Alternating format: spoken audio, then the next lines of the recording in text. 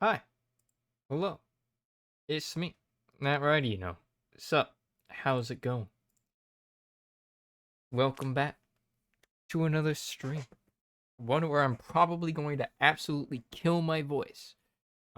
Which, we're in for a good time. So yeah, hello, how y'all doing? I just woke up, as per usual. Um, yeah, today is Independence Day, America's birthday, 4th of July, Fireworks Day. The day whether or not we see whether fire season starts here in California in full uh, due to fireworks. Um, yeah, hi, hello, Impartial. How you doing? Welcome to another year of this. So today we're doing something that I usually do on the 4th of July, which is some historical readings. Um, that we've been doing in the past. We've read, we read like important American documents, or documents related to our history, or by like historical figures that were important in American history from way back when. So, like in the past, we've done the Declaration of Independence, we've done the Constitution and all of its amendments. Um, I think for that one, we even looked into like some proposed amendments of the past.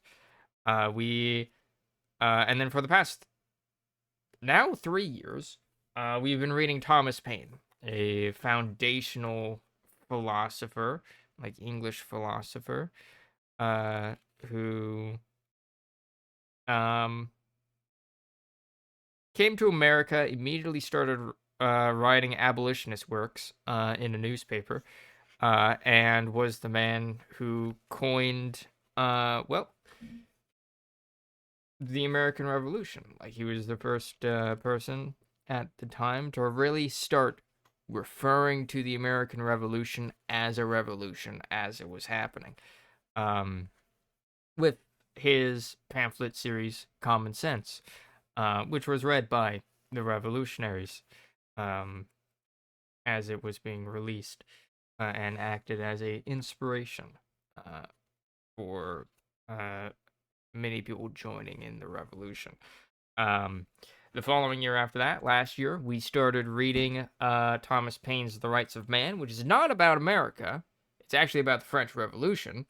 Um, and from what I remember, the first part of The Rights of Man was literally just a diss track.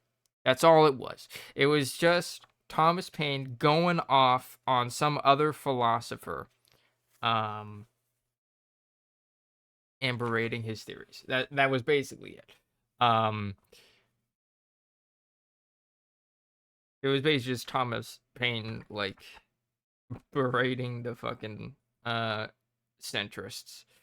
Um, Kind of funny. But yeah. While also going to the philosophical inalienable rights that people have uh on this earth. Um, so today we're reading the second part. So today's the day where we get to use this scene once again. It's back. Here it is in all its glory. My favorite scene. Beautiful. Beautiful.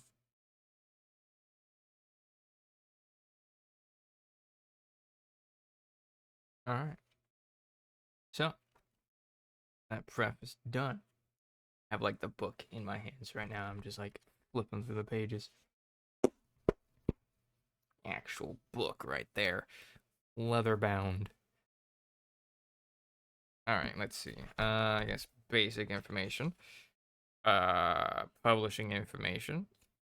The book in particular that I am reading is by, let's see, Canterbury Classics, published in 2019. It was part of a box set, like an America, the Foundation of Freedom box set by World Cloud Classics. It came with a bunch of other books.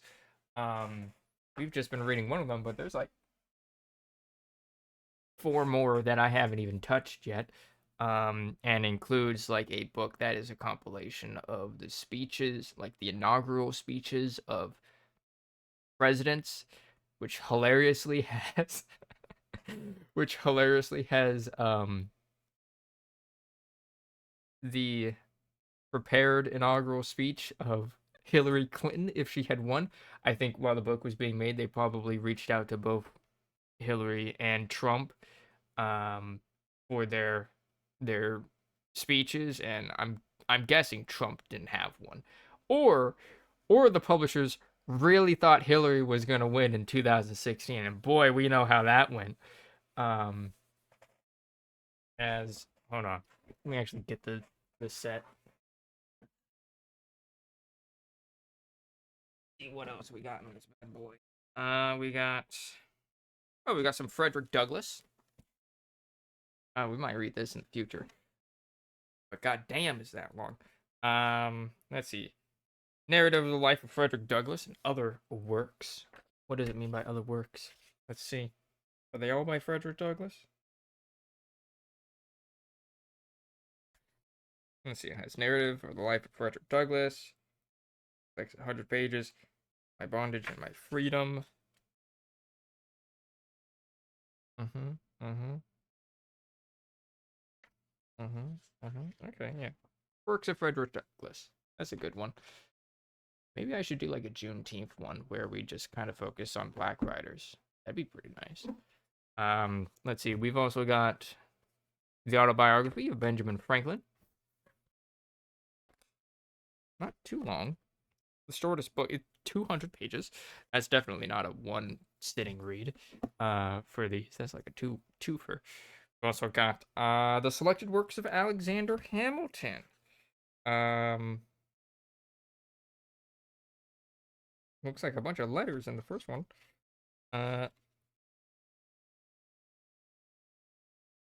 Yep. And let's see, last but not least, we've got the U.S. Constitution and other key American writings.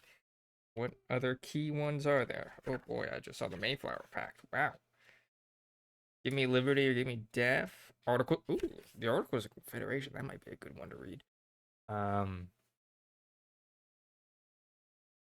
Apparently only 10 pages long. Federalist Papers would be a good one. Northwest Ordinance. I have no recollection of what that is.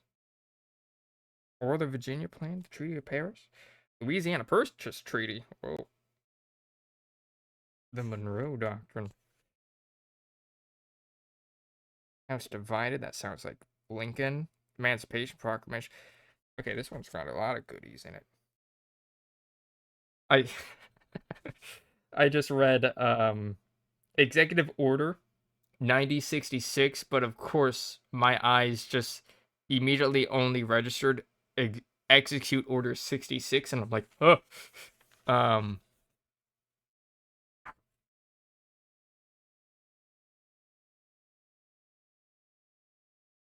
Let's see. Ugh. Reagan. Disgusting. So yeah, there's a bunch of potential future things that we'll be reading in the coming years. Who knows? I think we might do the autobiography of Ben Franklin after this, and then we'll maybe just dive into some of those other documents. But yeah. Today, though, as the screen says, we're reading The Rights of Man. Part the second, Combining Principle and Practice. Literally, its subtitle. So, like, without any further ado, as the French would probably say, or yell at me for saying like that, let us begin. French Translator's Preface, 1792. Oh boy. What did the translator have to say about this?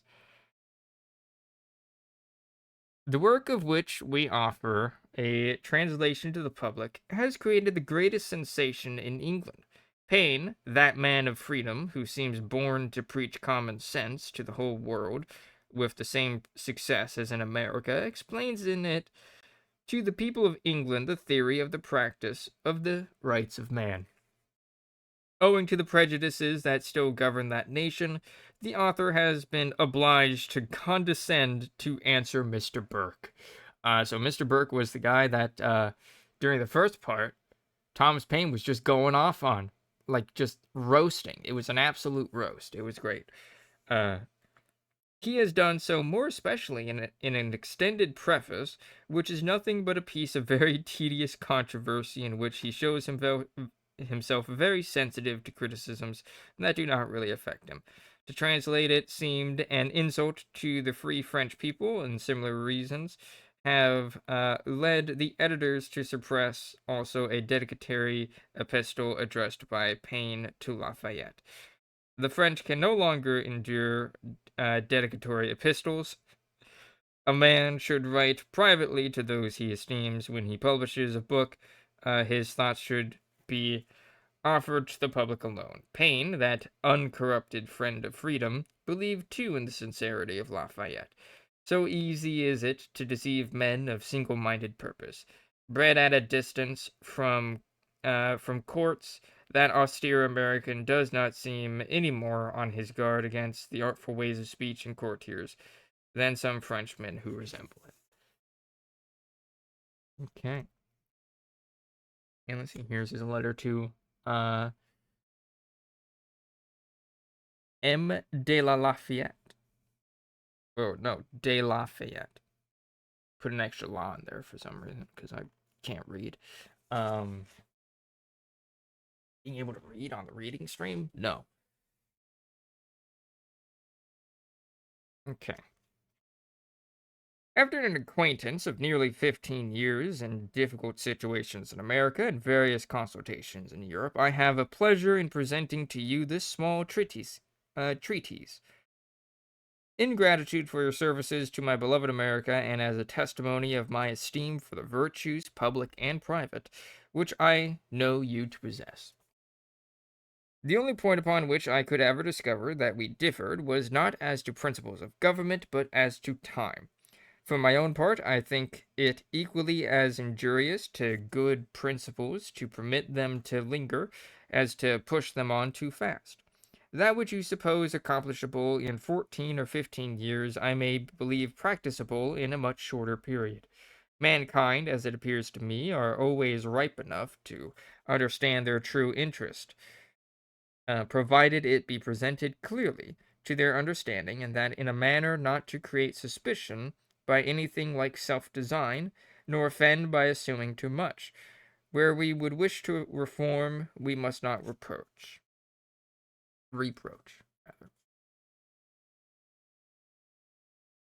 When the American Revolution was established, I felt a disposition to sit sincerely down and enjoy the calm. As you all know, the American Revolution was a very calm time. It did not appear to me to any object any object could afterwards arise great enough to make me quit tranquillity and feel as I had felt before. But when principle, and not place, is the energetic cause of action, a man, I find, is everywhere the same.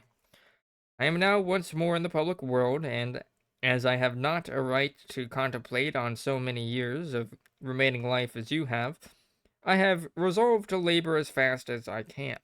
And as I am anxious for your aid and company, I wish you to hasten your principles and overtake me. If you make a campaign the ensuing spring, which it is most probable there will be no occasion for, I will come and join you. Should the campaign commence, I hope it will terminate in the extinction of German despotism and in establishing the freedom of all Germany.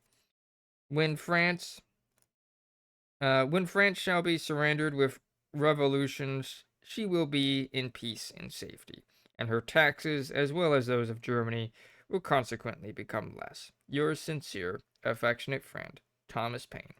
London, February 9th, 1792. Okay. All right. All right. Thomas Paine, ever the accelerationist, being like, no, we gotta do it now. Alright. A preface. Now we're getting in the actual body of the work.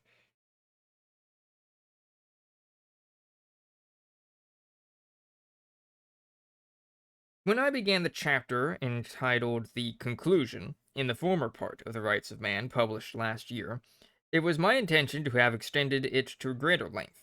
But in casting the whole matter in my mind, which I wish to add, I found that it must either make the work too bulky or contract my plan too much.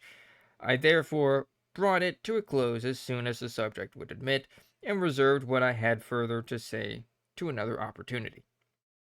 Several other reasons contributed to produce this determination. I wished to know the manner in which a work written in a style of thinking and expression different to what had been customary in England would be received before I proceeded farther. A great field was opening to the view of mankind by means of the French Revolution. Mr. Burke's outrageous opposition thereto brought the controversy into England. He attacked principles which he knew, from information, I would contest with him, because they are principles I believe to be good, and which I have contributed to establish, and conceive myself bound to defend. Had he not urged the controversy, I had most probably been a silent man. Another reason for deferring the remainder of the work was that Mr. Burke promised in his first publication to renew the subject at another opportunity, and to make a comparison of what he called the English and French constitutions. Almost read that backwards. I therefore held myself in reserve for him. He has published 2 works since without doing this, which he certainly would not have omitted had the comparison been in his favor.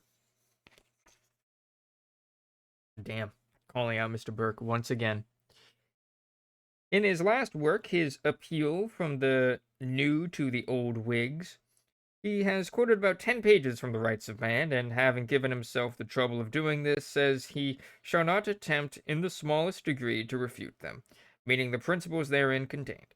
I am enough acquainted with Mr. Burke to know that he would if he could, but instead of contesting them, he immediately after consoles himself with saying that he has done his part.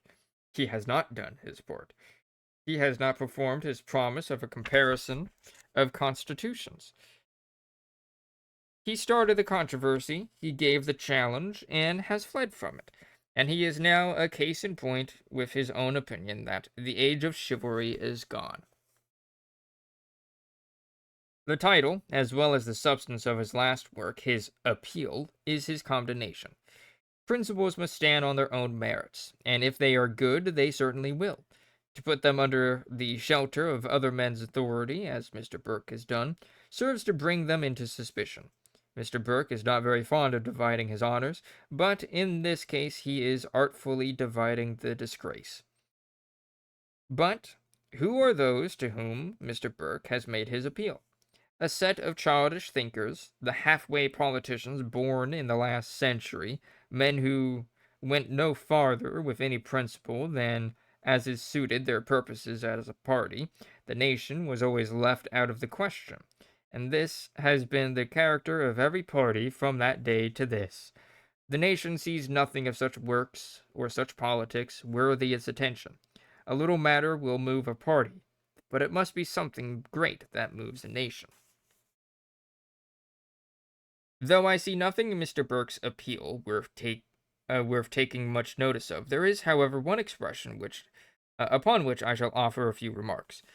After quoting largely from the Rights of Man, and declining to contest the principles contained in that work, he says, "This will most probably be done, if such writing shall be thought to deserve any other refutation than that of criminal justice, by others, who may think with Mr. Burke, and with the same zeal." In the first place, that was a quote. In the first place, it has not yet been done by anybody.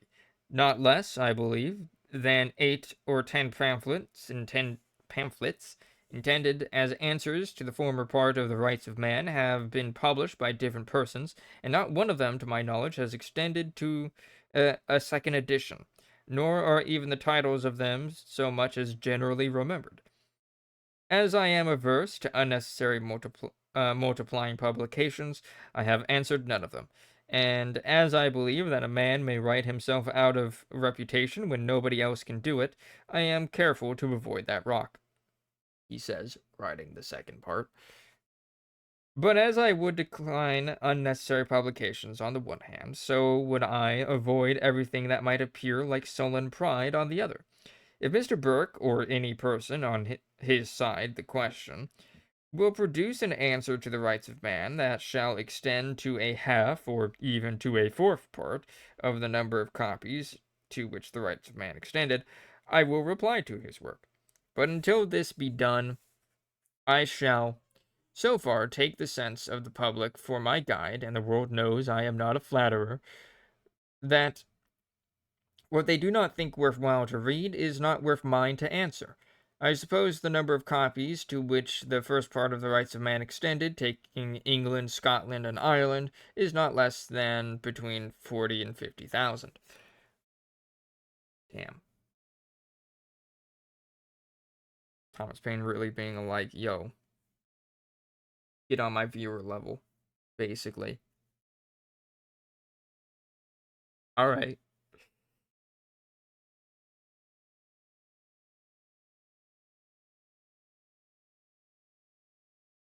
I now come to remark on the remaining part of the quotation I have made from Mr. Burke. If, says he, such writing shall be thought to deserve any other refutation than that of criminal justice. Pardoning the pun, it must be criminal justice indeed that should condemn a work as a substitute for not being able to refute it. The greatest condemnation that could be passed upon it would be a refutation. But in proceeding by the method Mr. Burke alludes to, the condemnation would, in the final event, pass upon the criminality of the process and not upon the work. And in this case, I had rather be the author than be either the judge or the jury that should condemn it. But to come at once to the point, I have deferred from some professional gentlemen on the subject of prosecutions, and I since found they are falling into my opinion, which I will here state as fully but as concisely as I can. I will first put a case in respect to any law, and then compare it with a government, or with what in England is or has been called a constitution. It would be an act of despotism, or what in England is called arbitrary power, to make a law to prohibit investigating the principles, good or bad, on which such a law or any other is founded. If a law be bad, it is one thing to oppose the practice of it, but it is quite a different thing to expose its errors, to reason on its defects, and to show cause why it should be repealed, or why another ought to be substituted in its place. I have always held it an opinion, making it also my practice, that it is better to obey a bad law, making use at the same time of every argument to show its errors and procure its repeal, than forcibly to violate it, because the precedent of breaking a bad law might weaken the force and lead to a discretionary violation of those which are good. So basically what I got from that paragraph is Thomas Paine is like, yeah, follow the law maliciously. Malicious compliance, I think, was basically the idea of that. I like it.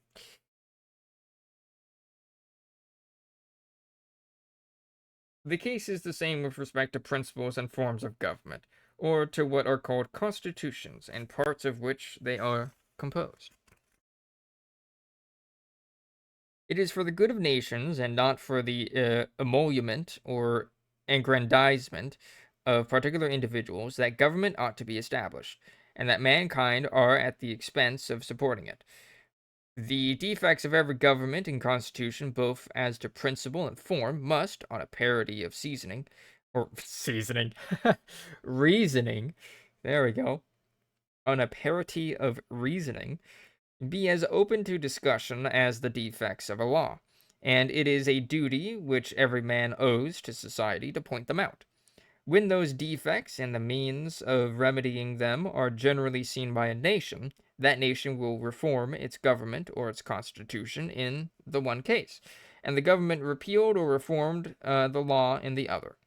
The operation of government is restricted to the making and the administering of laws, but it is to a nation that the right of forming or reforming, generating or regenerating constitutions and governments belong, and consequently those subjects, as subjects of investigation, are always before a country as a matter of right, and cannot, without invading the general rights of that country, be made subjects for prosecution. On this ground, I will meet Mr. Burke whenever he please. It is better that the whole argument should come out than to seek to stifle it. It was himself that opened the controversy, and he ought not to desert it. So he's basically saying, people have the reform or have the ability to reform their government through its constitution, and being disallowed that is tyranny or despotism. He's also calling out cults of personality. Good old Thomas Paine and his proto anti-fascism. Hell yeah, dude.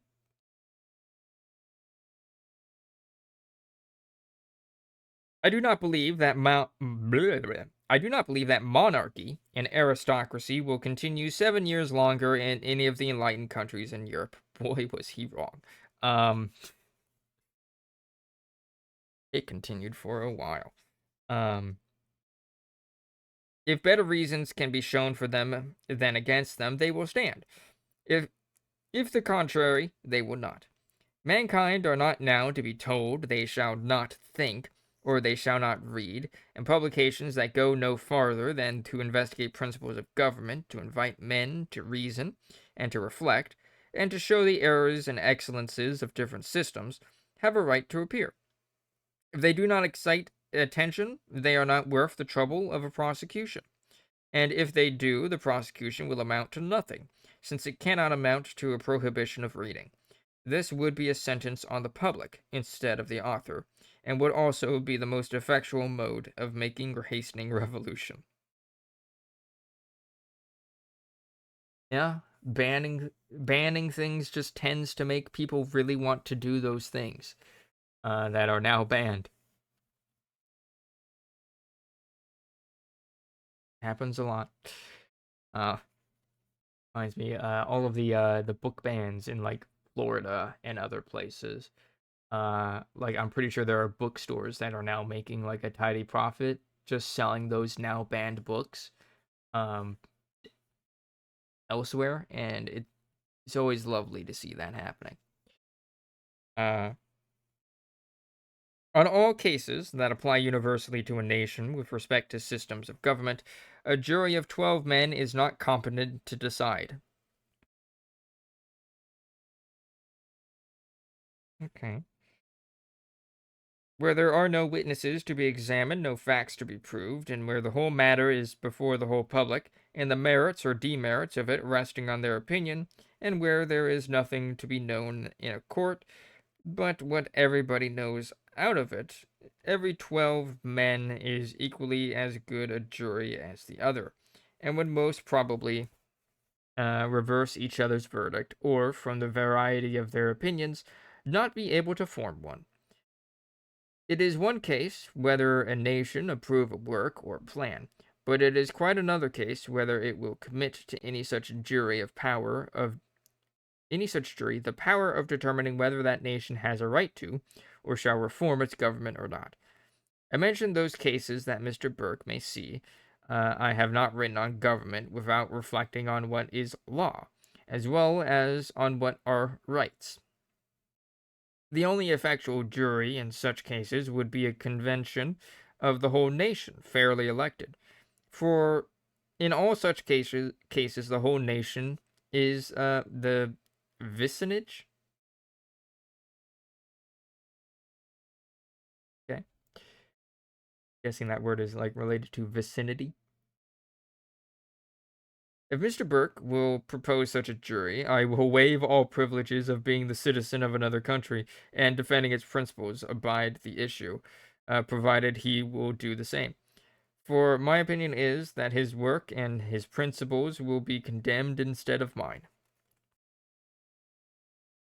Always with the roasting. As to the prejudices which men have from education habit in favor of any particular form or system of government, those prejudices have yet to stand the test of reason and reflection. In fact, such prejudices are nothing. I don't know why this word is giving me a hard time.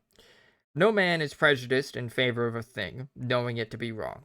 He is attached to it on the belief of it being right, and when he sees it is not so, the prejudice will be gone.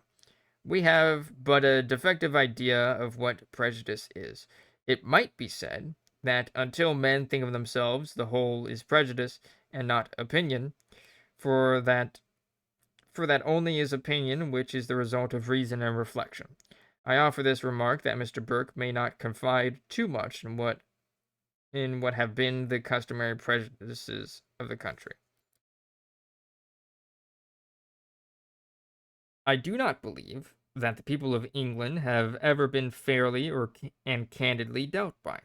They have been imposed upon by parties and by men assuming the character of leaders. It is time that the nation should rise above those trifles. It is time to dismiss that inattention which has so long been the encouraging cause of stretching taxation to excess. It is time to dismiss all those songs and toasts which are calculated to enslave and operate to suffer or to suffocate reflection. On all such subjects men have but to think, and they will neither act wrong nor be misled. To say that any people are not fit for freedom is to make poverty their choice, and to say that they had rather be loaded with taxes than not. If such a case could be proved, it would equally prove that those who govern are not fit to govern them, for they are a part of the same national mass. But admitting governments to be changed all over Europe, it certainly may be done without convulsion or revenge. It is not worth making changes or revolutions unless it be for some great national benefit. And when this shall appear to a nation, the danger will be, as in America and France, to those who oppose. With this reflection, I close my preface. Thomas Paine, London, February 9th, 1792. Glad to see we're back on the anti-Burke train. Glad to see it. You love to see it. I wonder how much of this next part is also gonna just be like, yo, Burke sucks. All my homies hate Burke. Those homies being me.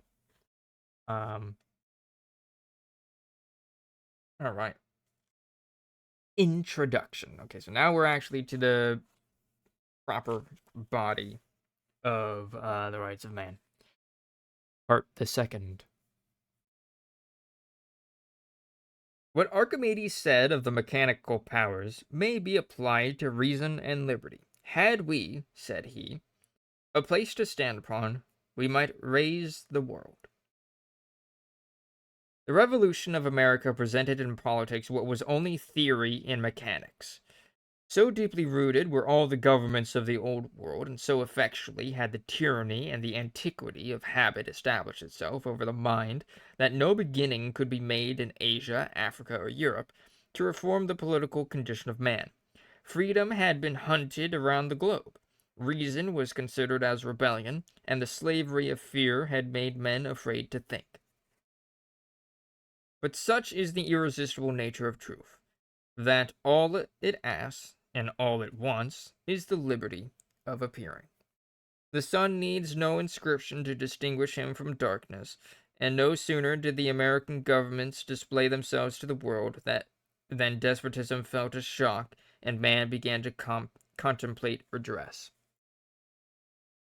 The independence of America, considered merely as a separation from England, would have been a matter but of little importance had it not been accompanied by a revolution in the principles and practice of governments. She made a stand, not for herself only, but for the world, and looked beyond the advantages herself could receive. Even the Hessian, though hired to fight against her, may live to bless his defeat, and England, condemning the viciousness of its government, rejoice in its miscarriage.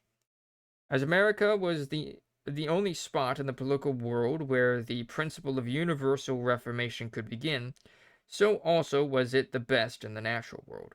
An assemblage of circumstances conspired not only to give birth, but to add gigantic maturity to its principles.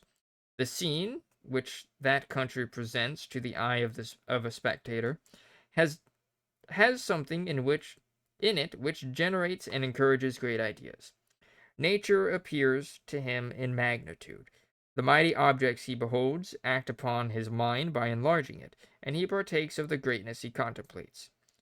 Its first settlers were emigrants from different European nations and of diversified professions and religion, retiring from the governmental persecutions of the old world and meeting in the new, not as enemies, but as brothers. The wants which necessarily accompany the cultivation of a wilderness produced among them a state of society, which countries long harassed by the quarrels and intrigues of governments had neglected to cherish. In such a situation, man becomes what he ought. He sees his species not with the inhuman idea of a natural enemy, but as kindred, and the example shows to the artificial world that man must go back to nature for information. From the rapid progress which America makes in every species of improvement, it is rational to conclude that if the governments of Asia, Africa, and Europe had begun on a principle similar to that of America, or had not been very early corrupted therefrom, those countries must by this time have been in a far superior condition to what they are. Age after age has passed away, for no other purpose than to behold their wretchedness. Could we suppose a spectator who knew nothing of the world, and who put into it merely to make his observations, he would take a great part of the old world to be new, just struggling with the difficulties and hardships of an infant settlement? He could not suppose that the hordes of miserable poor with which old countries abound could be any other than those who had not yet had time to provide for themselves. Little would he think they were the consequence of what in such countries they call government.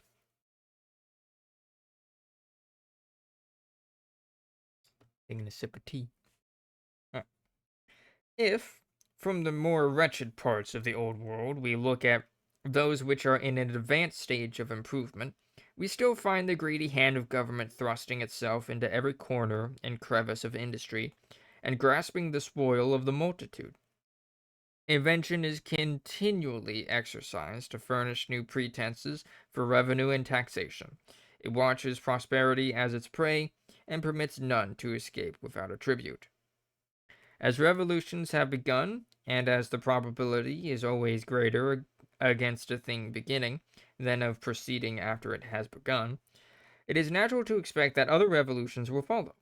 The amazing and still increasing expenses with which old governments are conducted, the numerous wars they engage in or provoke, the embarrassments they throw in the way of universal civilization and commerce, and the oppression and usurpation acted at home, have wearied out the patience and exhausted the property of the world. In such a situation, and with such examples already existing, revolutions are to be looked for. They are they are become subjects of universal conversation, and may be considered as the order of the day. If systems of government can be introduced less expensive and more productive of general happiness than those which have existed, all attempts to oppose their progress will be in the end fruitless. Reason, like time, will make its own way, and prejudice will fall in a combat with interest. If universal peace, civilization, commerce are ever to be the happy lot of man, it cannot be accomplished but by a revolution in the system of governments. All the monarchical governments are military. War is their trade, plunder and revenue their objects. While such governments continue, peace has not the absolute security of a day. What is the history of all monarchical governments but a disgustful picture of human wretchedness and the accidental respite of a few years' repose? Wearied with war and tired with human butchery, they sat down to rest and called it peace. This certainly is not the condition that heaven intended for man, and if this be monarchy, well, might monarchy be reckoned among the sins of the Jews? That that a little bit of anti-Semitism there? Oh my.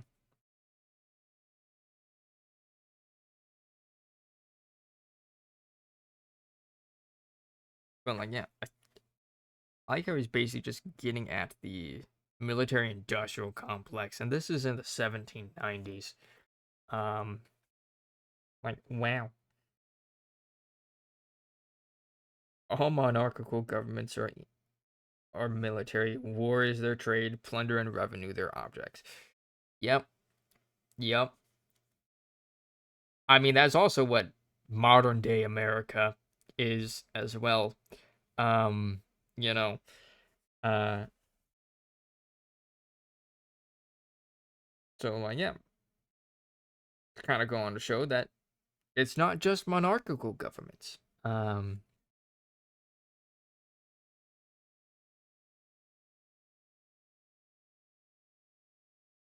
My military suck. Anyway, the revolutions which formerly took place in the world had nothing in them that interested the bulk of mankind. They extended only to a change of persons and measures, but not of principles, and rose or fell among the common transactions of the moment. What we now behold may not improperly be called a counter-revolution. Conquest and tyranny at some earlier period dispossessed man of his rights, and he is now recovering them. And as the tide of all human affairs has its ebb and flow in directions contrary to each other, so also is it in this. Government founded on a moral theory, on a system of universal peace, on the indefeasible hereditary rights of man, is now revolving from west to east by a stronger impulse than the government of the sword revolved from east to west. It interests not particular individuals but nations in its progress, and promises a new era to the human race.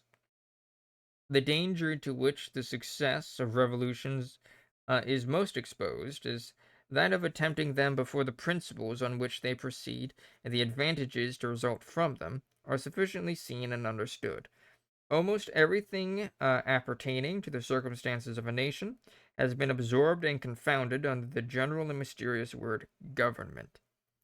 Though it avoids taking to its account the errors it commits and the mischiefs it occasions, it fails not to arrogate to itself whatever has the appearance of prosperity. It robs industry of its honors, and by pedantically making itself the cause of its effects, and purloins from the general character of man the merits that appertain to him as a social being. It may therefore be of use in this day of revolutions to discriminate between those things which are the effect of government and those which are not. This will best be done by taking a review of society and civilization, and the consequences resulting therefrom, as things distinct from what are called governments. By beginning with this investigation, we shall be able to assign effects to their proper causes and analyze the mass of common errors. Okay. So he's looking at historical governments and is going to be analyzing them, like constructively analyzing them. Or why they bad?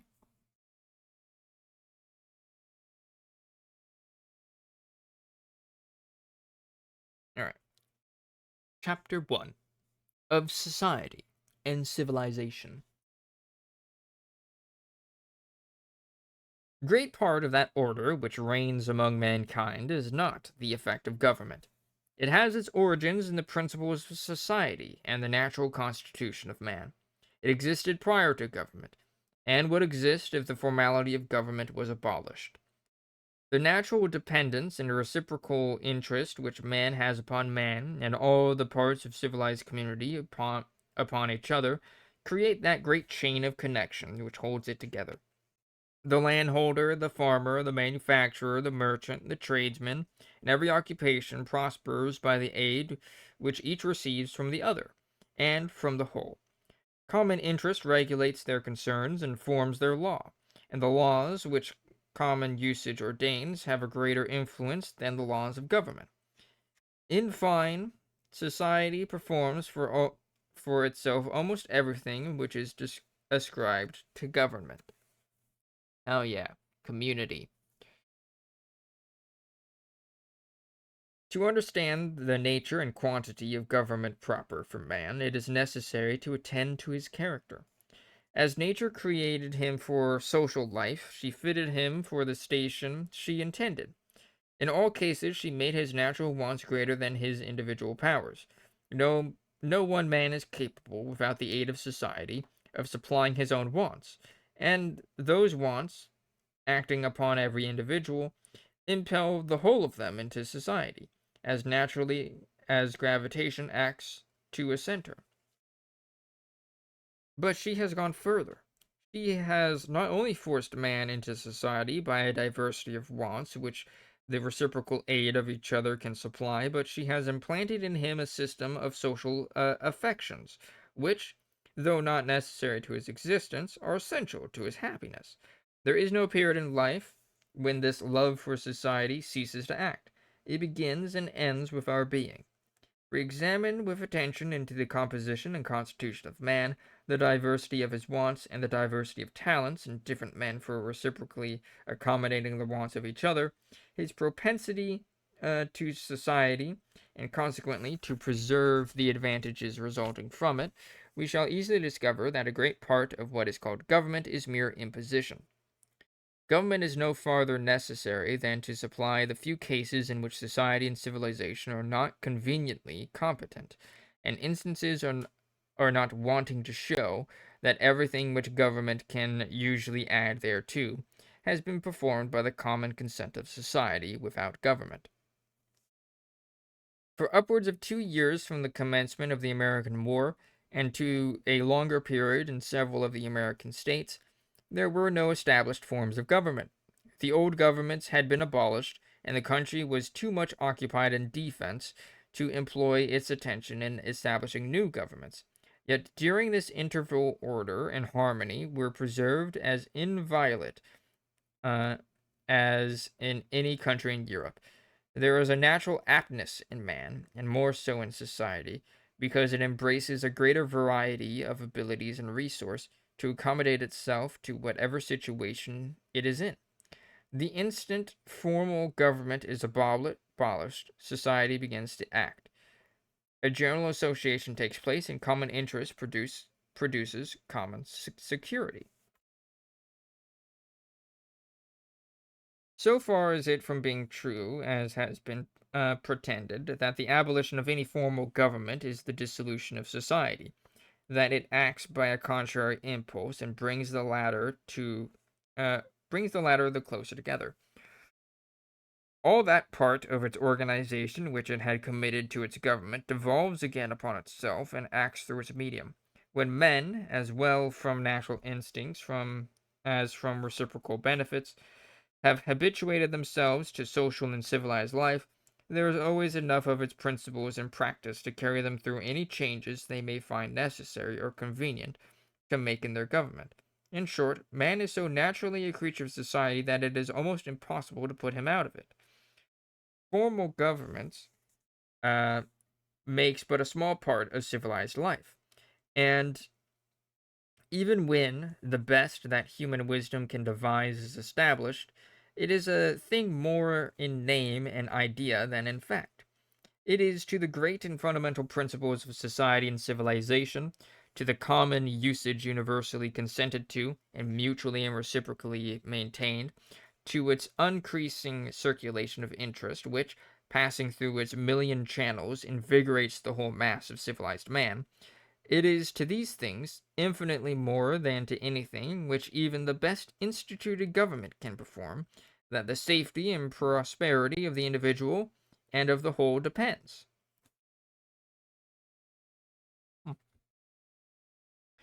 The more perfect civilization is, the less occasion has it for government. I'm gonna let that statement sit. It's my man.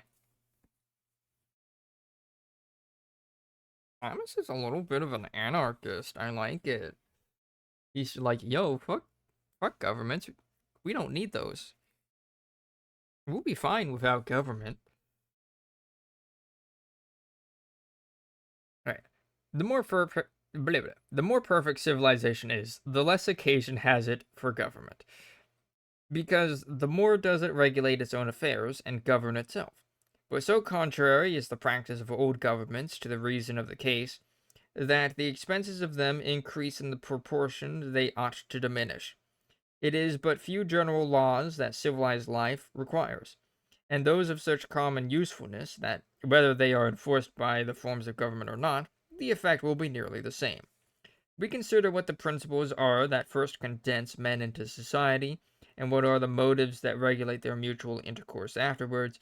We shall find, by the time we arrive at what is called government, that nearly the whole of the business is performed by the natural operation of the parts upon each other. Man, with respect to all those matters, is more a creature of consistency than he is aware, than governments would wish him to believe. All the great laws of society are laws of nature. Those of trade and commerce, whether with respect to the intercourse of individuals or of nations, are laws of mutual and reciprocal interest. They are followed and obeyed because it is the interest of the parties so to do, and not on account of any formal laws their governments may impose or interpose. But how often is the natural propensity to society disturbed or destroyed by the operations of government? When the latter, instead of being engrafted on the principles of the former, assumes to exist for itself and acts by partialities of favor and oppression, it becomes the cause of the mischiefs it ought to prevent. If we look back to the riots and tumults which at various times have happened in England, we shall find that they did not proceed from the want of a government, but that government was itself the generating cause. Instead of consolidating society, it divided it.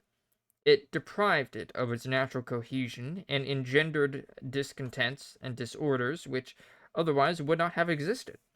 In those associations which men promiscuously form for the purpose of trade, or any concern in which government is totally out of the question, and in which they act merely on the principles of society, we see how naturally the various parties unite.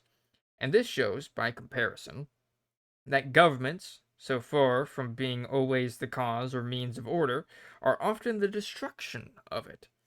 The riots of 1780 had no other source than the remains of those prejudices which the government itself had encouraged. But with respect to England, there are also other causes. Excess and inequality of taxation, however disguised by the means, never fail to appear in their effects. As a great mass of the community are thrown thereby into poverty and discontent, they are constantly on the brink of commotion, and deprived, as they unfortunately are, of the means of information, are easily heated to outrage. Whatever the apparent cause of any riots may be, the real one is always want of happiness. It shows that something is wrong in the system of government that injures the felicity by which society is to be preserved. But as a fact is superior to reasoning, the instance of America presents itself to confirm these observations. If there is a country in the world where concord, according to common calculation, would be least expected, it is America. Made up, as it is, of people from different nations, accustomed to different forms and habits of government, speaking different languages, and more different in their modes of worship, it would appear that the union of such a people was impracticable. But by the simple operation of constructing government on the principles of society and the rights of man, every difficulty retires, and all the parts are brought into cordial unison. And there's a note here. There's a footnote. There's a little asterisk. Uh, Made up as it is of people from different nations. Asterisks. Uh, so let's read that little footnote, shall we? That part of America, which is generally called New England, including New Hampshire, Massachusetts, Rhode Island, and Connecticut, is peopled chiefly by English descent. In the state of New York, about half are Dutch, the rest English, Scotch, and Irish. In New Jersey, a mixture of Dutch and English, with some Scotch and Irish. In Pennsylvania, about one-third are English, another Germans, and the remainder Scotch and Irish, with some Swedes. The states to the southward have a greater proportion of English than the middle states, but in all of them there is a mixture. And besides those enumerated, there are a considerable number of French, and some few of all the European nations lying on the coast. The most numerous religious denomination are the Presbyterians, but no one sect is established above another, and all men are equally citizens. Author's note, in parentheses. Okay.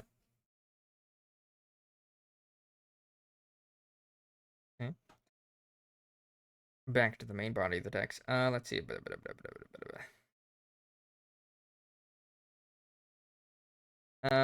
the simple operation of constructing governments on the principles of society and the rights of man, every difficulty retires, and all the parts are brought into cordial unison. There, the poor are not oppressed, the rich are not privileged. Industry is not mortified by the splendid extravagance of a court rioting at its expense. Their taxes are few because their government is just. And as there is nothing to render them wretched, there is nothing to engender riots and tumults. Oh man, Thomas, just give it a little bit, man. Just give it a little bit of time, man.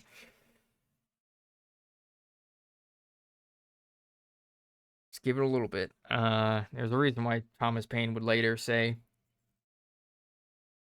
that the American experiment failed. And that was, he said that, like, while he was imprisoned. And Americans didn't do shit for the French Revolution. A metaphysical man like Mr. Burke, yo, there he is. That's the first time he's been mentioned in, like, the actual body of this text. Like, outside of the preface.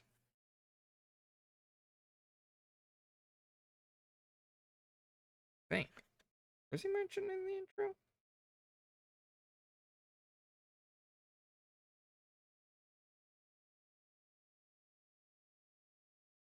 He was not.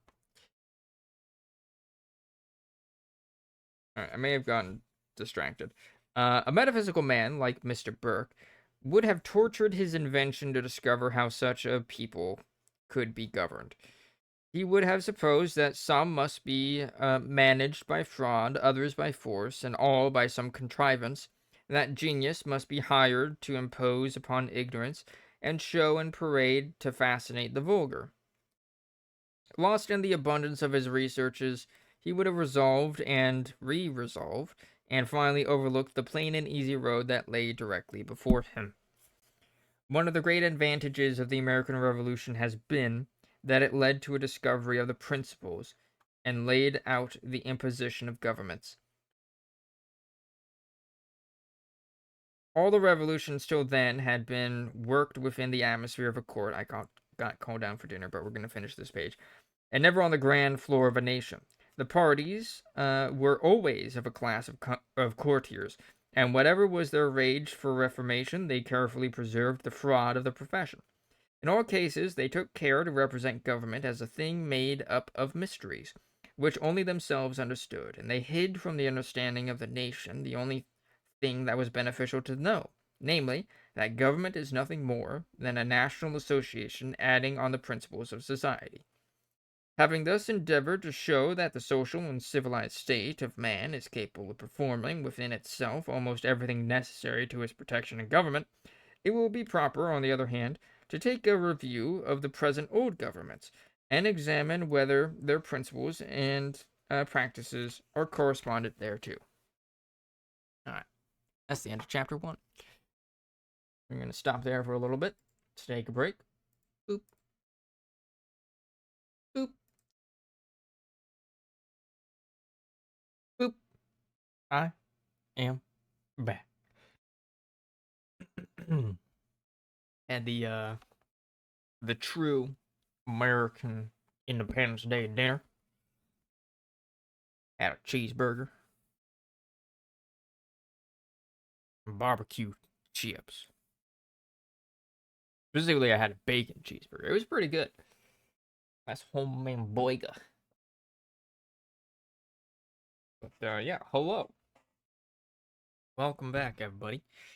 And that was probably going to be the first of mini breaks. So let's get back to our reading. Yeah, see, look right there, boygas, right there, quintessentially American, as you can see on the screen.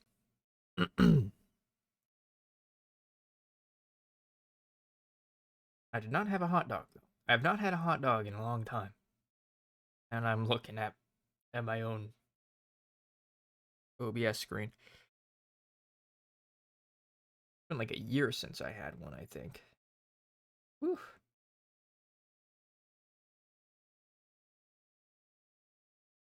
Anyways, welcome back to the Rights of Man, part the second. So we just finished chapter 1, where Thomas Paine, well, in the introduction, he once again dissed Mr. Burke, which, like, great to see consistency. And in chapter 1, he basically kind of quietly outed himself as an anarchist, which is very nice. Saying that, that human beings, being naturally social creatures, don't really need governments, as they will inevitably come together as a people and interact with people in such a way that those interactions are reciprocally beneficial, and that reciprocity, like, just kind of naturally leads to basically a social contract between people, where it's like, all right, if you help me out, I'll help you out, kind of thing. If you don't hurt me, I won't hurt you. You leave me alone, I leave you alone. That whole kind of idea, of just like the general understanding that human beings have of one another, and the rules, like the social rules, that guide how we interact with one another. And that basically, like, that, according to Mr. Paine, is human nature. And governments are not necessary for the enforcement of that behavior, as it is just enforced through socialization, basically. Or normalization of those interactions. You don't really need a government to do that. And he posits that governments, kind of formed as a result of, like, basically trying to have a better enforcement mechanism of that, and in very short order became incredibly corrupt, and now they are the ones, governments are the ones causing problems for the sociability of people. Hi, Bliss. Welcome. How you doing? Why are you ing?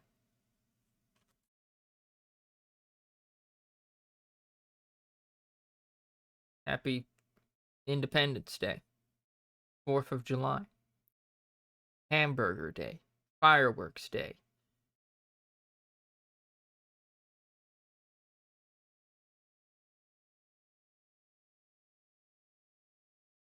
Getting drunk and then going driving in your truck that has a bajillion American flags on it day. How you doing?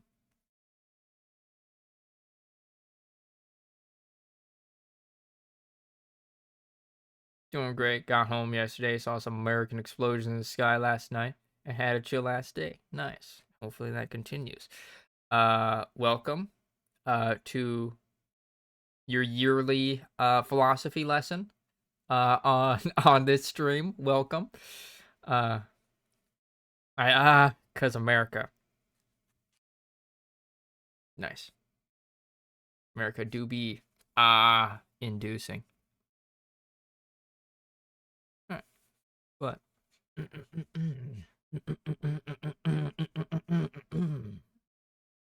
need some water. I have consumed water. All right. We're going to go through a lot of glasses of water during this stream. I have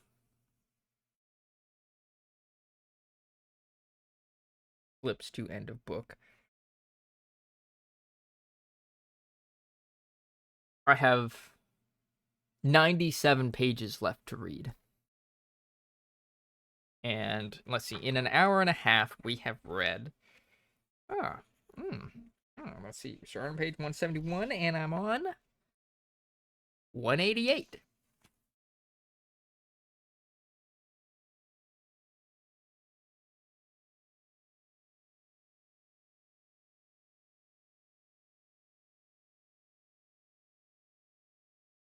You oozing as American, I think is Ringley. Yeah, but like, you can buy it in America easily.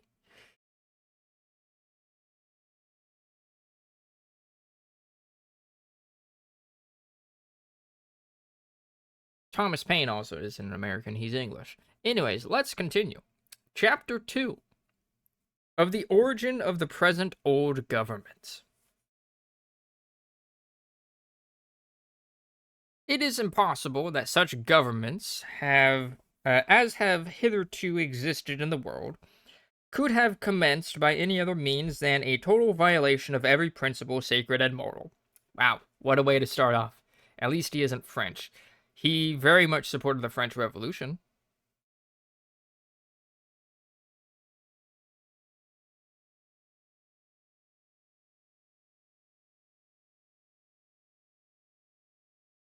In fact, he died in France, I think, if I remember correctly.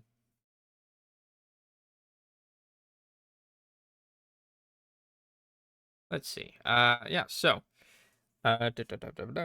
obscurity in which the origin of all the present old governments is buried implies the iniquity and disgrace with which they began.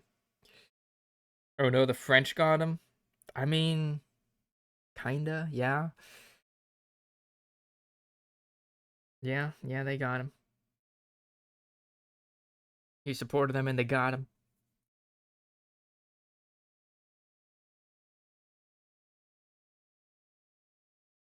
The origin of the present government of America and France will ever be remembered. Hey, look.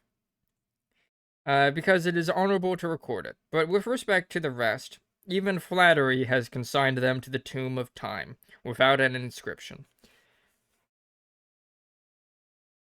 It would have been no difficult thing in the early and solitary ages of the world, while the chief employment of men was that of attending flocks and herds, for the banditti of ruffians to overrun the country and lay it under contributions. Their power began thus established. The chief of the band contrived to lose the name of robber and that of monarch, and hence the origin of monarchy and kings. Reminds me of a what's it called? Schoolhouse Rock video. And I don't even think it's like an actual like Schoolhouse Rock thing, but like a kind of like parody of it, or at least done in its style of about pirates and kings. That's what that paragraph reminded me of. The only difference between a pirate and a king is that the king has the backing of the state, basically. Nice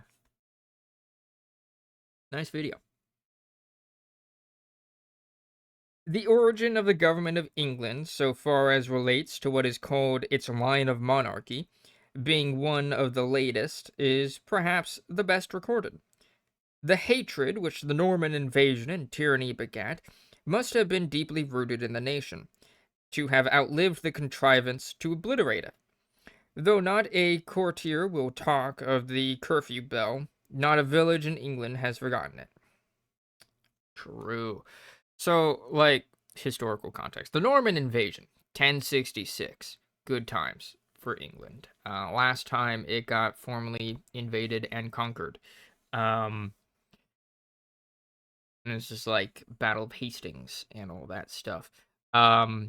The French Normans, the Franco-Normans, who were kind of like a mix between, like an ancestral mix between French peoples or I guess proto-French peoples, and the and Norse settlers. They After several generations, the Normans kind of became their own little ethnic group in like the north of France, and they invaded England. I think it's something about like monarchy title bullshit. Um, and yeah, they invaded England and conquered it. And basically, they killed the English aristocracy and placed it with a Franco-Norman one. The de facto language of the aristocracy was in England was French for a long ass time. And this is also when we start to see the transition between Old English into Middle English, like linguistically, as French is introduced into the language. Hence why we have so many French words in English, like borrowed loan words. Before that, it would have been kind of like a mix of Germanic and Latin, specifically, because of the Roman occupation of the British Isles. And then, of course, like Celtic words from like the fringe Celtic tribes that had been pushed out into the peripheries of the British Isles and Ireland. But yeah, history lesson. Normans, pretty neat.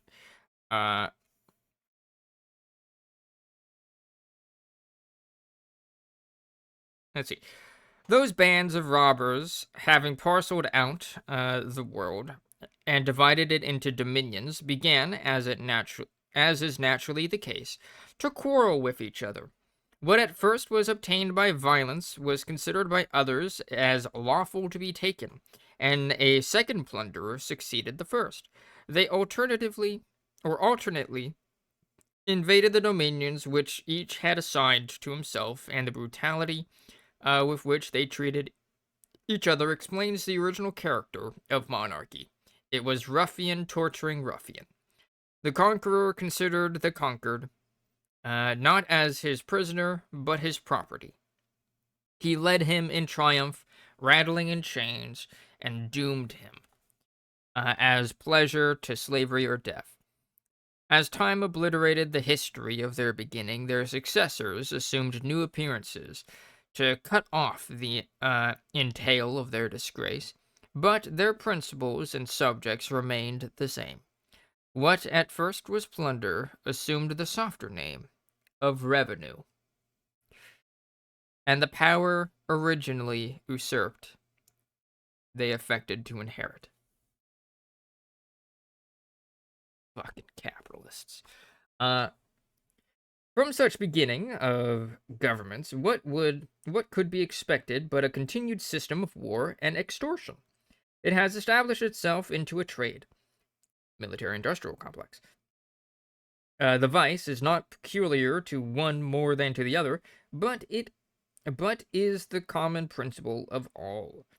There does not exist within such governments sufficient stamina whereon to engraft reformation, and the shortest and most effectual remedy is to begin anew on the ground of the nation. What scenes of horror, what perfection of iniquity present themselves in contemplating the character and reviewing the history of such governments! Exclamation point. If we could delineate human nature with the baseness of heart and hypocrisy of countenance, or continents, that reflection would shudder at the humanity disown, and humanity disown, it is kings, courts, and cabinets that must sit for the portrait. Man, naturally as he is, with all his faults about him, is not up to the character. Can we possibly suppose that if governments had originated in a right principle, and had not an interest in pursuing a wrong one, the world could have been in the wretched and quarrelsome condition we have seen it? What inducement has the farmer, while following the plough, to lay aside his peaceful pursuit and go to war with the farmer of another country? Or what inducement has the manufacturer? What is dominion to them, or to any class of men in a nation? Does it add an acre to any man's estate, or raise its value? Are not conquest and defeat each of the same price, and taxes the never-failing consequence? Though this reasoning may be good to a nation, it is not so to a government.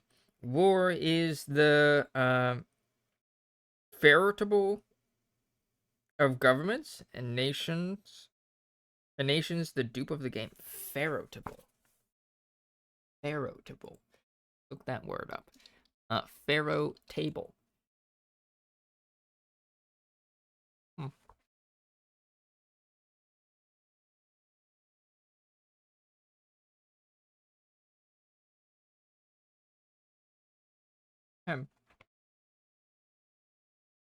Pharaoh table. Veritable. No, I don't fucking know. A table of pharaohs. All right. That wasn't a definition. I was just making something up.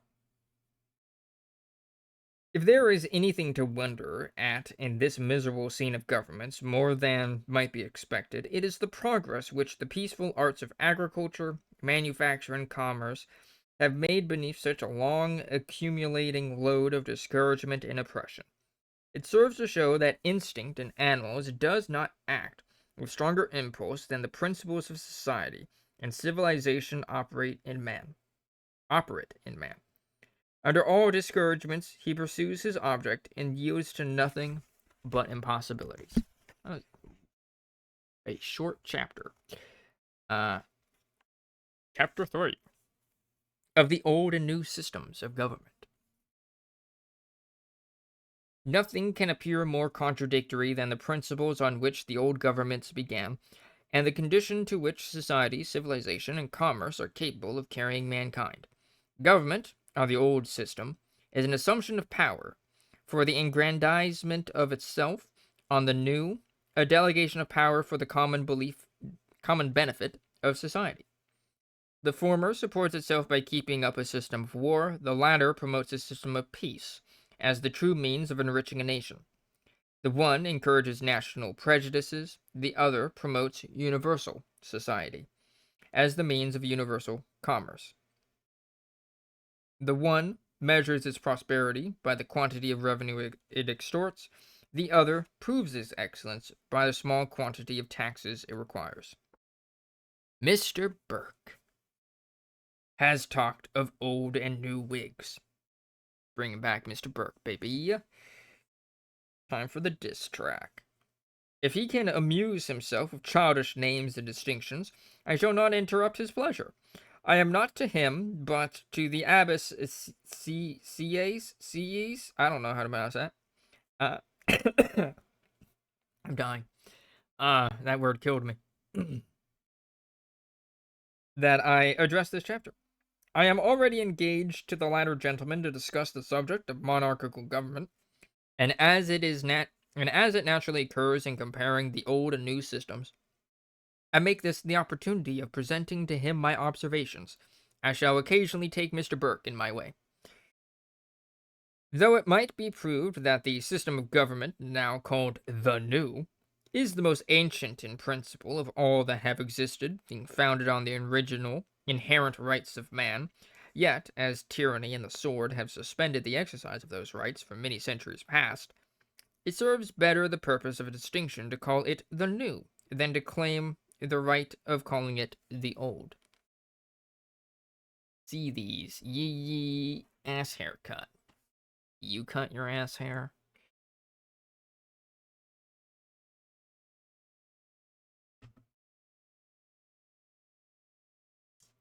It's a philosophical question.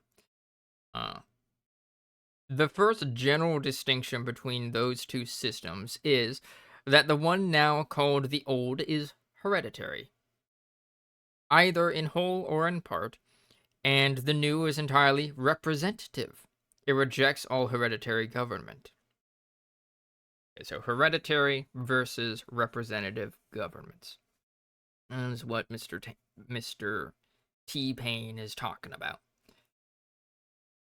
First, as being an imposition of mankind. Secondly, wait, hold on. First, as being an imposition of mankind. I felt like I skipped a paragraph or something. Secondly, as inadequate to the purposes for which government is necessary. With respect to the first of these heads, it cannot be proved by what right hereditary government could begin. Neither does there exist within the compass of mortal power a right to establish it.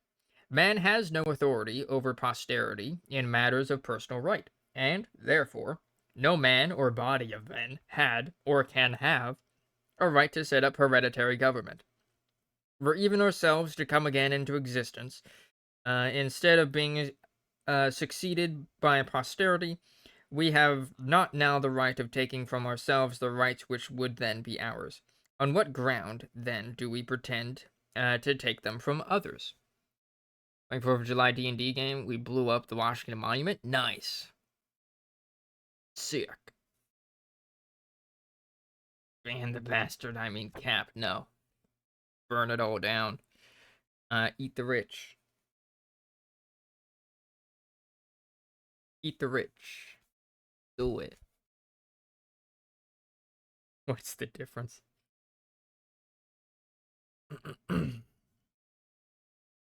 Our hereditary government is in its nature tyranny. An inheritable crown, or an inheritable throne, or by what other fanciful name such things may be called, have no other significant explanation than that mankind are inheritable property. To inherit a government is to inherit the people, as if they were flocks and herds. With respect to the second head, that of being inadequate to the purposes for which government is necessary, we have only to consider what government essentially is, and compare it with the circumstances to which hereditary succession is subject. Government ought to be a thing always in full maturity. It ought to be so constructed as to be superior to all the accidents to which individual man is subject, and, therefore, hereditary succession, by being subject to them all, is the most irregular and imperfect of all the systems of government. Let Washington have his penis monument. But why, though?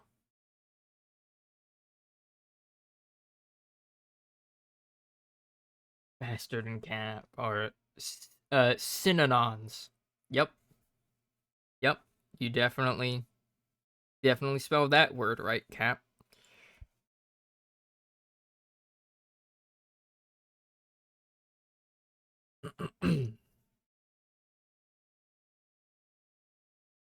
We have heard the rights of man called a leveling system. But the only system to which the word leveling is truly applicable is the hereditary monarchical system. It is a system of mental leveling. It indiscriminately admits every species of character to the same authority. Vice and virtue, ignorance and wisdom, in short, every quality, good or bad, is put on the same level. Kings succeed each other, not as rationales, but as animals. Signifies not what their mental or moral characters are. Can we then be surprised by the abject state of the human mind in monarchical countries when the government itself is formed on such an abject leveling system? It has no fixed character. Today, but there's a hyphen in it for some reason. Today it is one thing. Tomorrow it is something else. There's also a hyphen there. Between to and morrow. It changes with the temper of every succeeding individual and is subject is subject to all the varieties of each. Look at all the smart I have. You got a lot of smart. That's a good wisdom. It is government through the medium of passions and accidents. It appears under all the various characters of childhood, decrepitude, dotage, a thing at nurse, in leading strings or in crutches. It reverses the wholesome order of nature. Wholesome. It occasionally puts children over men, and the conceits of nonage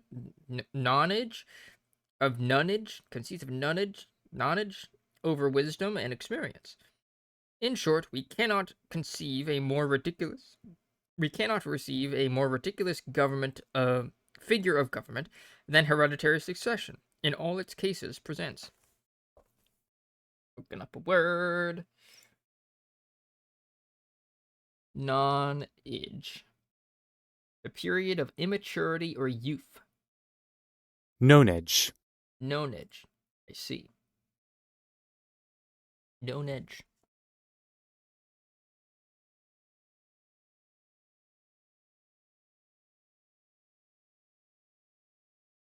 Continuing. Could it be made a decree in nature, or an edict registered in heaven, and man could know it, that virtue and wisdom should invariably appertain to hereditary succession, the objection to it would be removed. But when we see that nature acts as if she disowned and sported with the hereditary system, that the mental character of successors in all countries is below the average of human understanding, that one is a tyrant, another an idiot, a third insane, and some all three together, it is impossible to attach confidence to it when reason in man has power to act. It is not to the Abbé that I... Let's actually see how this is supposed to be pronounced. Abbe. Thais. Oh.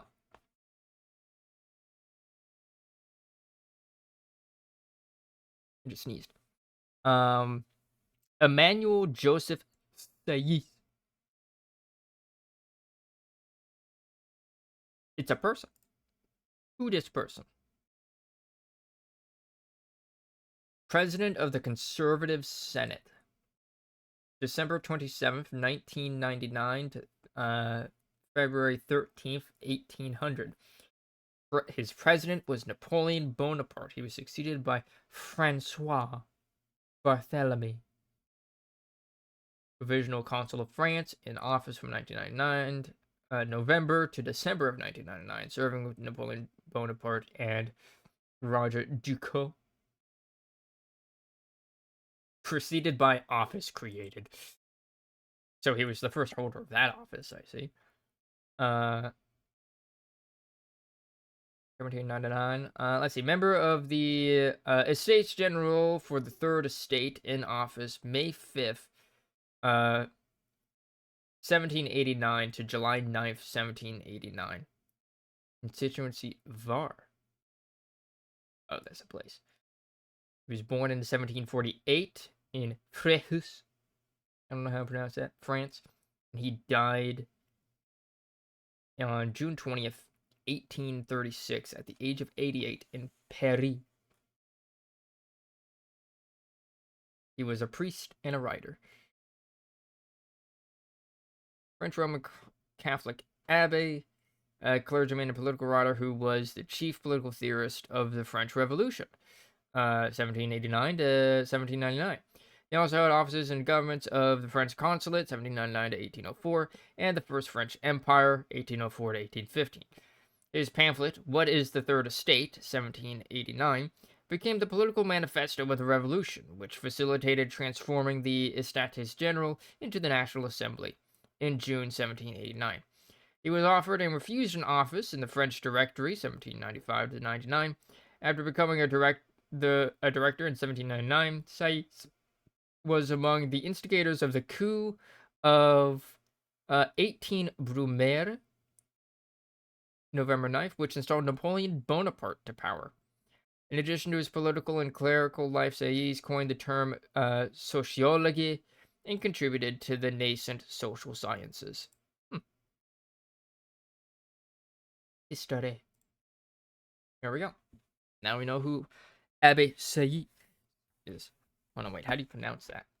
I forgot to look up how to pronounce Sayi's pronunciation. He was a French Roman Catholic abbé. Yeah. Give me How the do you say pronunciation. his name in France? It is said as Sieyes. Sieyes. Pretty straightforward. Once you know in English, you could say it as Sieyes. Sieyes from French. Sayayas is what that sounded like. Sayayas.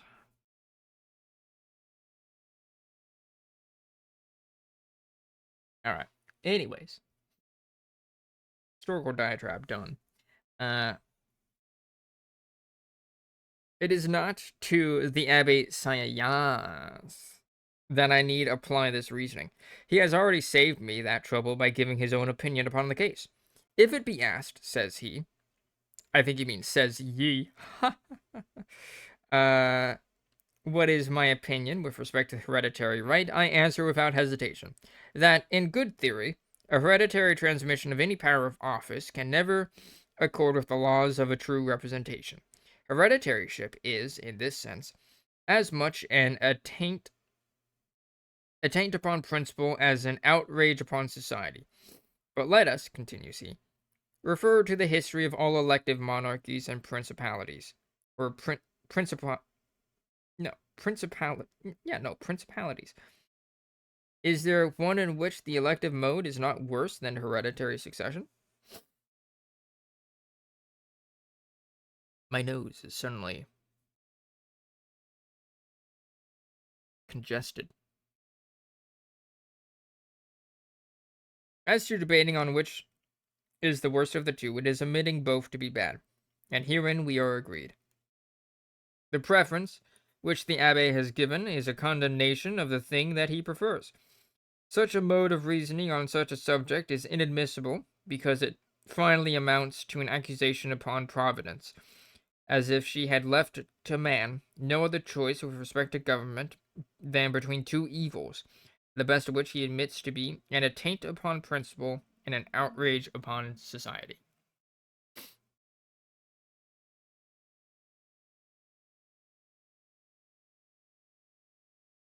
Passing over, for the present, all the evils and mischief which monarchy has occasioned in the world, nothing can more effectually prove its uselessness in a state of civil government, than making it hereditary. Would we make any office hereditary that required wisdom and abilities to fill it? Yes. And where wisdom and abilities are not necessary, such an office, whatever it may be, is superfluous or insignificant. Hereditary succession is a burlesque upon monarchy. It puts it in the most ridiculous light by presenting it as an office which any child or idiot may fill. It requires some talents to be a common mechanic, but to be a king requires only the animal figure of man, a sort of breathing automaton. This sort of superstition may last a few years more, but it cannot long resist the awakened reason and interest of man.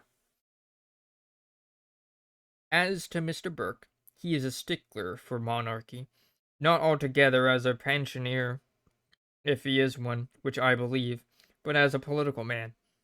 He has taken up the contemptible opinion of mankind who, in their turn, are taking up the same of him.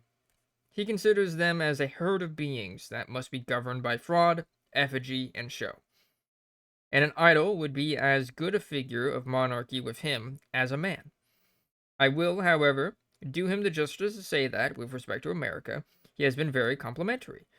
He always contended, at least in my hearing, that the people of America were more enlightened than those of England, or of any country in Europe, and that therefore the imposition of show was not necessary in their governments. Though the comparison between hereditary and elective monarchy, which the Abbé has made, is unnecessary to the case, because the representative system rejects both, yet, were I to make the comparison, I should decide contrary to what he has done. The civil wars which have originated from contested hereditary claims are more numerous and have been more dreadful and of longer continuance than those which have been occasioned by election. All the civil wars in France arose from the hereditary system. They were either produced by hereditary claims or by the imperfection of the hereditary form, which admits of regencies or monarchy at nurse. With respect to England, its history is full of the same misfortunes. The contest for succession between the houses of York and Lancaster lasted a whole century. The others of a similar nature that renewed themselves since that period, those of 1715 and 1745, were of the same kind. The succession war for the crown of Spain embroiled almost half Europe. The disturbances of Holland are generated by the hereditaryship of the stadtholder. A government calling itself free, with an hereditary office, is like a thorn in the flesh, that produces a fermentation which endeavors to discharge it.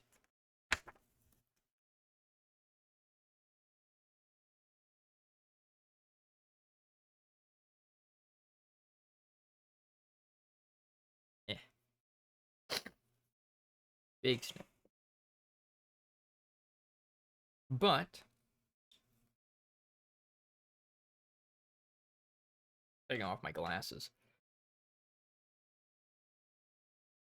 But I might go further, and place also foreign wars, of whatever kind, to the same cause. It is by adding the evil of hereditary succession to that of monarchy that a permanent family interest is created. Those constant objects are dominion and revenue. Poland, though an elective monarchy, has had fewer wars than those which are hereditary, and it is the only government that has made a voluntary essay, though but a small one, to reform the condition of the country. Having thus glanced at a few of the defects of the old or hereditary system of government, let us compare it with the new or representative system. The representative system takes society and civilization for its basis, nature, reason, and experience for its guide. Experience, in all ages and in all countries, has demonstrated that it is impossible to control nature in her distribution of mental powers. She gives them as she pleases. Whatever is the rule by which she, apparently to us, scatters them among mankind, that rule remains a secret to man. It would be as ridiculous to attempt to fix the hereditaryship of human beauty as of wisdom. Whatever wisdom constituently is, it is like a seedless plant. It may be reared when it appears, but it cannot be voluntarily produced. There is always a sufficiency somewhere in the general mass of society for all purposes, but with respect to the parts of society, it is continually changing its place.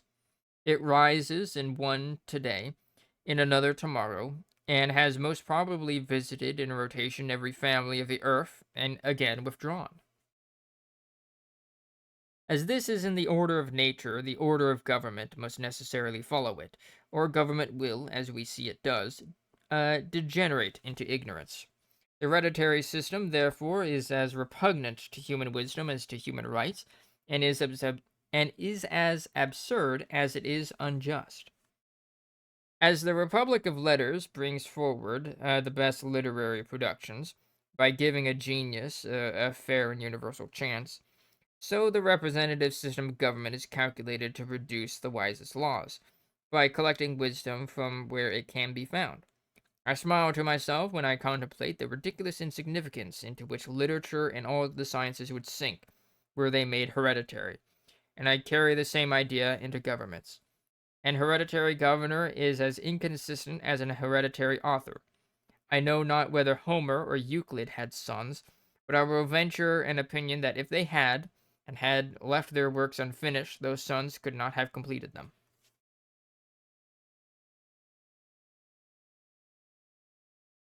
Do we need a stronger evidence of the absurdity of hereditary government than is seen in the descendants of those men in a line of life who once were famous? Is there scarcely an instance in which there is not a total reverse of the character? It appears as if the tide of mental faculties flowed as far as it could in certain channels, and then forsook its course and arose in others. How irrational, then, is the hereditary system which establishes channels of power in company in which wisdom refuses to flow? By continuing this absurdity, man is perpetually in contradiction with himself. He accepts, for a king, or a chief magistrate, or a legislator, a person whom he would not elect for a constable. It appears to general observation that revolutions create genius and talents, but those events do no more than bring them forward.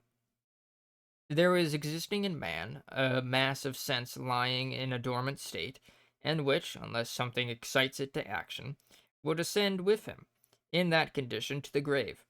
As it is to the advantage of society that the whole of its faculties should be employed, the construction of government ought to be such as to bring forward, by a quiet and regular operation, all that extent of capacity which never fails to appear in revolutions.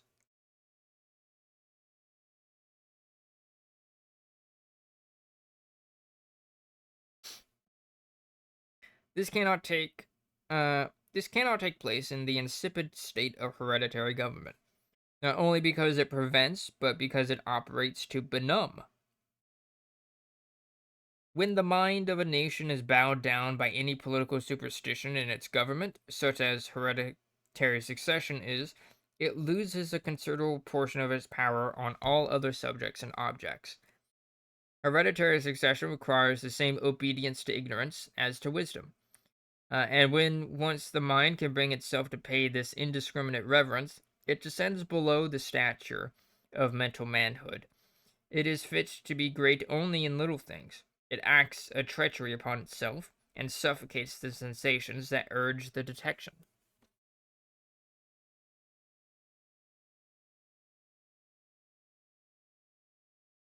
Though the ancient governments present to us present to us a miserable picture of the condition of man, there is one which above all others exempts itself from the general description. I mean the democracy of the Athenians. We see more to admire and less to condemn in that great, extraordinary people than in anything which history affords. I mean, there's the rampant sexism, uh, Thomas. There's the rampant sexism and xenophobia and corruption, uh, and pedophilia. Mr. Burke is so little acquainted with constituent principles of government that he confounds democracy and representation together. Representation was a thing unknown in the ancient democracies. In those, the mass of people met and enacted laws, grammatically speaking, in the first person. Simple democracy was no other than the common hall of the ancients. It signifies the form as well as the public principle of the government. As those democracies increased in population and the territory extended, the simple democratical form became unwieldy and impracticable. And as the government, or as the system of representation was not known, the consequence was as they either degenerated convulsively into monarchies or became absorbed into such as then existed. Had the system of representation been then understood as it is now, there is no reason to believe that those forms of government, now called monarchical or aristocratical, would ever have taken place. It was the want of some method to consolidate the parts of society, after it became too populous and too extensive for the simple democratical form, and also the lax and solitary condition of shepherds and herdsmen in other parts of the world, that afforded opportunities to those unnatural modes of government to begin. As it is necessary to clear away the rubbish of errors into which the subject of government has been thrown, I will proceed to remark on some others. It has always been the political craft of courtiers and court governments to abuse something which they called republicanism. But what republicanism was, or is, they never attempt to explain. Let us examine a little into this case. The only forms of government are the democratical, the aristocratical, the monarchical, and what is now called the representative. What is called a republic is not any particular form of government, It is wholly characterized of the purport, matter, or subject for which government ought to be instituted, and on which it is to employ. Res publica, the public affairs, or the public good, or, literally translated, the public thing. It is a word of a good original, referring to what ought to be the character and business of government. And in this sense, it is naturally opposed to the word monarchy, which has a base original signification. It means arbitrary power in an individual person, and the exercise of itself, of which himself, and not the res publica, is the object. Every government that does not act on the principle of a republic, or in other words, that does not make the res publica its whole and sole object, is not a good government. Republican government is no other than government established and conducted for the interest of the public, as well individually as collectively. It is not necessarily connected with any particular form, but it most naturally associates with the representative form, as being best calculated to secure the end for which a nation is at the expense of supporting it. Mm-hmm. See, I knew this already. Ooh, just like popped my neck. My neck never pops. All right. Various forms of government have affected to style themselves a republic. Poland calls itself a republic, which is an hereditary aristocracy with what is called an elective monarchy. Holland calls itself a republic, which is chiefly aristocratical with an hereditary stadtholdership. But the government of America, which is wholly on the system of representation, is the only real republic, in character and in practice, that now exists. Its government has no other object than the public business of the nation, and therefore it is properly a republic. And the Americans have taken care that this, and no other, shall always be the object of their government, by their rejecting everything hereditary, and establishing governments on the system of representation only. Those who have said that a republic is not a form of government, calculated for countries of great extent, mistook, in the first place, the business of a government for a form of government. For the res publica equally appertains to every extent of territory and population.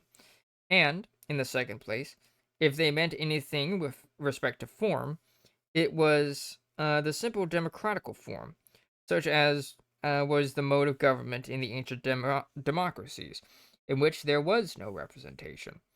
The case, therefore, is not that a republic cannot be extensive, but that it cannot be extensive on the simple democratical form. And the question naturally presents itself: what is the best form of government for conducting the res publica, or the public business of a nation, after it becomes too extensive and populous for the simple democratical form? It cannot be monarchy, because monarchy is subject to an objection of the same amount to which the simple democratical form was subject. It is possible that an individual may lay down a system of principles on which government shall be constitutionally established to any extent of territory. This is no more than an operation of the mind, acting by its own powers. But the practice upon those principles, as applying to the various and numerous circumstances of a nation, its agriculture, manufacture, trade, commerce, etc., a knowledge of a different kind, and which can be had only from the various parts of society. It is an assemblage of practical knowledge which no individual can possess. As I notice that there's someone in chat and I have my glasses off.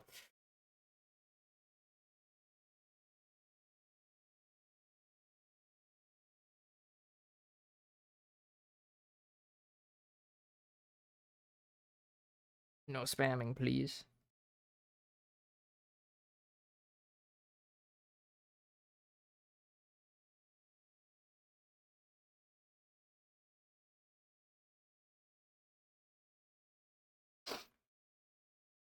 may have lost my place.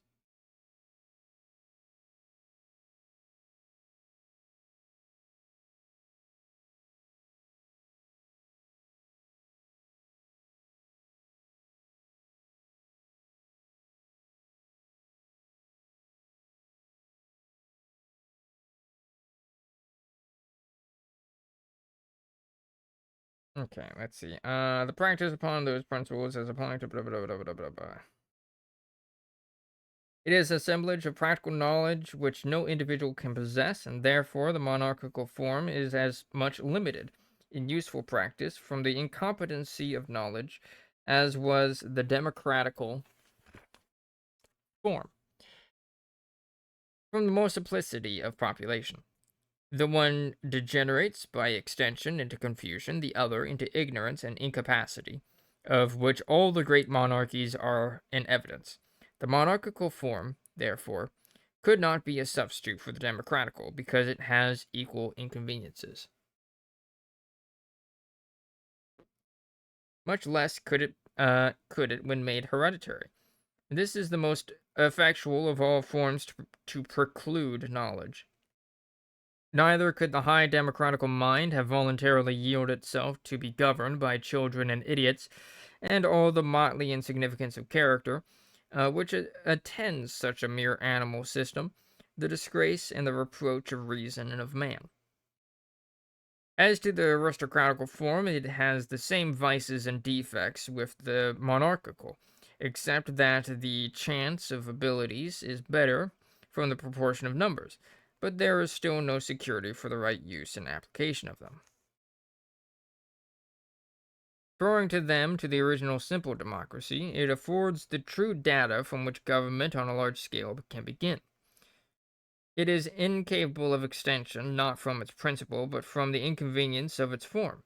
The monarchy and aristocracy from their incapacity. Retaining, then,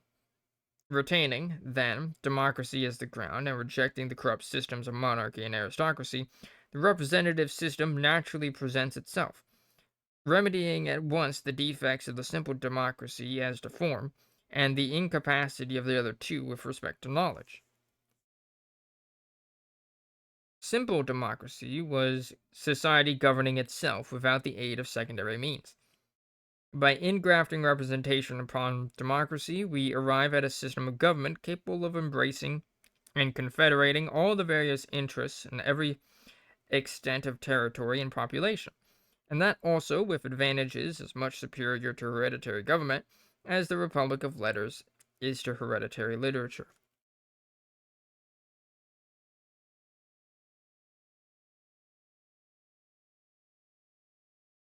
Taking a sip of water. It is on this system that the American government is founded. It is representation engrafted upon democracy. It has fixed the form by a scale parallel in all cases to the extent of the principle. What Athens was in miniature America will be in magnitude. The one was the wonder of the ancient world, the other is becoming the admiration of the present. It is the easiest of all forms of government to be understood, and the most eligible in practice, and excludes at once the ignorance and insecurity of the hereditary mode, or the inconvenience of the simple democracy. Oh, there's like a little asterisk that I seem to have missed at some point.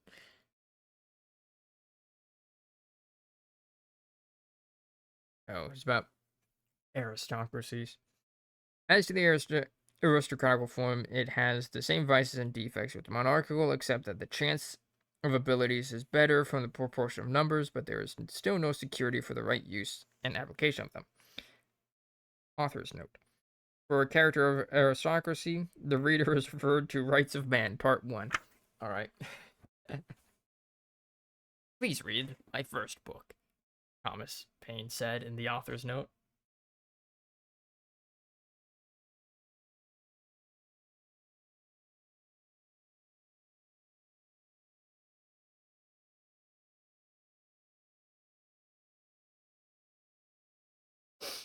Alright.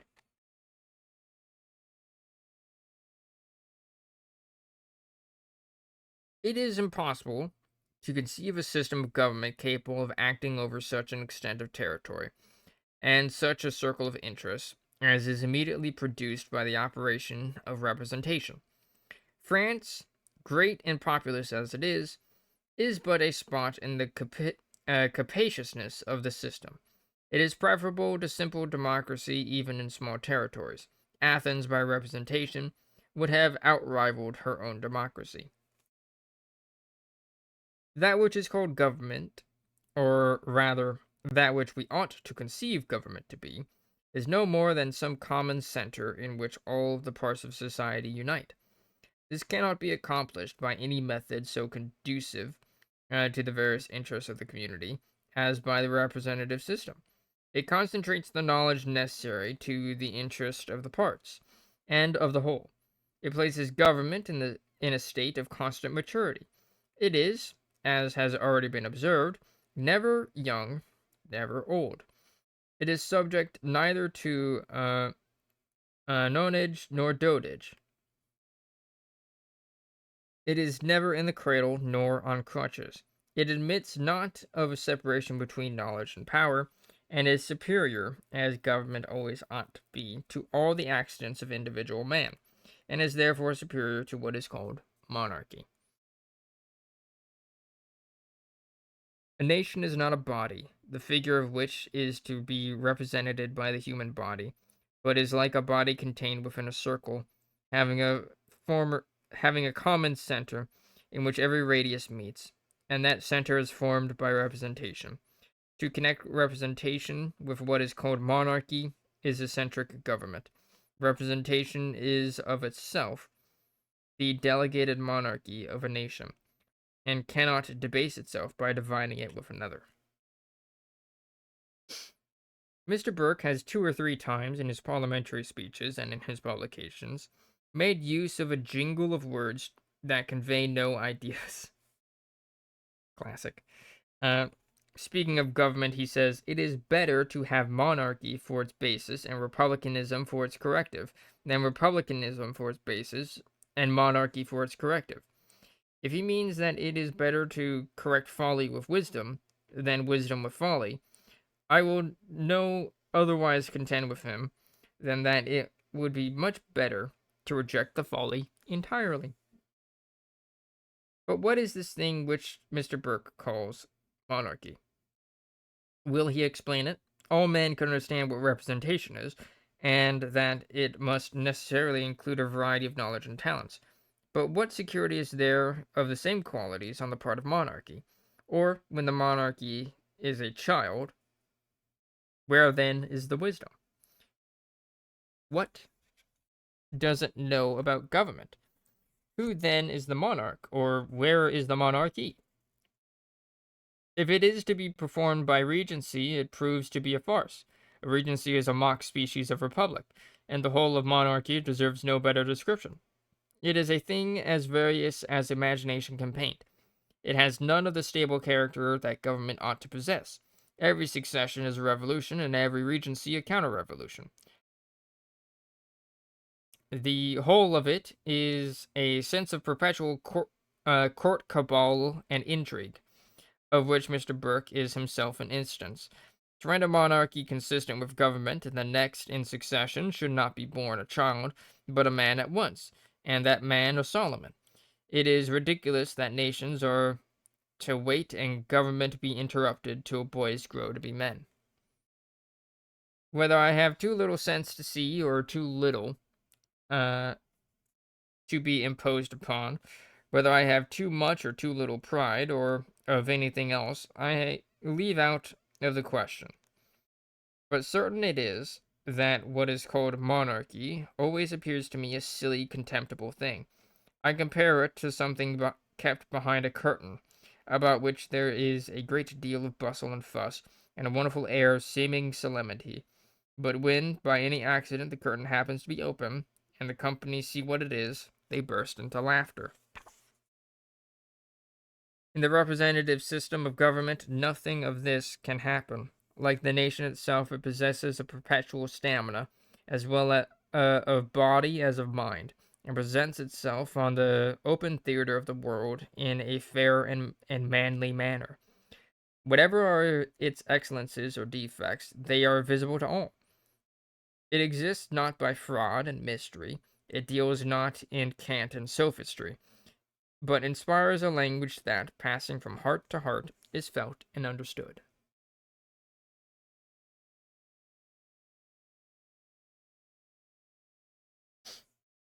We must shut our eyes against reason. We must basely degrade our understanding, not to see the folly of what is called monarchy.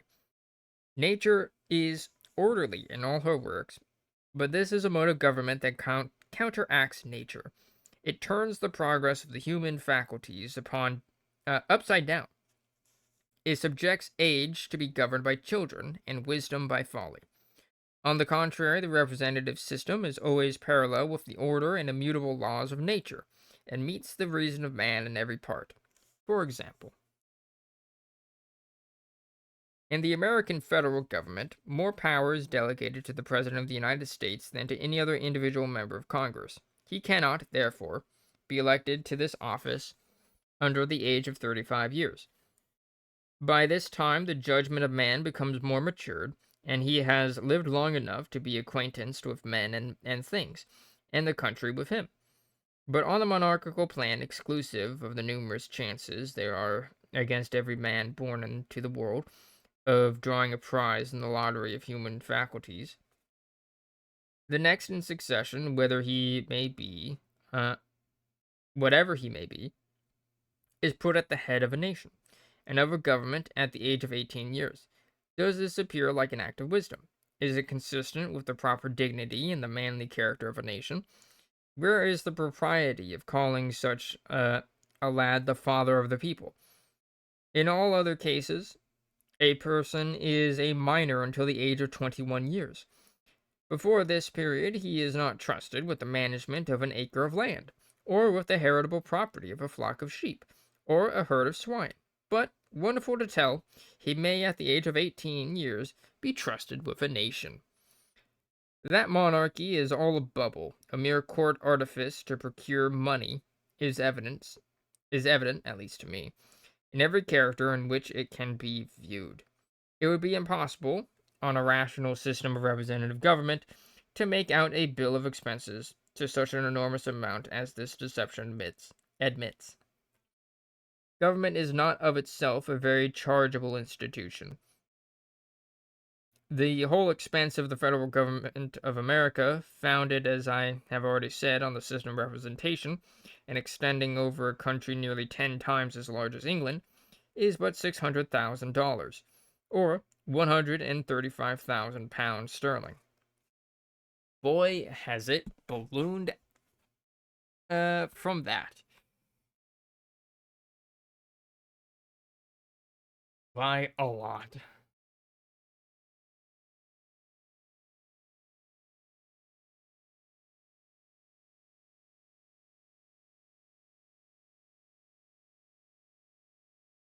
I presume that no man in his sober senses will compare the character of any of the kings of Europe with that of General Washington.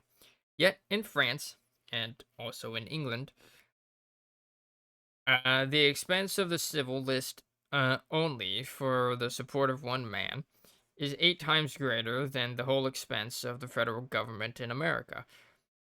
To assign a reason for this appears almost impossible.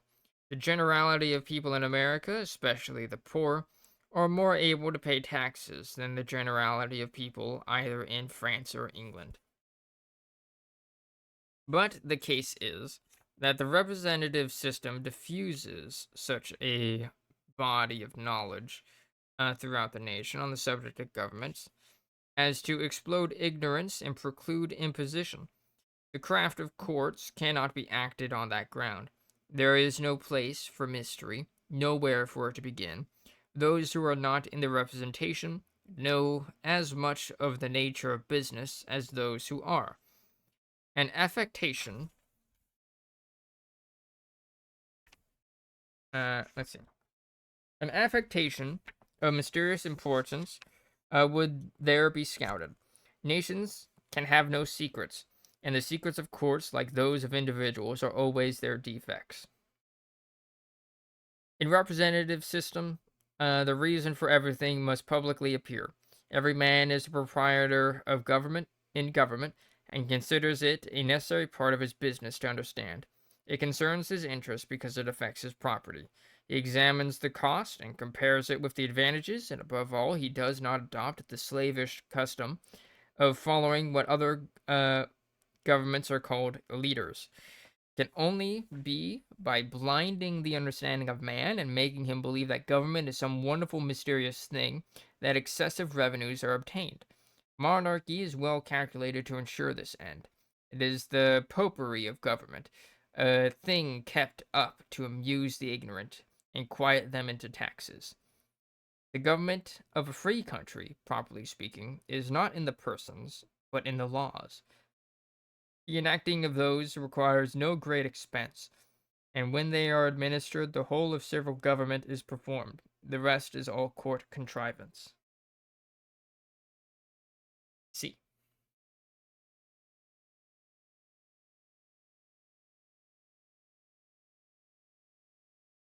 Very nice. Oof.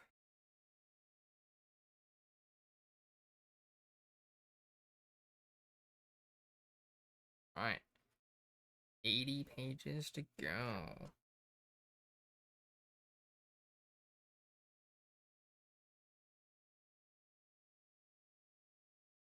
$83 pages to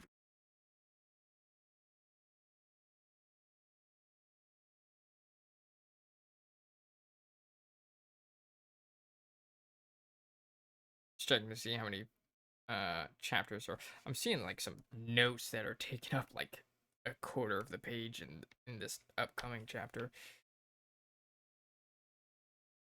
Let's see. Next chapter ends in about 20 pages. I'm like wondering if I should maybe do breaks by chapter.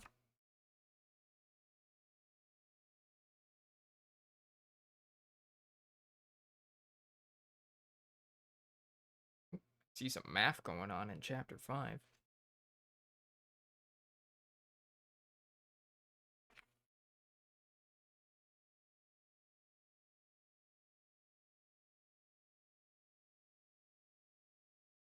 Like chapter 5 is the last one. Appendix. Oh, like 2 pages.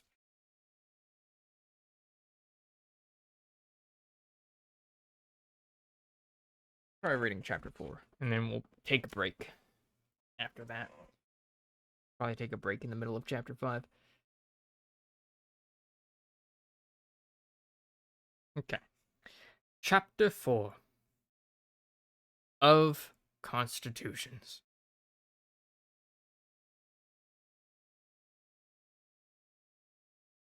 That men mean distinct and separate things when they speak of constitutions and of governments is evidence. Or, why are those terms distinctly and separately used?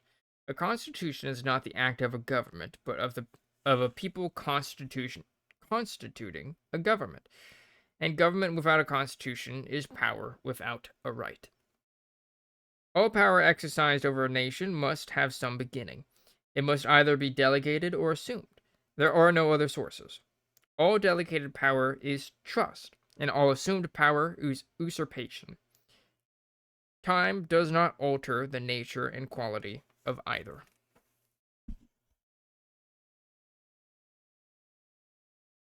In viewing this subject, the case and circumstances of America present themselves as the beginning of a world, and our inquiry into the origin of government is shortened by referring to the facts that have arisen in our own day.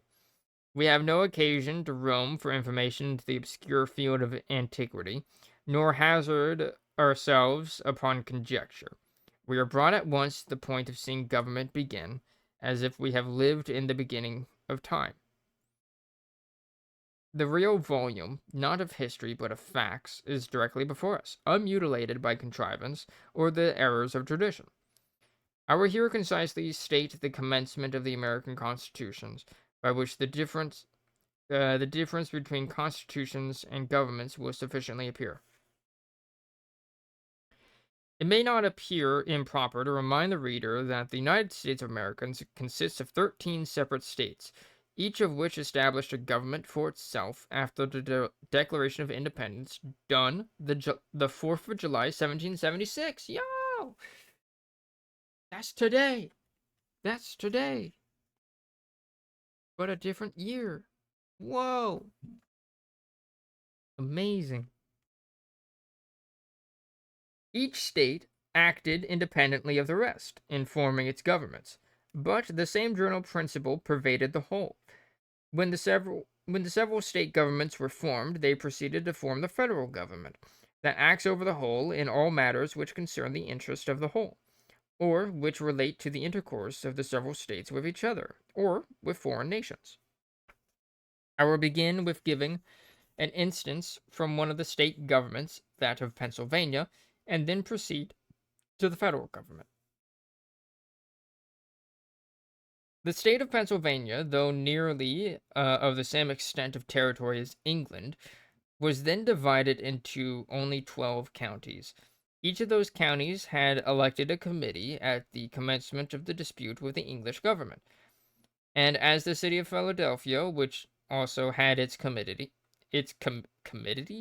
committee was the most central for intelligence, it became the center of communication to the several country governments or committees. When it became necessary to proceed to the formation of a government, the Committee of Philadelphia proposed a conference of all the committees to be held in that city, and which met the latter end of July 1776. Though these committees had been duly elected by the people, they were not elected expressly for the purpose, nor invested with the authority of forming constitution. And as they could not, consistently with the American idea of rights, assume such a power, they could only confer upon the matter and put it into a train of operation. The conferees, therefore, did no more than state the case, and recommend to the several counties to elect 6 representatives for each county, to meet in convention at Philadelphia, with powers to form a constitution and propose it for public consideration.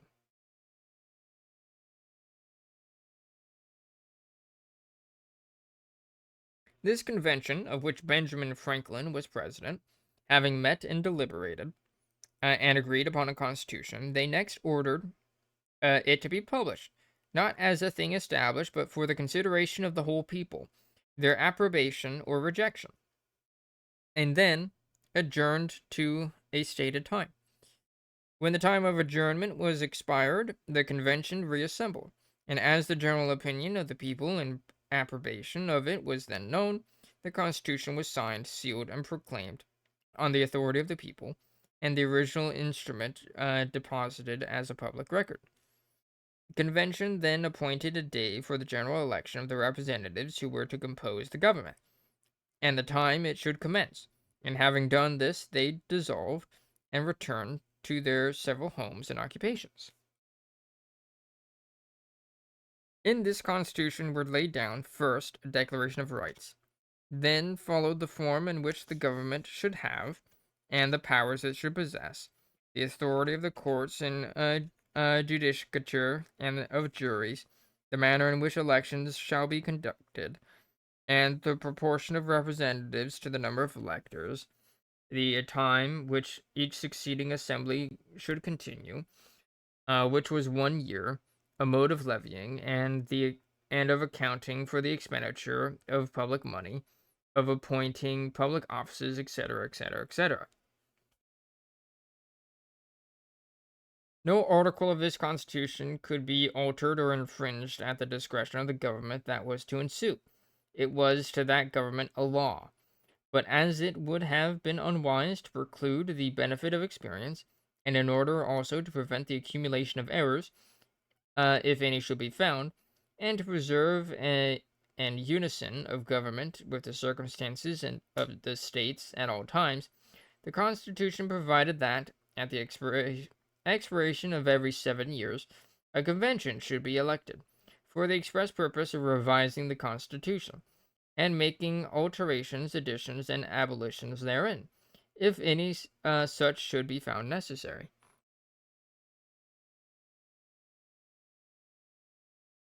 Here we see a regular process, a government issuing out of a constitution formed by the people in their original character, and that constitution serving not only as an authority, but as a law of control to the government. It was the political Bible of the state. Scarcely a family was without it. Every member of the government had a copy, and nothing was more common, when any debate arose on the principle of a bill or on the extent of any species of authority, than for the members to take the printed constitution out of their pocket and read the chapter with which such matter in debate was connected. Having thus given an instance from one of the states, I shall show the proceedings by which the federal Constitution of the United States arose and was formed. Congress, at its first two meetings in September 1774 and May 1775, was nothing more than a deputation from the legislators of the several provinces, afterwards states, and had no other authority than what arose from common consent and the necessity of its acting as a public body. In everything which related to the internal affairs of America, Congress went no further than to issue recommendations to the several provincial assemblies, who at discretion adopted them or not. Nothing on the part of Congress was compulsive, yet in this situation it was more faithfully and affectionately obeyed than was any government in Europe. This instance, like that of the National Assembly in France, sufficiently shows that the strength of government does not consist in anything within itself, but in the attachment of a nation, and the interest which a people feel in supporting it. When this is lost, government is but a child in power. And though, like the old government in France, it may harass individuals for a while, it but facilitates its own fall.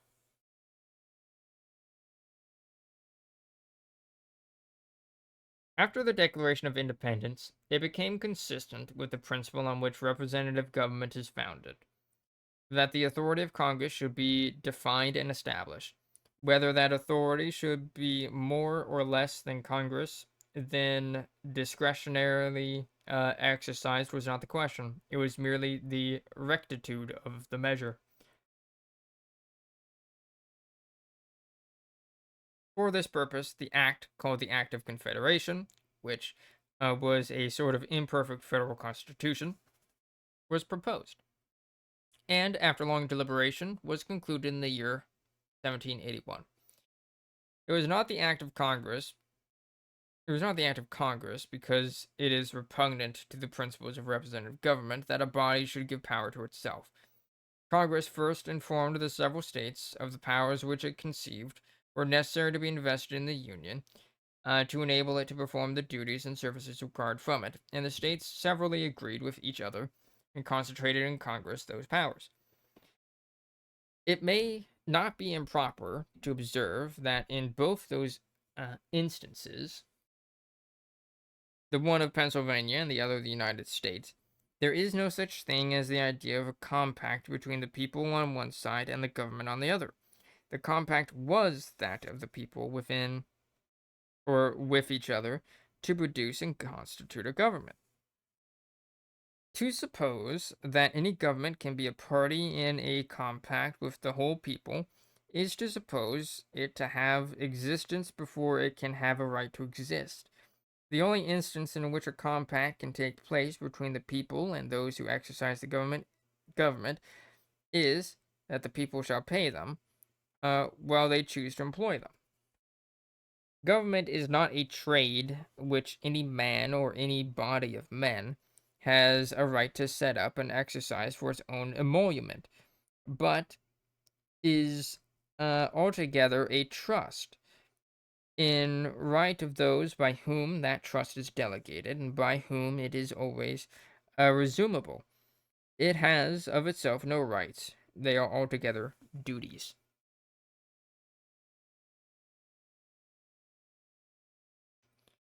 Having thus given two instances of the original formation of a constitution, I will show the manner in which both have been changed since their first establishment. Powers vested in the governments of the several states by the state constitutions were found, on experience, to be too great, and those vested in the federal government by the Act of Confederation too little. The defect was not in the principle, but in the distribution of power.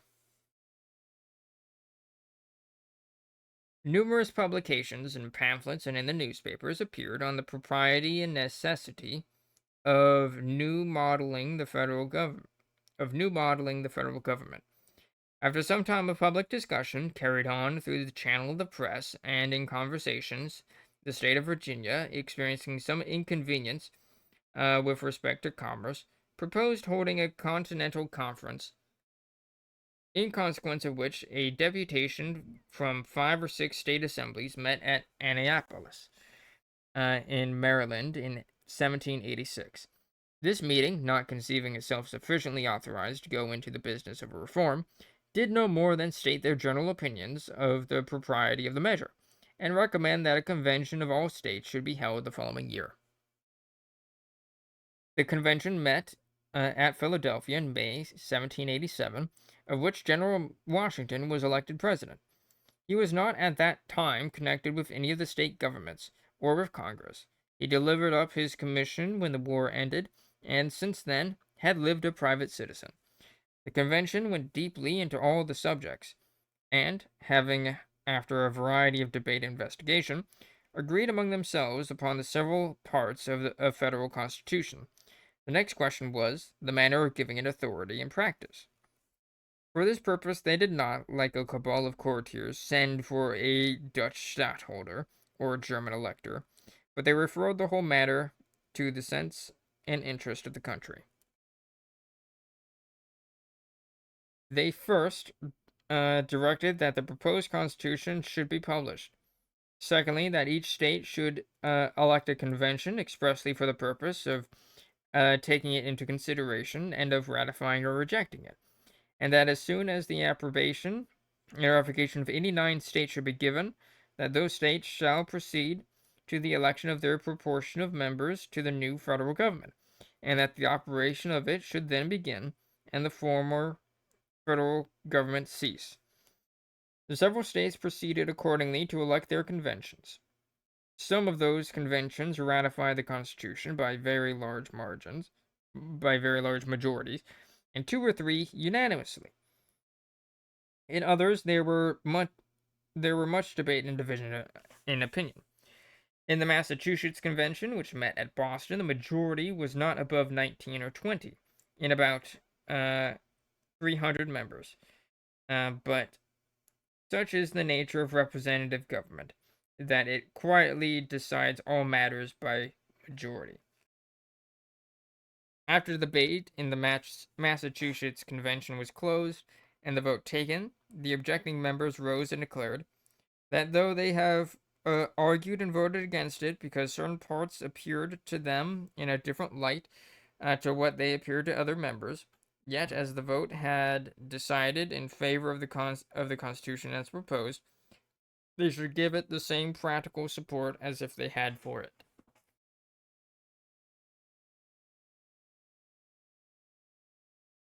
As soon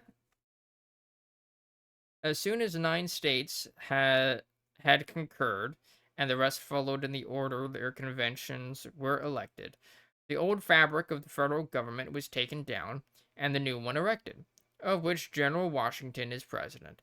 In this place I cannot help remarking that the character and service of this gentleman are sufficient to put all those men called kings to shame. While they are receiving from the sweat and labors of mankind a prodigality of pay, to which neither their abilities nor their services can entitle them, he is rendering every service in his power, and refusing every pecuniary reward. He accepted no pay as commander-in-chief. He accepts none as president of the United States. Oh. He accepted no pay as commander-in-chief. He accepts none as president of the United States. Interesting.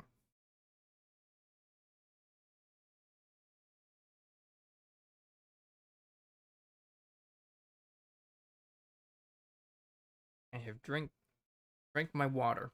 I'm now out of it.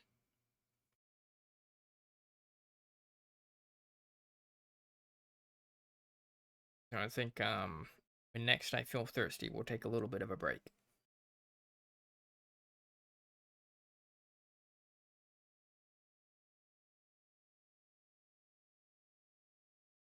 After the new federal constitution was established, the state of Pennsylvania, conceiving that some parts of its own constitution required to be altered, elected a convention for that purpose.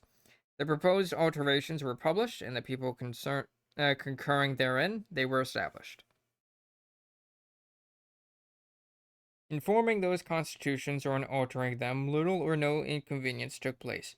The ordinary course of things was not interrupted, and the advantages had been much. It is always the interest of a far greater number of people in a nation to have things right than to let them remain wrong. And when public matters are open to debate and the public judgment free, it will not decide wrong unless it decides too hastily. In the two instances of changing the constitutions, the governments then in being were not actors either way. Government has no right to make itself a party in any debate respecting the principles or modes of forming or of changing constitutions. It is not for the benefit of those who exercise the powers of government that constitutions and the governments issuing from them are established. In all those matters, the right of judging and acting are those who pay, and not in those who receive. A constitution is the property of a nation, and not of those who exercise the government. All the constitutions of America are declared to be established on the authority of the people. In France, the word nation is used instead of the people, but in both cases, a constitution is a thing antecedent to the government, and always distinct therefrom. In England, it is not difficult to perceive that everything has a constitution except the nation. Every society and association that is established first agreed upon a number of original articles, digested into form, which are its constitution. It then appointed its officers, whose power and authorities are described in that constitution, and the government of that society then commenced. Those officers, by whatever name they are called, have no authority to add to, alter, or abridge the original articles. It is only to the constituting power that this right belongs. From the want of understanding the difference between a constitution and a government, Dr. Johnson, of all writers of his description, has always bewildered themselves. They could not but perceive that there must necessarily be a controlling power existing somewhere, and they placed this power in the discretion of the persons exercising the government, instead of placing it in a constitution formed by the nation. When it is in a constitution, it has the nation for its support, and the natural and political controlling powers are together. The laws which are enacted by governments control men only as individuals, but the nation, through its constitution, controls the whole government, and has a natural ability to do so. The final controlling power, therefore, and the original constituting power are one and the same. Dr. Johnson could not have advanced such a position in any country where there was a constitution, and he is himself an evidence that no such thing as a constitution exists in England. But it may be put as a question, not improper to be investigated, that if a constitution does not exist, how came the idea of its existence so generally established? In order to decide this question, it is necessary to consider a constitution in both its cases. First, as creating government and giving its powers. Secondly, as regulating and restraining the powers so given. All right, we're gonna take a little bit of a break. I need some water, and I kind of gotta go to the bathroom. So and, let my voice rest for a little bit. I'm gonna take maybe like a 10 or so minute break for me to do those things. And then we will continue. So, boop, boop, I am back. Got some water. Laid down on my bed for a little bit, straighten out my neck. Feels good, man. Alright.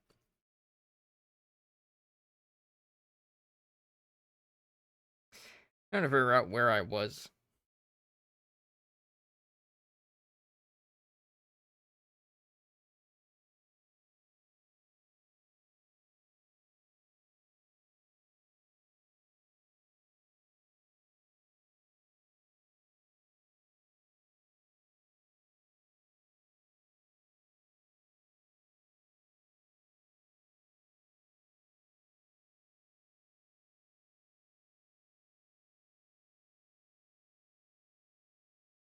Okay. Found it.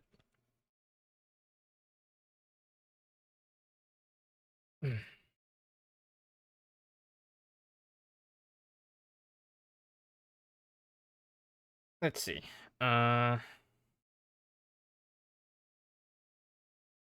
Maybe put as a question, not improper to be investigated, that if a constitution does not exist, how came the idea of its existence so generally established? In order to decide this question, it is necessary to consider a constitution in both its cases. First, as creating a government and giving it powers. Secondly, as regulating and restraining the powers so given. If we begin with William of Normandy, go this back to the whole Norman conquest of England thing back in 1066, starting in 1066, we find that the government of England was originally a tyranny, founded on an invasion and conquest of the country. This being admitted, it will then appear that the exertion of the nation at different periods to abate that tyranny and render it less intolerable have been credited for a constitution. Magna Charta, as it was called, and is now like an almanac of the same date, was no more than compelling the government to renounce a part of its assumptions.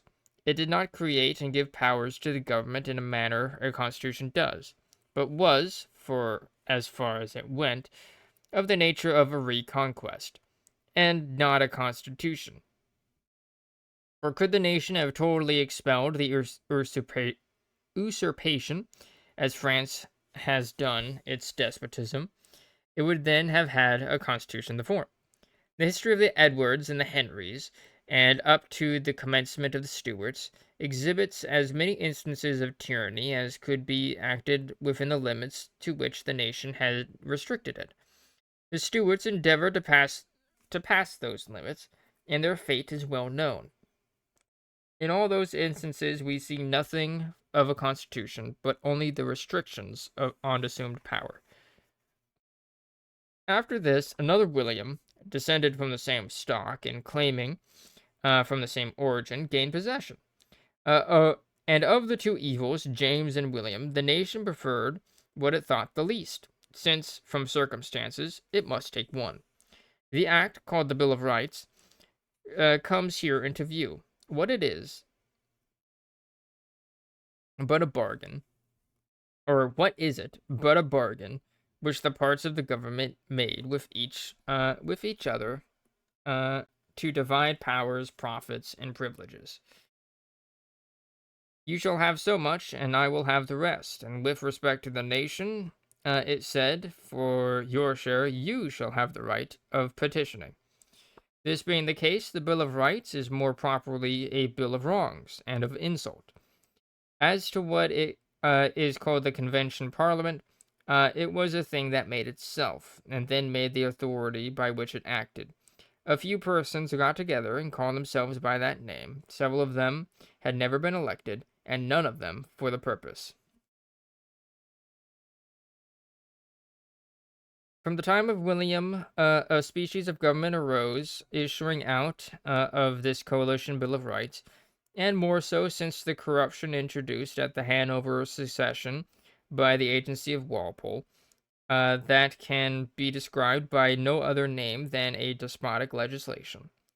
Though the parts may embarrass each other, the whole has no bounds, and the only right it acknowledges out of itself is the right of petitioning. Where then is the Constitution either that gives or restrains power? It is not. It is not because a part of the government is elective. That makes it less a despotism. If the persons so elected possess afterwards, as a parliament, unlimited powers, election in this case becomes separated from representation, and the candidates are candidates for despotism.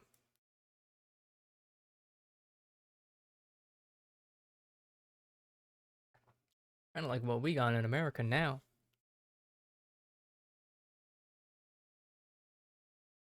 I just burped. All right. I cannot believe that any nation, reasoning on its own rights, would have thought of calling these things a constitution, if the cry of constitution had not been set up by the government. It has got into circulation that the words bore and quiz, it says in like little brackets right next to it, by being chalked up in the speeches of Parliament, as those words were on window shutters and door posts. But whatever the Constitution may be in other respects, it has undoubtedly been the most productive machine of taxation that was ever invented. The taxes in France under the new Constitution are not quite 13 shillings per head, asterisk,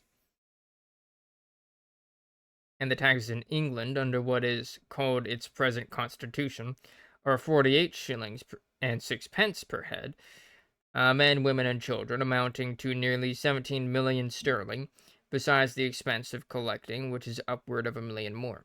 All right, let's read that asterisk. Okay, so the taxes in France under the new constitution are not quite 13 shillings per head. The whole amount of the assessed taxes of France for the present year is 300 millions of francs, or francs, which is 12 millions and a half sterling. And the incidental taxes are estimated at 3 millions, making it the whole 15 millions and a half, which among 24 millions of people is not quite 13 shillings per head.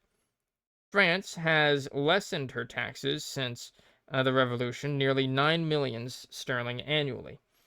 Before the Revolution, the city of Paris paid a duty of upwards of 30% on all articles brought into the city.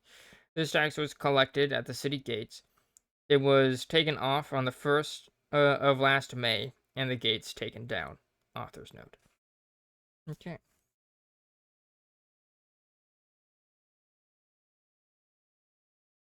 In a country like England, feel a sneeze coming.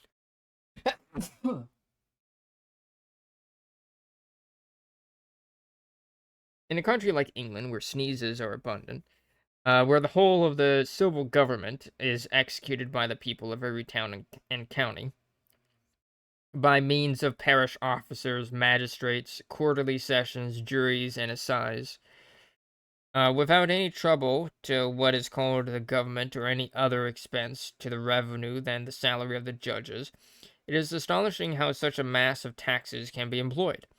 Not even the internal defense of the country is paid out of the revenue.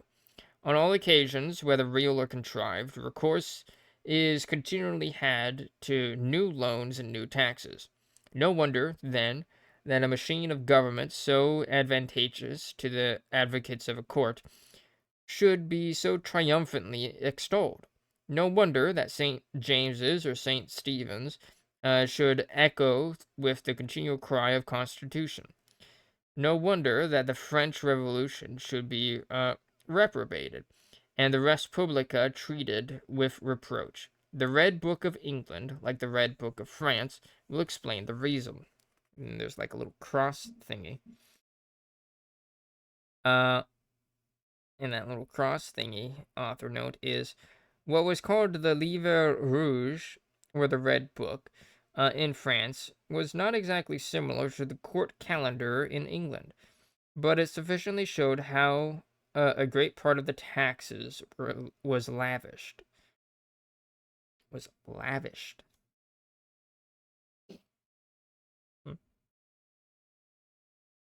I will now, by way of relaxation, turn a thought or two to Mr. Burke. I ask his pardon for neglecting him so long. Oh, all right, we're back to the all my homies hate Mr. Burke train. Let's go.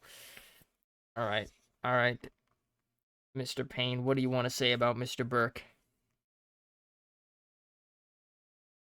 America, says he, in his speech on the Canada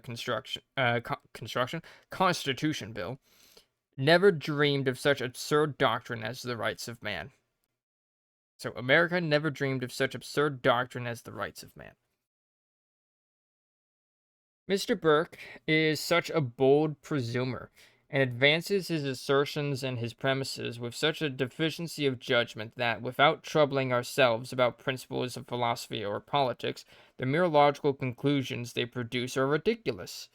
For instance, if governments, as Mr. Burke asserts, are not founded on the rights of man, and are founded on any rights at all, they consequently must be founded on the right of something that is not man. What, then, is that something? Generally speaking, we know of no other creatures that inhabit the earth than man and beast, and in all cases where only two things offer themselves and one must be admitted, the negation proved on any one amounts to an affirmative on the other, and therefore Mr. Burke, by proving against the rights of man, proves in behalf of the beast, and consequently proves that government is a beast. And as difficult things sometimes explain each other, we now see the origin of keeping wild beasts in the Tower, for they certainly can be of no other use than to show the origin of the government. They are in the place of a constitution. They are in the place of a constitution. O John Bull, what honours thou hast lost by not being a wild beast, thou mightiest on Mr. Burke's system, have been in the Tower for life. If Mr. Burke's arguments have not weight enough to keep one serious, the fault is less mine than his. And as I am willing to make an apology for the reader for the liberty I have taken, I hope Mr. Burke will also make his for giving the cause. Having thus paid Mr. Burke the compliment of remembering him, I return to the subject. All right. All right. Go off, my guy. Go off. Uh, I like how he just had like a little. He just had like a little tangent. Like while writing this, he was like, it's been a while since I've talked about Mr. Burke. Let's shit talk him some more. And it's like, all right, I'm done. Back to your regularly scheduled philosophizing. Man, Thomas Paine is fucking wild, dude.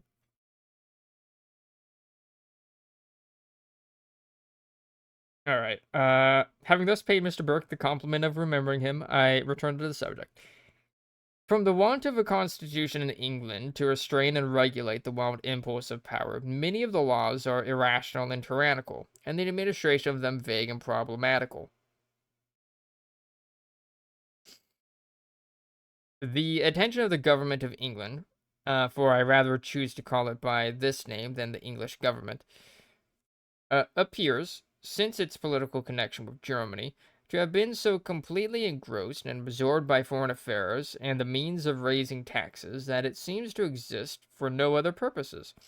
Domestic concerns are neglected, and with respect to regular law, there is scarcely such a thing. Almost every case must now be determined by some precedent, be that precedent good or bad, or whether it properly applies or not, and the practice has become so general as to suggest a suspicion that it proceeds from a deeper policy than the first sight appears. Since the Revolution of America, and more so since that of France, this preaching up the doctrines of precedents drawn from times and circumstances antecedent to those events has been the studied practice of the English government. The generality of those precedents are founded on principles and opinions. the reverse of what they ought. And the greater distance of time they are drawn from, the more they are to be suspected. But by associating those precedents with a superstitious reverence for ancient things, as monks show relics and call them holy, the generality of mankind are deceived into the design.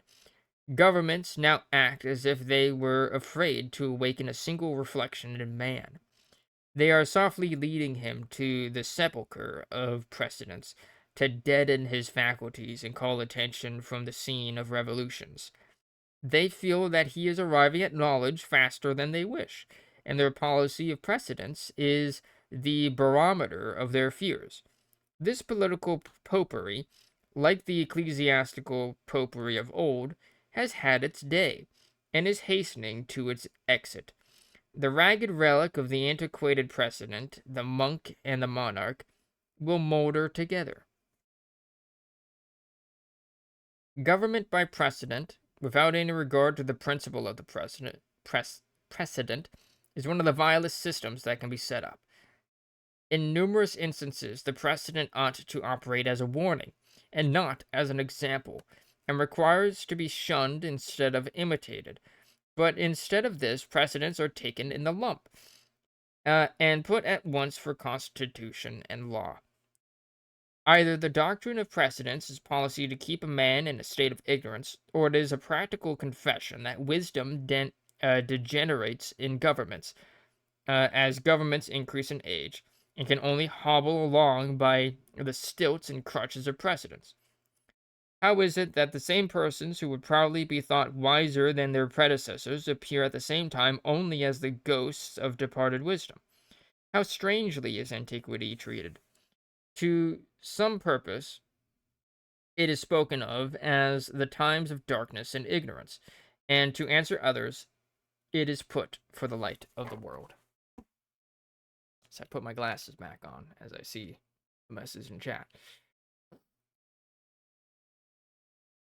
It is the living and not the dead that are to be accommodated. When man ceases to be, his power and his wants cease with him, and having no longer any participation in the concerns of this world, he no longer any authority in directing who shall be its governors, and how its government shall be organized, or how administered. Wisdom for the ages. Yeah, that is basically the same argument. That's the same principle that Thomas Paine is advocating here for. How you doing, Rye, the 87th? Or Ree? I'm quoting Paine. Sounds like a Paine quote. Those aren't my words. Yeah. I mean, I figured that was a quote. I wasn't quite sure by whom.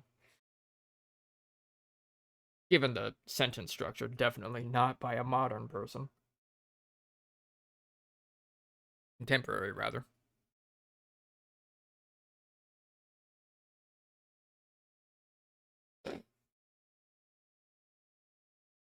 Oof. But anyways, welcome. We're reading The Rights of Man, Part 2. Reread Part 1 exactly a year ago. Rights of Man to be complete, you also need to read Reflections on the Revolution in France as its response to that. Is that, I'm guessing that is Mr. Burke's work. Good old Mr. Burke.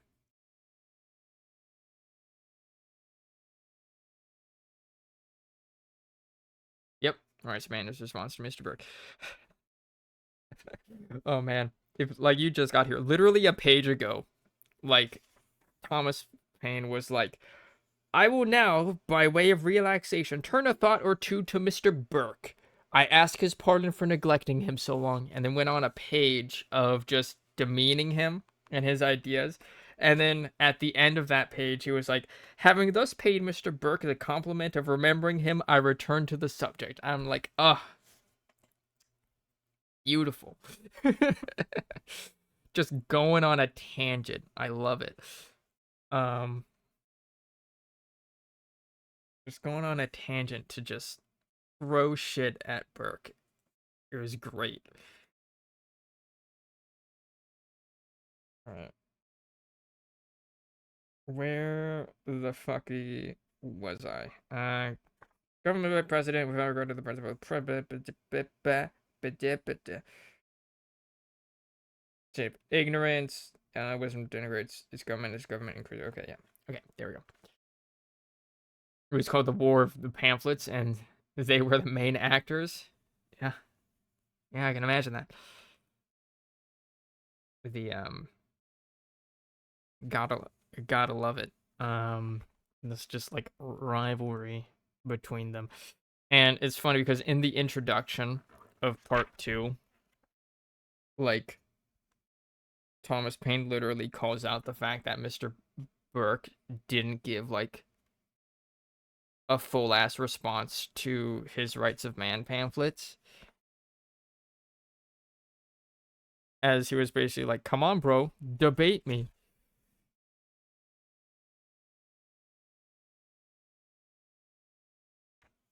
Like this is basically um early modern historical debate lords. That's basically what this was. Um I think Burke made good points in terms of skepticism towards revolutions because history has proven him right about that, but he was wrong when it came to monarchy and its usefulness. It's a debate bro from the 18th century. Yeah, yeah, they're just debate lords. It's great. All right, let's see. If the doctrine of precedence is to be followed, the expenses of government need not continue the same. Why pay men extravagantly, who have but little to do? If everything that can happen is already in precedent, legislation is at an end, and precedent, like a dictionary, determines every case. Either, therefore, government has arrived at its dotage, and requires to be renovated, or on all occasions, for exercising its wisdom, have occurred. Respectable men, gotta say, They keep it classy, certainly.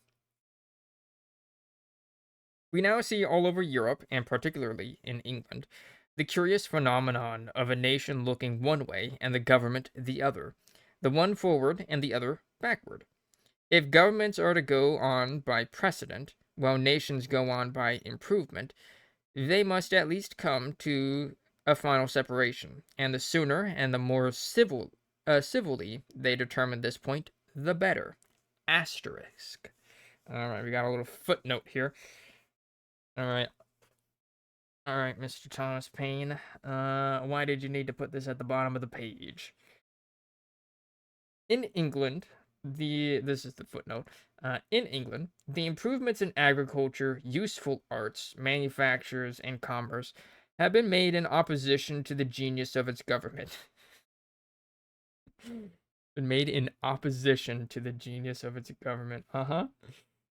Which is that of following precedents. It is from the enterprise and industry of the individuals and their numerous associations in which, tritely speaking, government is neither pillow nor bolster, that these improvements have proceeded. No man thought about government, or who was in or who was out, when he was planning or executing these things, and all he had to hope with respect to government was that it would let him alone. 3 or 4 very silly ministerial newspapers are continually offending against the spirit of national improvement by ascribing it to a minister. They may, with as much truth, ascribe this book to to a minister. Mm-hmm.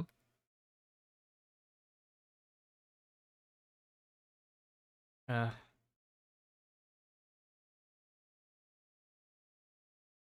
all right. End of footnote. Having thus spoken of constitutions generally, as things distinct from actual governments, let us proceed to consider the parts of which a constitution is composed. Opinions differ more on this subject than with respect to the whole. That a nation ought to have a constitution as a rule for the conduct of its government, it is a simple question in which all men, not directly courtiers, will agree. It is only on the component parts that questions and opinions multiply. But this difficulty, like every other, will diminish when put into a train of being rightly understood. The first thing is that a nation has a right to establish a constitution. Whether it exercises this right in the most judicious manner at first is quite another case. It exercises it agreeably to the judgment it possesses, and by continuing to do so, all errors will at last be exploded. I like that word. Uh, all errors will at last be exploded. When this right is established in a nation, there is no fear that it will be employed to its own injury. A nation can have no interest in being wrong. Though all the constitutions of America are on one general principle, yet no two of them are exactly alike in their component parts, or in the distribution of the powers which they give to the actual governments. Some are more, and others less complex. In forming a constitution, it is first necessary to consider what are the ends for which government is necessary. Secondly, what are the best means and the least expensive for accomplishing those ends. Paine's a bit too optimistic about that because we sure are living through a lot of tribulations even under such a constitution. Yes. Yes, we are. Um, like, Paine did not. Paine underestimated the military-industrial complex and capitalism, which was really just kind of starting to get its feet wet in this age, or really come into wider knowledge. Paine's idea is extremely ahead of its time, but his idealism, yeah, he definitely, like, I would call him a proto-leftist and a proto-anti-fascist. Almost got him killed because people he defended, the French revolutionaries, wanted him murdered for perceived treason. Was a liberal because that's when liberalism emerged.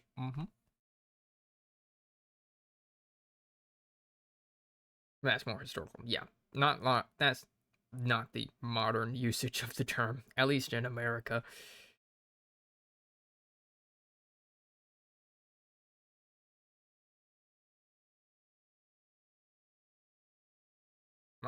Modern liberals are just like, I want the status quo to continue, but like maybe put some band-aids on it. Means totally something different from what people use it now. Yeah, because ironically, leftists express a lot of liberal values. Yeah, liberalism is about, like, originally is about freedom, liberty, derived from liberty, having more freedoms for the greater amount of people. Anti-monarchism. Anti-monarchism, anti-aristocraticism, anti-fascism, equality under the law, shit like that. Yep, individual freedom. My sovereign rights.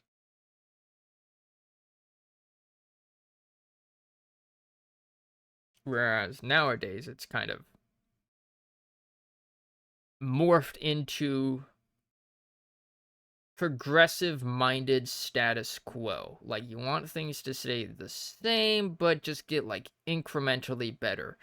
So that people are treated more fairly and equally under the law, but like not really changing the underlying functions of how the government or underlying society operates. Um, and then there's me that's like, no government, best government. Politics have evolved since then, so he could not have predicted or could have, since Dutch Indies exist and they practically controlled world trade and exhibited the same impulses. Yeah, I mean, like, yeah, the Dutch Indies, like, Jesus, that was basically, even Burke hated private industries doing the crown's job. Yeah. Um, yeah, that's just literal. That's just capitalism at that point. Oh, my alarm went off. Uh, that's that capitalism. That everybody underestimates capitalism and how fucked it is. Capitalism before it was the status quo. Yeah, back when it was literally just just a few monopolies that are being like, wow, that's a lot. How did they get that much power? And everybody like, I don't fucking know. Hello, Bach, the 6,789th. Can't believe, can't believe 9 is dead. Because 789. I wrote a fucking master's on Burke and Paine on exactly that subject. Nice. Yeah, like I would describe Paine as like a proto leftist. Like leftist before like the idea of communism and socialism were like a mainstream thing. Like the understanding principle uh is there, like leftist principle is there in just like its proto forms. And if I remember correctly, didn't Paine also like advocate for like universal basic incomes, like in like another work? It's a pivotal moment when people realize monarchies are useless. I don't know about that. I swear he had some work about universal basic incomes. It definitely wasn't the rights of man. I think it was like a letter to somebody. Um, I just remember reading it on Wikipedia at one point because like when I first started going into Thomas Paine on these, I read at the very least his Wikipedia article, so that I had like a little bit of knowledge about him going in, and I remember seeing that somewhere. Um,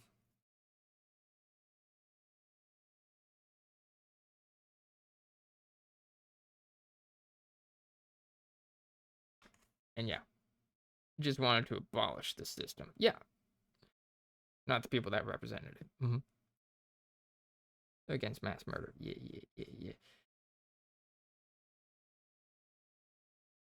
He was a revolutionary. Like he was a revolutionary rather than a reformist.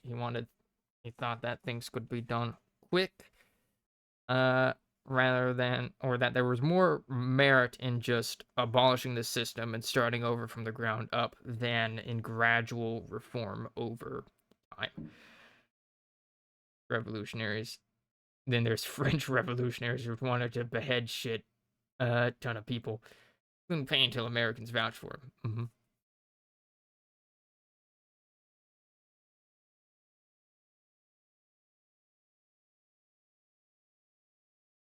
I may have lost my place in the book as I look for it now.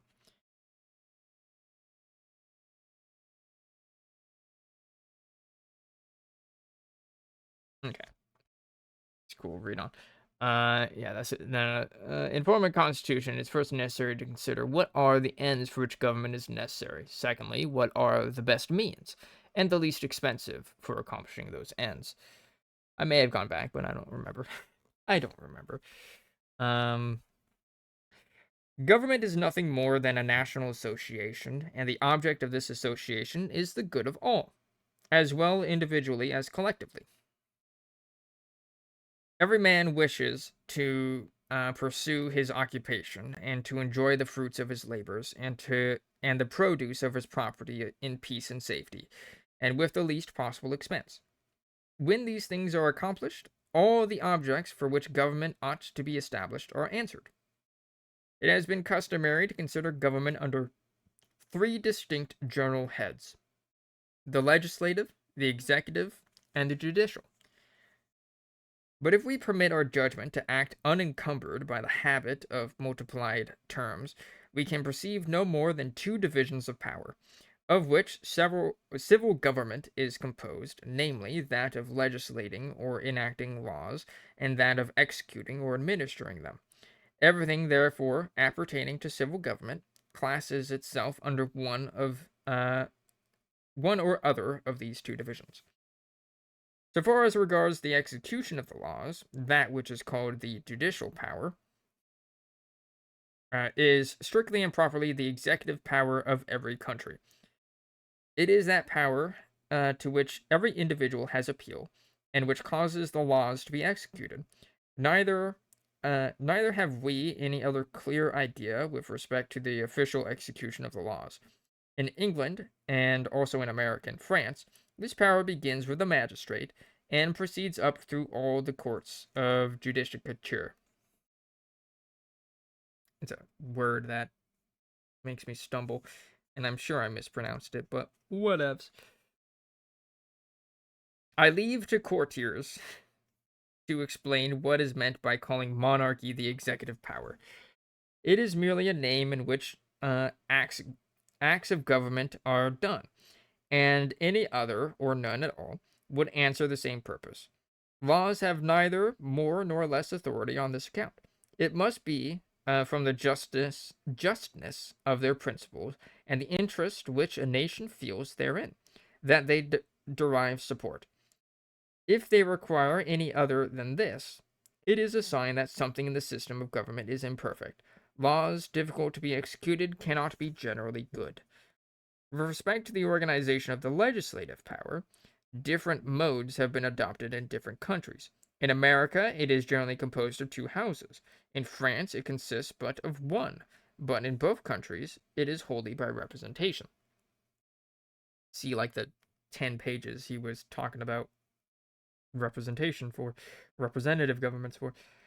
The case is that mankind, from the long tyranny of assumed power, have had so few opportunities of making the necessary trials on modes and principles of government in order to discover the best, that government is but now beginning to be known, and experience is yet wanting to determine many particulars.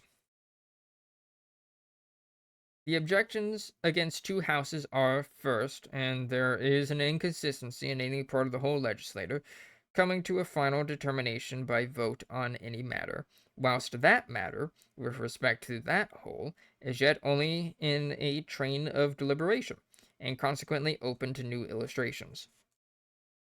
Secondly, that by taking the vote that by taking the vote on each as a separate body, it always admits of the possibility, and is often the case in practice, that the minority governs the majority, and that in some instances to a degree of great inconsistency.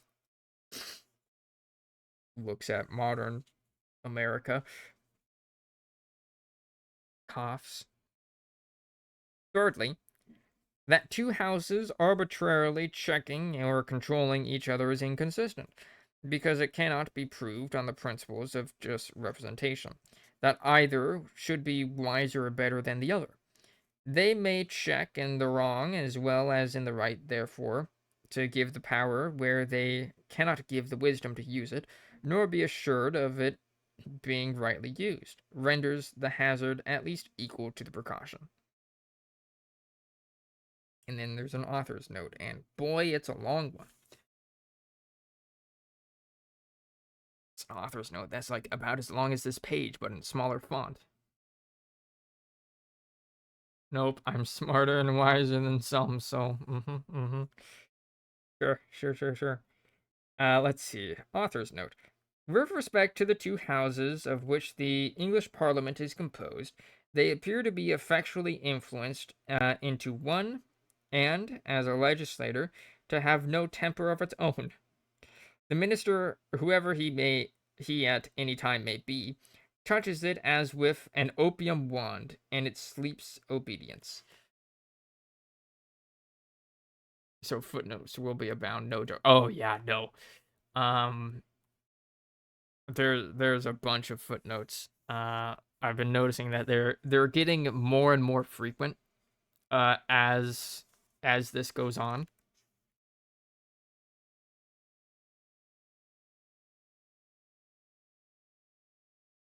I'm also dumb as fuck sometimes. Sometimes people discuss a specific event. Context is king here. So yeah, sadly, it's a bitch to get through. Yeah, because he's afraid of minority rule because white are the majority. Mm-hmm.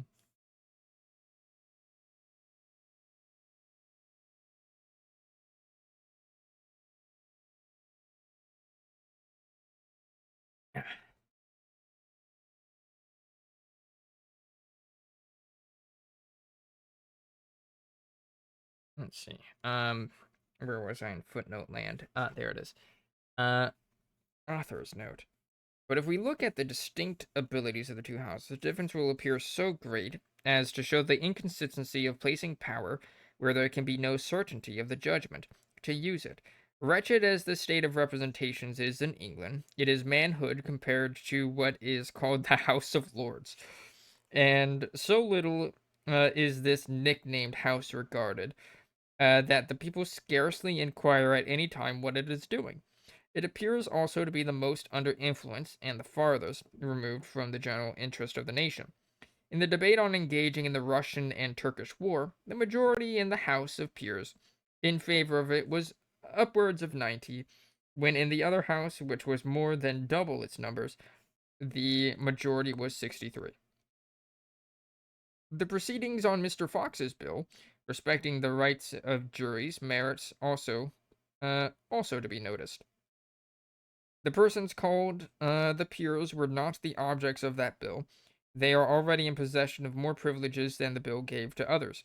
They are their own jury, and if any one of those that house, and any one, right, and if any one of that house were prosecuted for a libel, he would not suffer, even upon conviction for the first offense. Such inequality in laws ought not to exist in any country. The French Constitution says that the law is the same to every individual, whether to protect or to punish. All are equal in its sight.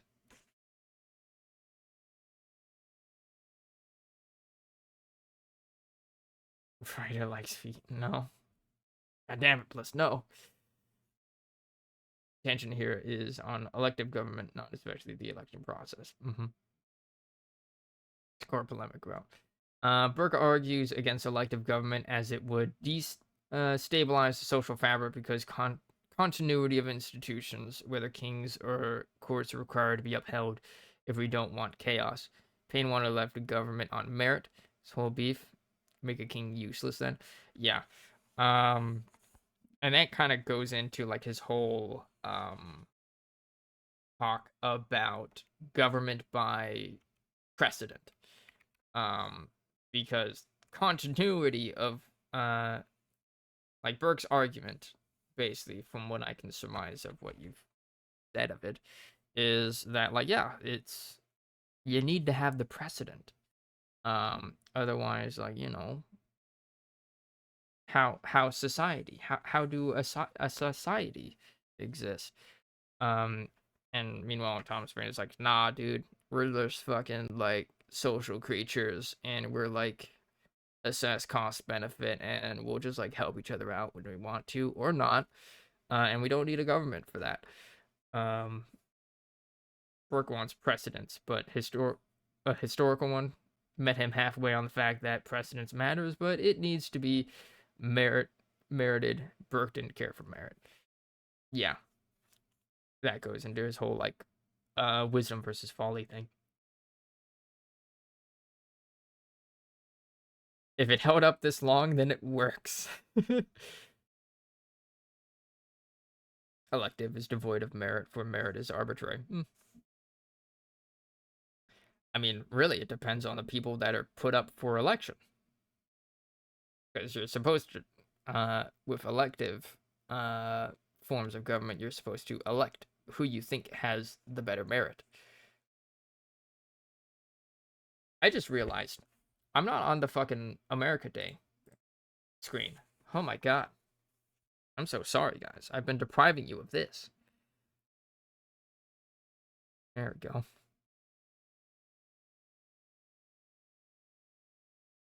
America. I'm so sorry. See where Burke comes in and says that merit is created by self-interest men with their own wants, and it is corrupt. Debate lords. These two fucking debate lords, dude.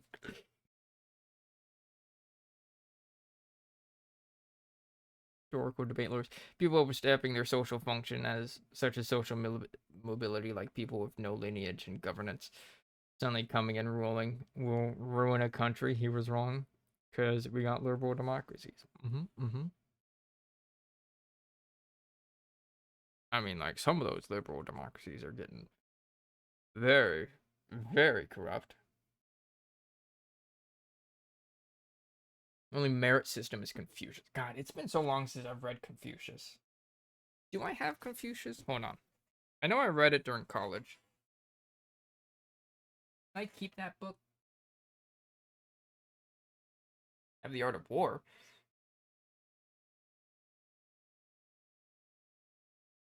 Confucius, where are you? I don't think I have Confucius anymore. You have Sagas of the Icelanders. That's not exactly.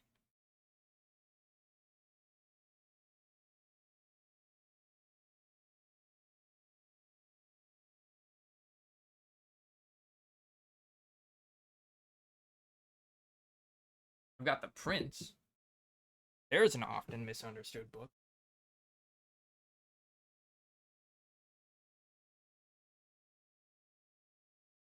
I no longer have Confucius.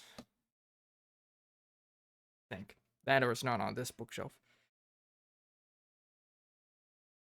Also had a book on Taoism as well.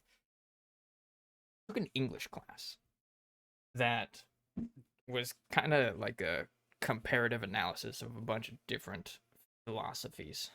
Uh,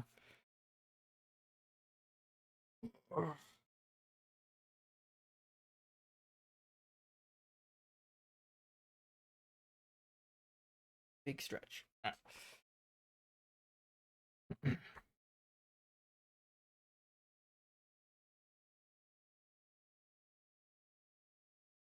Merit here is expressed by elective process. Burke, when he rejects merit, he means inheritance.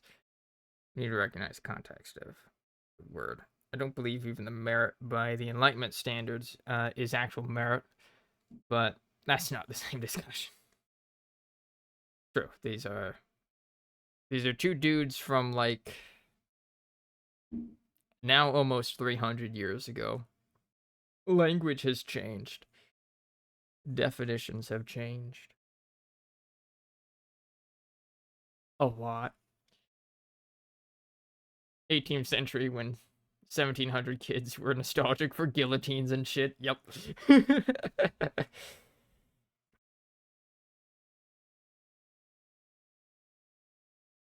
French revolutionaries be like, eat the rich.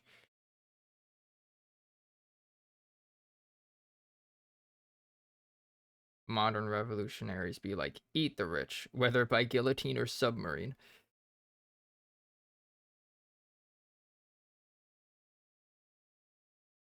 Great people were underestimating those famous works. Enjoy. Yeah. Have a good night or day or what have you. It was good philosophizing with you. Or I guess actually just gaining more submerged rich, gaining more context as what's happening because I have not read any Burke. So it was nice to get some of that context. So I thank you for that. And have a good night, Ryan. Submerge the rich, though. Oh boy. I'm down. All right. Continuing. Didn't some other not continuing. Didn't some other billionaire also recently die?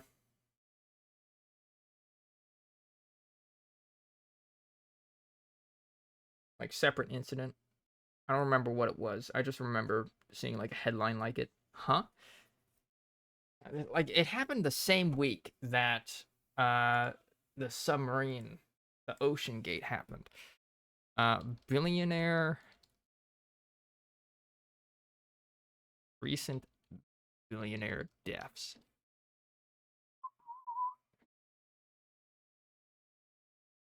Ugh. Billionaires have died. 29 lost their spot in the ranks. That's not dead though.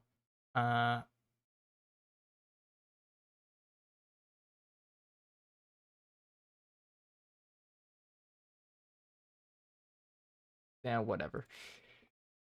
I saw it on TikTok or something, and as we all know, TikTok is a very reliable source of information. Better than Twitter nowadays, at least. Depending on where your sources are. Anyways. Okay. Take a sip of water.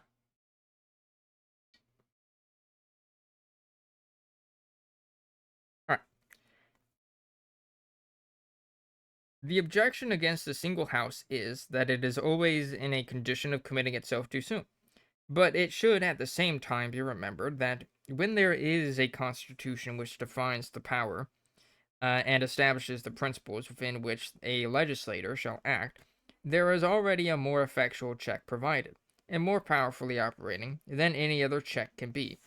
For example, were a bill to be brought into any of the American legislators, similar to that which was passed into an act by the English Parliament at the commencement of George I, to extend the duration of the assemblies to a longer period than they now sit, the check is in the Constitution, which in effect says, "Thus far shalt thou go, and no further." But in order to remove the objection against a single house, that of acting with too quick an impulse, and at the same time to avoid the inconsistencies, with some cases absurdities, arising from two houses, the following method has been proposed as an improvement upon both. First, to have but one representation. Secondly, to divide that representation by lot into 2 or 3 parts. I feel a sneeze building up. Thirdly, that every proposed bill shall be first debated in those parts by succession, and that they become the hearers of each other, and without taking any vote, after which the whole representation to assemble for a general debate and determination by vote.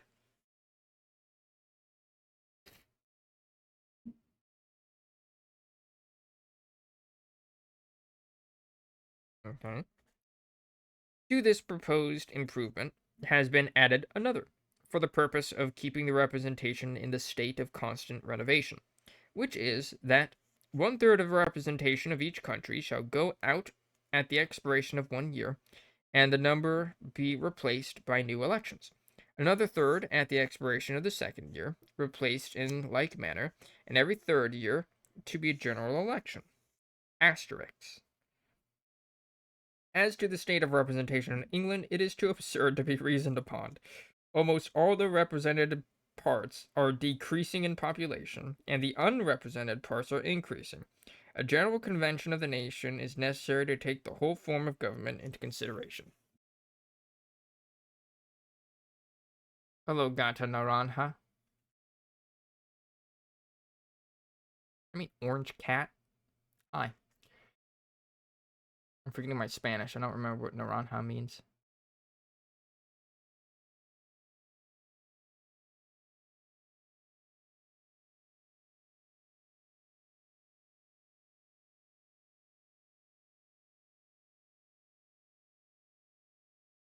Let me guess even Spanish. Made me think Spanish. Yeah, how you doing? Welcome. We are reading The Rights of Man by Thomas Paine, as you can see. I just kind of noticed.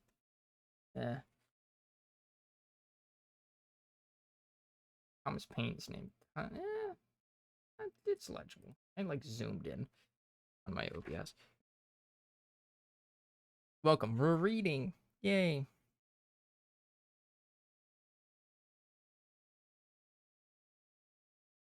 Okay. There we go. I found my place again.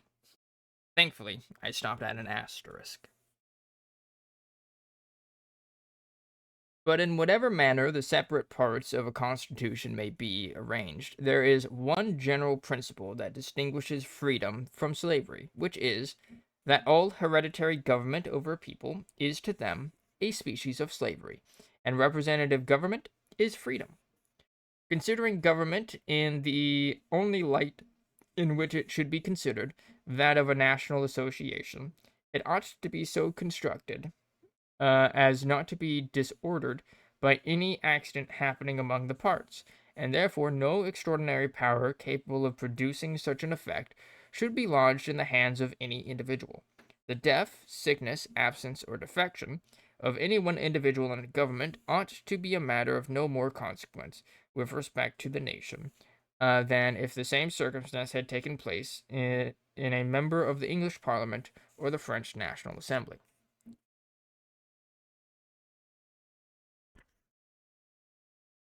Next page. All right. Scarcely anything presents a more degrading character of national greatness than its being thrown into confusion by anything happening to or acted by any individual. And the ridiculousness of the scene is often increased by the natural insignificance of the person by whom it is occasioned. Were a government so constructed that it could not go on unless a goose or a gander were present in the Senate, the difficulties would be just as great and as real on the flight or sickness of the goose, or the gander, as if it were called a king. We laugh at individuals for the silly difficulties they make to themselves, without perceiving that the greatness of all ridiculous things are acted in governments. Asterisks. There's another author's note. Let's read it. It is related to the canton of Bern in Switzerland. It has been customary from time immemorial to keep a bear at a public expense, and the people have been taught to believe that if they had not a bear, they should all be undone. It happened some years ago that the bear, then in being, was taken sick and died too suddenly to have his place immediately supplied with another.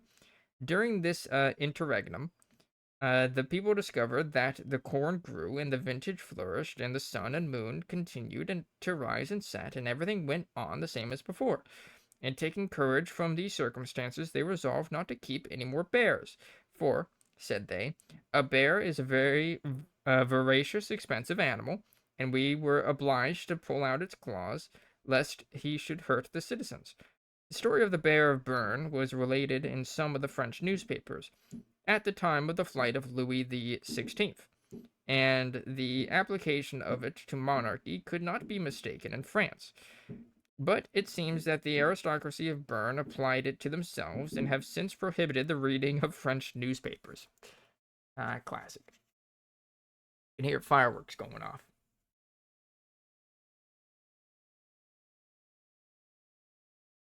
The Bear of Bern. Very nice.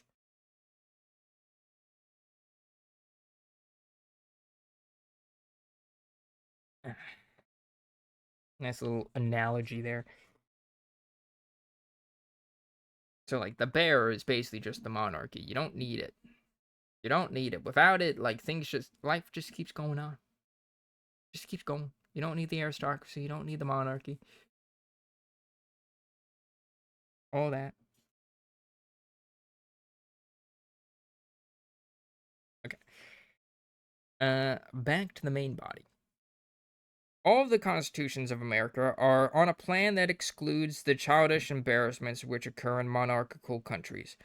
No suspension of government can there take place for a moment from any circumstances whatsoever. Oh, Thomas Paine, I'm so sorry. I'm so sorry, my guy. Give it like 250 years. And every year we gotta worry about whether or not the Congress will even pass a fucking budget or just default on its debt and absolutely destroy the economy. Um,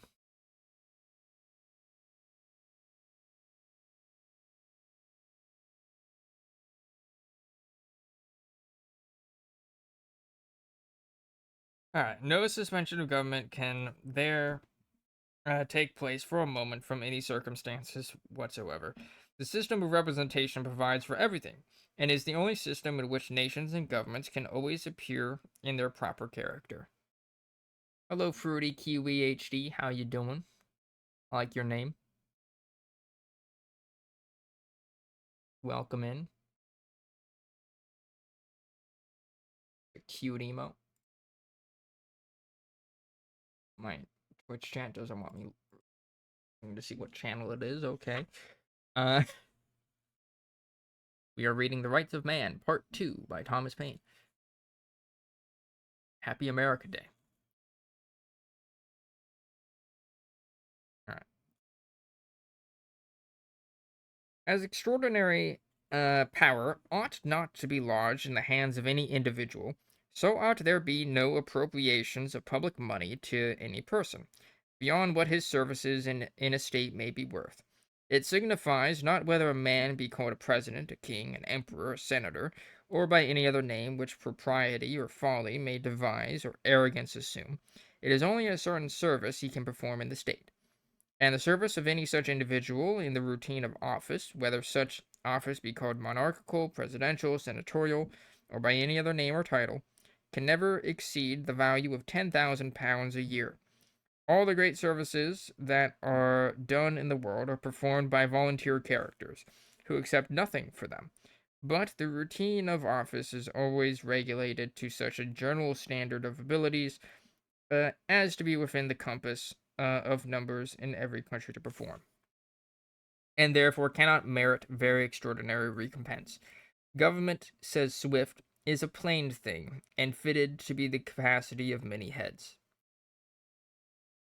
I'm good, how are you? I'm doing alright. I'm vibing, reading, philosophizing, having my eyes go cross-eyed, my throat dying, but we good.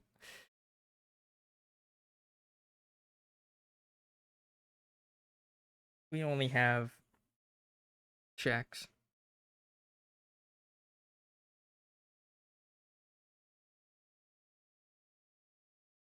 About 60 pages left.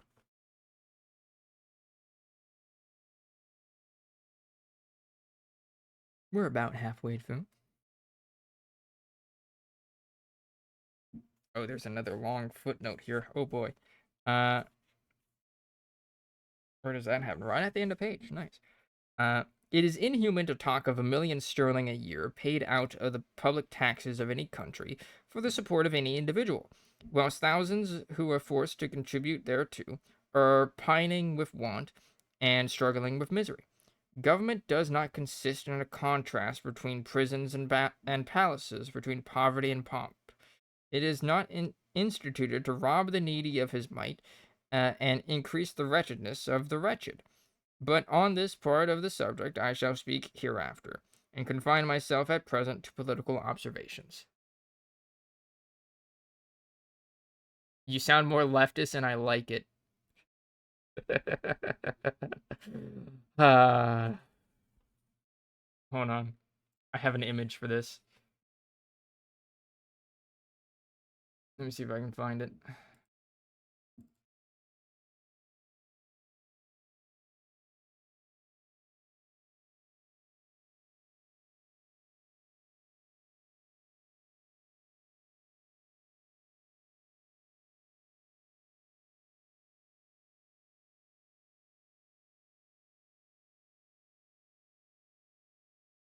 Alright, one moment, please. I don't know why I didn't just do like a fucking window for this.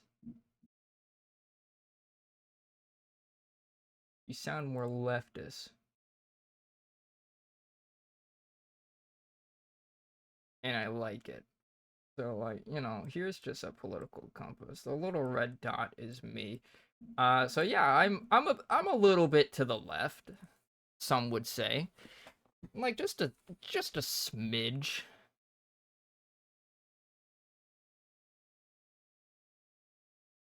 Just a little tiny bit.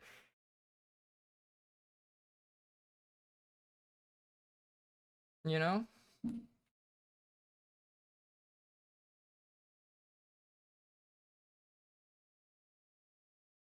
The tiniest bit libertarian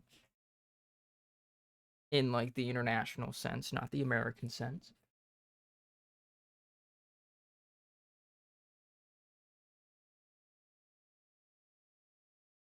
Was another test I took.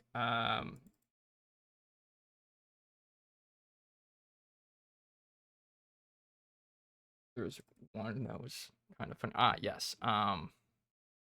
8 values test calls me 95.5% communist. So yeah, might be a leftist. There's like a slight chance of that. But yeah, welcome it. You are in good company, I think, maybe. I mean, that's for you to determine ultimately. Anyways, back to the reading. When extraordinary power and extraordinary pay are allotted to any individual in a government, he becomes the center round which every kind of corruption generates and forms. Oh, good. Uh, huh. Thomas, Mr. Paine, you're not gonna like our current congressman. You're gonna hate them, my guy. Thomas Paine was like brought back, uh, from the dead, and like he observed our current he would be like he would be writing like the Rights of Man Part 3, and it'd be concerning like modern America and how it's failed um to uphold the rights of man or some shit. All right. When extraordinary power and extraordinary pay are allotted to any individual in the government, he becomes the center round which every kind of corruption generates and forms. Give to any man 1,000,000 a year, and add thereto the power of creating and disposing of places at the expense of a country, and the liberties of that country are no longer secure. What is called the splendor of a throne is no other than the corruption of the state. It is made up of a band of parasites living in luxurious indolence out of the public taxes. Good shit. Good shit. Uh, I'm telling you, man. Thomas Paine, proto leftist. When one such a vicious system is established and becomes the guard and protection of all inferior abuses. Wait, I misread that. When one when once such a vicious system is established, it becomes the guard and protection of all inferior abuses. The man who is in the receipt of 1,000,000 a year is the last person to promote a spirit of reform, lest, in the event, it should reach to himself. It is always his interest to defend inferior abuses, as so many outworks to protect the citadel. And on this species of political fortification, all the parts have such a common dependence that it is never to be expected they will attack each other. Author's note. It is scarcely possible to touch on any subject that would not suggest an allusion to some corruption in governments. The simile of fortifications, unfortunately, involves with it a circumstance which is directly in point with the matter above alluded to. Among the numerous instances of abuse which have been acted or protected by governments, ancient or modern, there is not a greater than that of quartering a man and his heirs upon the public, to be maintained at its expense. Humanity dictates a provision for the poor, but by what right, moral or political, does any government assume to say that the person called the Duke of Richmond shall be maintained by the public? Yet, if common report is true, not a beggar in London can purchase his wretched uh, pittance of coal without paying towards the civil list of the Duke of Richmond. Were were the whole produce of this imposition but a shilling a year, the iniquitous principle would be still the same. But when it amounts, as it is said to do, to no less than £20,000 per annum, the enormity is too serious to be permitted to remain. This is one of the effects of monarchy and aristocracy. In stating this case, I am led by no personal dislike, though I think it mean in any man to live upon the public. The vice originates in the government, and so general is it become, that whether the parties are in the ministry or in the opposition, it makes no difference. They are sure of the guarantee of each other. Welcome back, Fruity.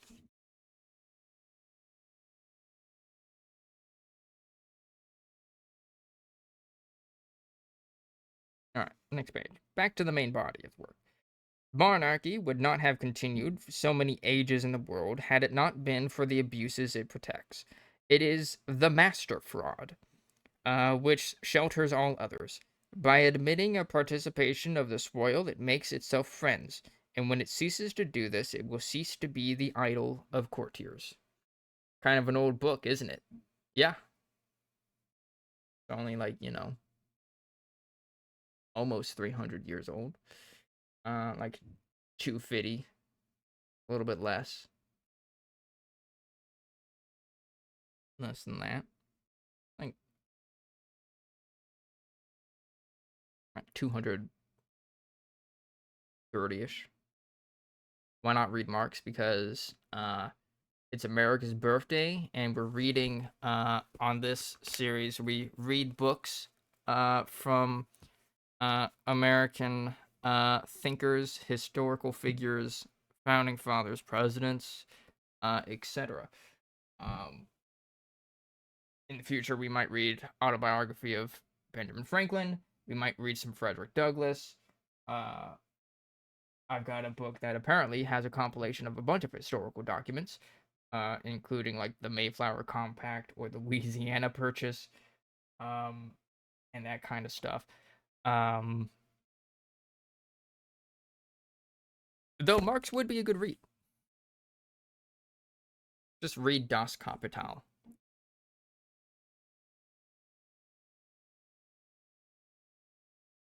And probably get like a bunch of hate raids while reading it.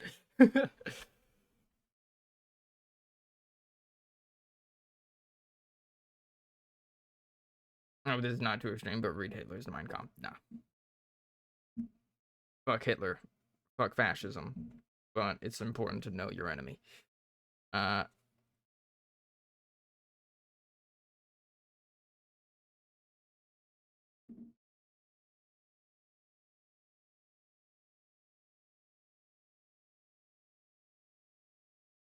I may have lost my place. Uh, eye opening.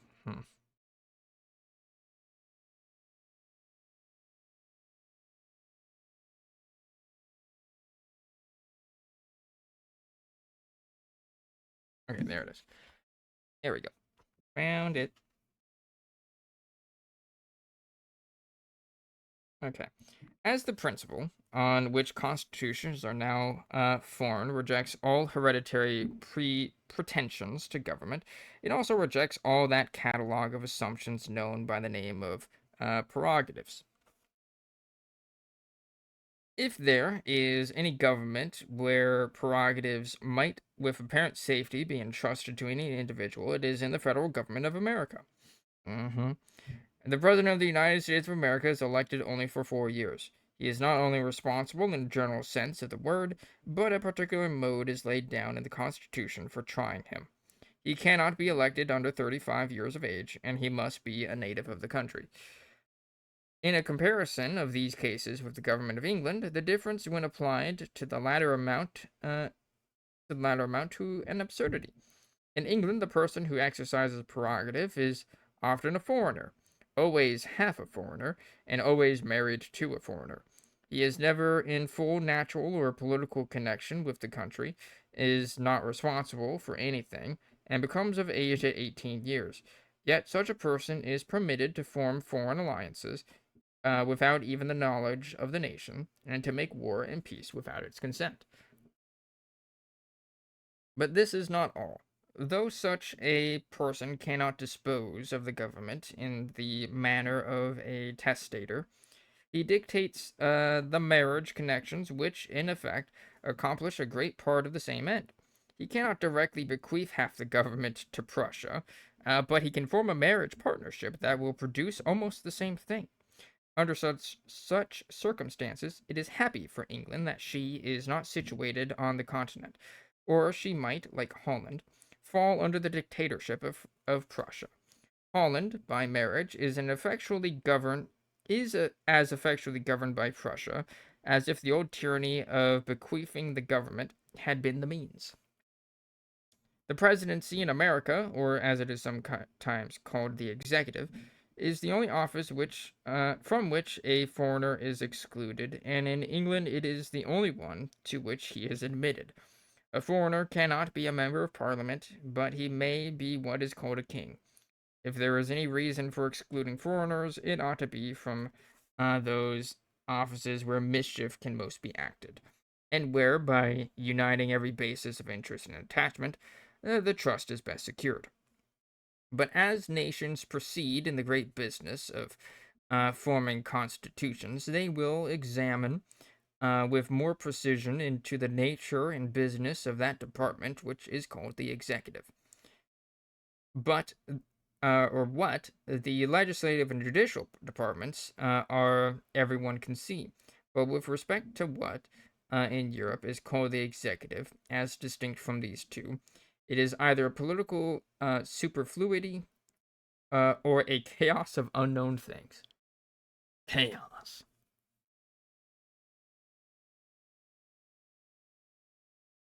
Some kind of official department to which reports shall be made from the other parts of a nation or from abroad to be laid before the national representatives is all that is necessary, and there is no consistency in calling this the executive.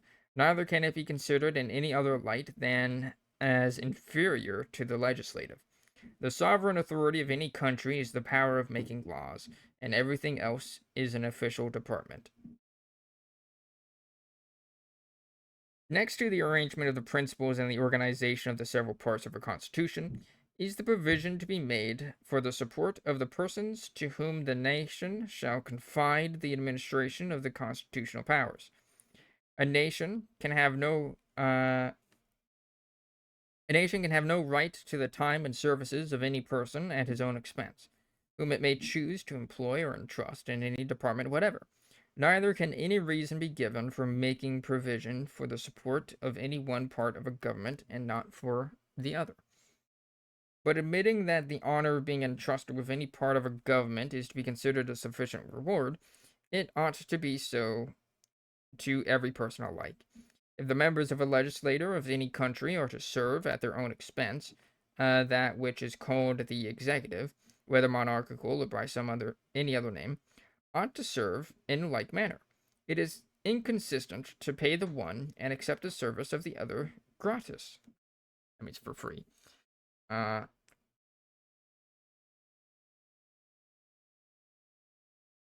just happily. In America, every department in the government is decently provided for, but no one is extravagantly paid. uh, maybe not at the beginning, but now, they all make six digits. They're all 1%ers. That's not even talking about lobbying money. That adds even more digits.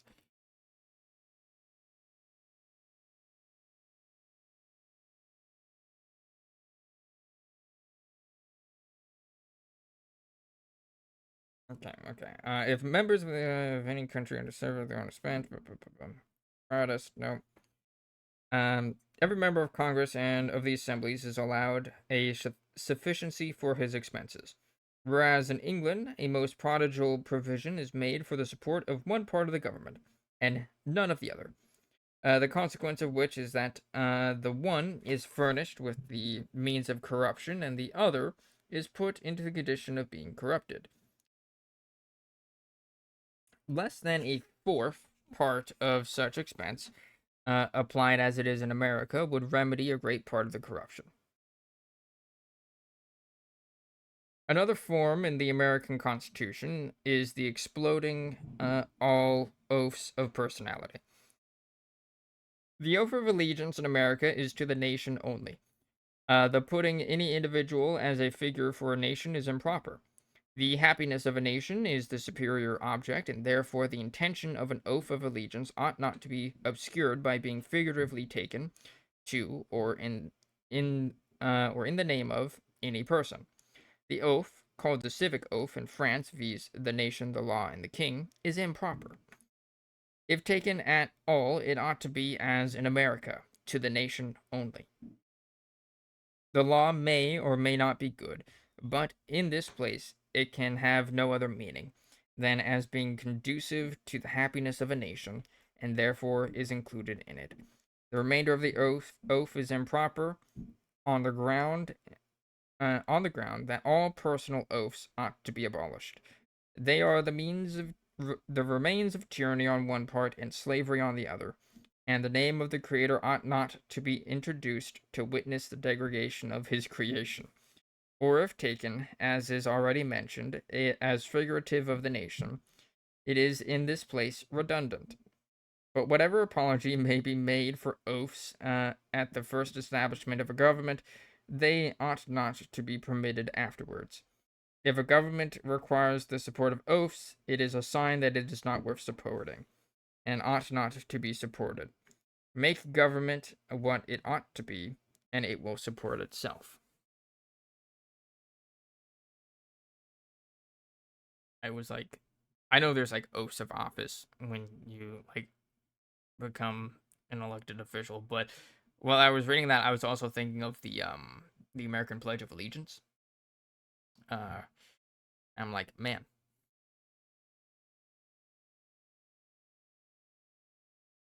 Thomas Paine is totally someone who would not recite the oath of allegiance at school, or sorry, the Pledge of Allegiance.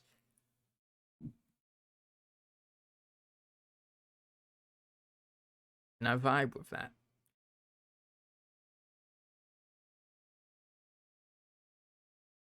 To conclude this part of the subject, one of the greatest improvements that have been made for the perpetual security and progress of constitutional liberty is the provision which the new constitutions make for occasionally revising, altering, and amending them.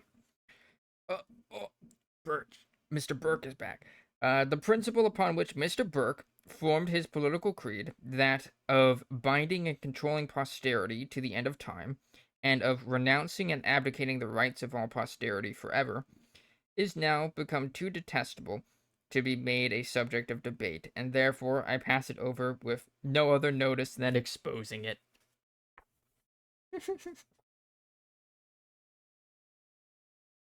Government is but now beginning to be known. Hitherto it has been a mere exercise of power, which forbade all effectual inquiry into rights, and grounded itself wholly on possession.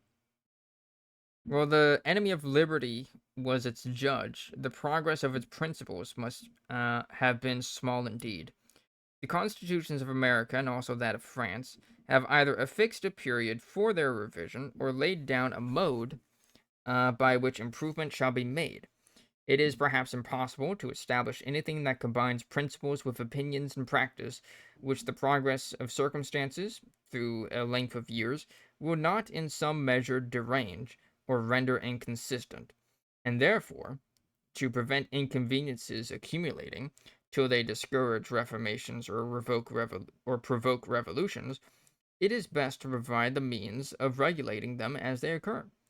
The rights of man are the rights of all generations of men, and cannot be monopolized by any. That which is worth following will be followed by for the sake of its worth, and it is in this that its security lies, and not in any conditions with which it may be encumbered. When a man leaves property to his heirs, he does not connect it with an obligation that they shall accept it. Why then should we do otherwise with respect to constitutions?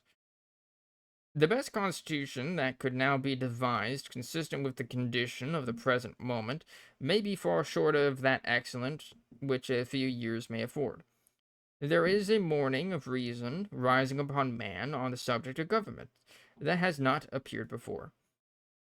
As the barbarism of the present old government expires, the moral conditions of nations with respect to each other will be changed.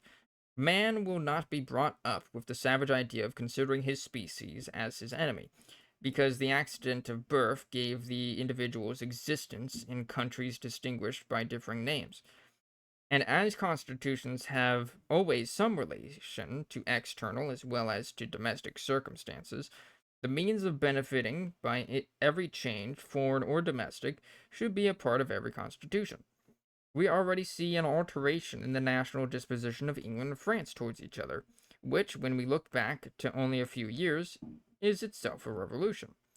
Who could have foreseen, or who could have believed, that a French National Assembly would ever have been a popular toast in England, or that a friendly alliance of the two nations should become the wish of either?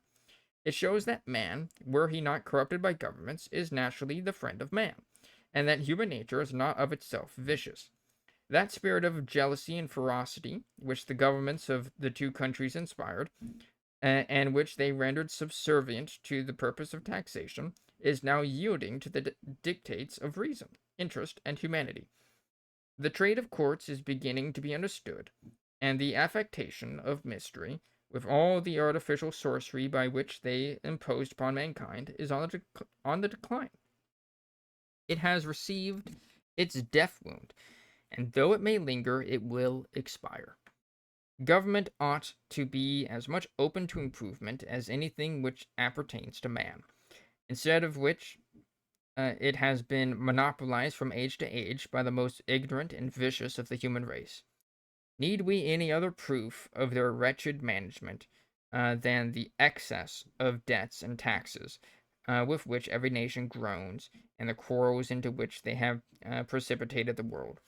Just emerging from such a barbarous condition, it is too soon to determine to what extent of improvement government may yet be carried. For what we can foresee, all Europe may form but one great republic, and man be free of the whole.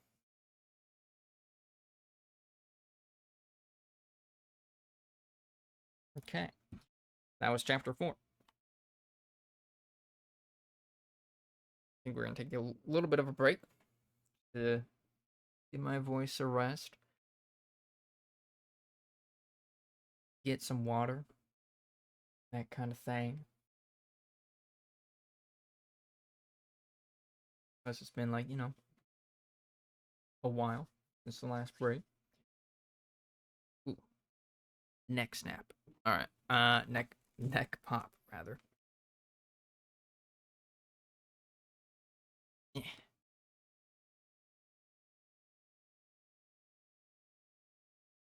All right.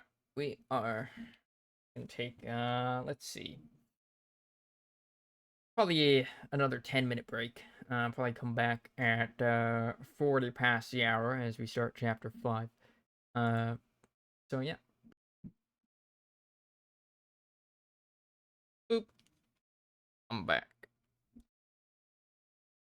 I like how that song was like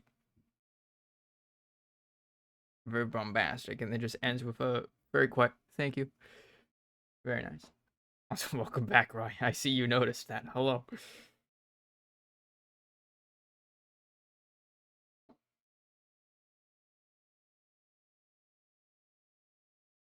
Work.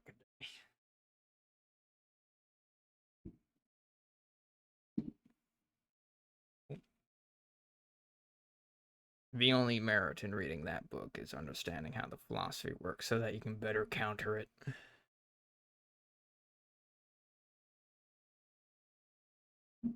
Because the only good Nazi is a dead one.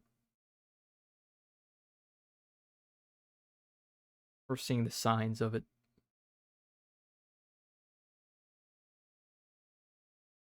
Alright, we are on chapter 5.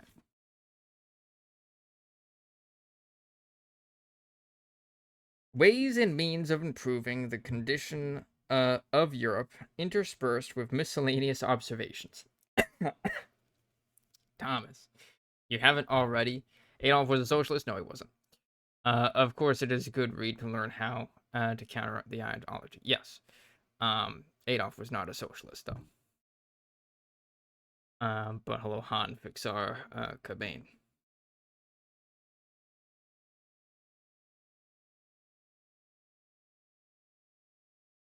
They literally sent socialists to the concentration camps.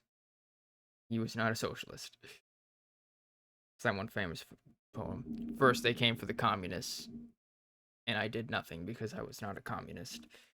Then they came for the socialists, and I did nothing because I was not a socialist. National Socialist Party, People's Republic of China, People's Republic of North Korea.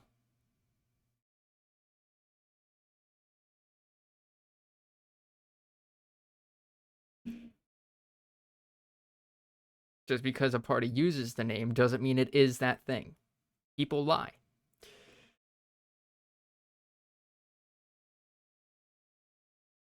You got me.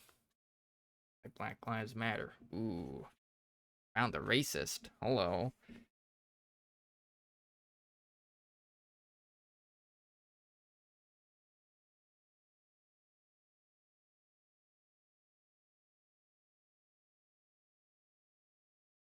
Let's see. Chapter 5. Ways and means of improving the condition of Europe, interspersed with miscellaneous observations. BLM. The movement. Yeah. The popular movement that had more popular support than the civil rights movement? Yeah. I am familiar with it. Also could stand for the Bureau of Land Management.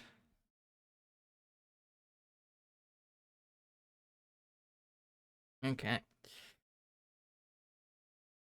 In contemplating a subject that embraces with equatorial magnitude the whole region of humanity, it is impossible to confine the pursuit in one single direction. It takes ground on every character and condition that appertains to man, and blends the individual, the nation, and the world. From a small spark kindled in America, a flame has arisen not to be extinguished, without consuming, like the ultima ratio regnum. Like the ultima ratio regnum. Ultima ratio regnum. The final argument of kings, a resort to arms, motto engraved on the cannon of Louis XIV. Huh. The leading name, though, should be Black Lives Matter only when killed by white police. One, different labels.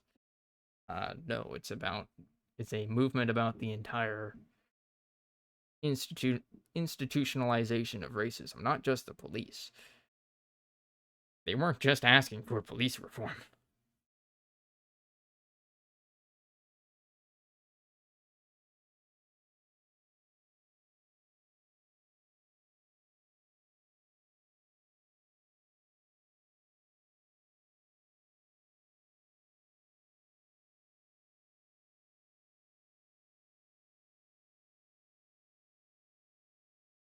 Okay.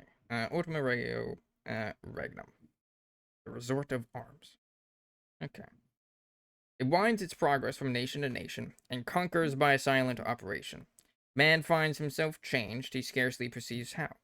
He acquires a knowledge of his rights by attending justly to his interest, and discovers in the event that the strength and powers of despotism consist wholly in the fear of resisting it, and that, in order to be free, it is sufficient that he wills it. A large tenet of the movement. By some parts of it, yes. But like the overall purpose of the Black Lives Matter movement was to bring awareness of and hopefully petition a redress with regards to institutionalized racism in the American governmental system and society as a whole.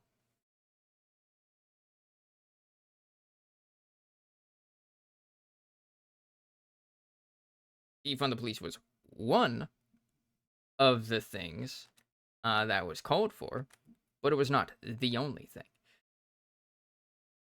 It's just the one that, reactionaries latched onto as like, well, without the police, who's going to stop the murderers? Even though defund the police does not mean abolish the police, it just means spend some of the resources elsewhere to where those resources can then be put to better use. Because the police aren't trained for everything. They're trained for, like, catching murderers and stuff. They're not trained with dealing with mental health episodes or drug addictions. and whatnot. They are not healthcare providers, and so we should take some of the funding they have and give that to healthcare providers, for example. Lessen the burden that is on the police in terms of what they have to do for their jobs. Make their jobs easier by making it so that they can focus on the things that actually matter for what they're supposed to do. Major flaw in your logic is you think giving government more money or power or shifting funds to a different branch will solve problems. Government does solve problems, they create them. I agree with that, actually. I do not think that giving the government more money would solve any problems. Doesn't solve problems, they create them. Yes, I do agree with that. I'm an anarchist. Like, I don't agree with defund the police. I agree with abolish the police. The police is just the violent, domestic violent arm of the state in order to enact its will. That's my opinion of the police.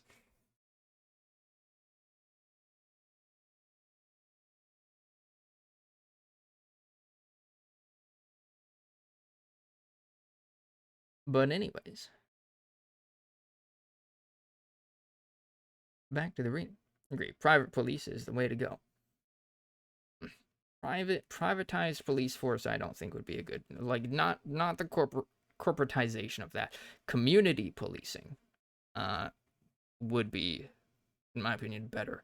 Consent-based policing.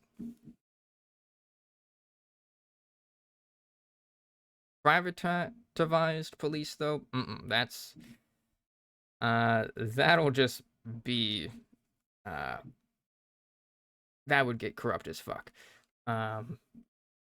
Because private means, in the context of states and nationhood, private means corporate business. It generates revenue and profit. You do not want a for-profit police force. Then they'll just do whatever they want in order to get a quick buck.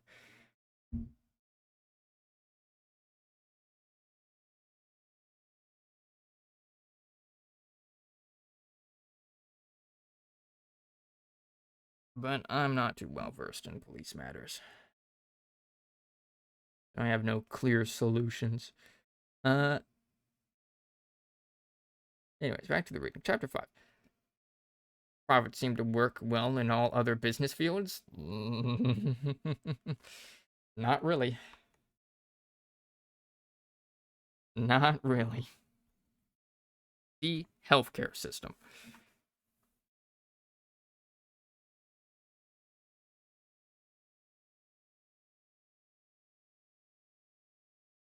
Increased profits is how you get low wages, because they decrease the wages of their workers to increase profits. They're plagued by government interference. Not in the US. In the US, it is very privatized.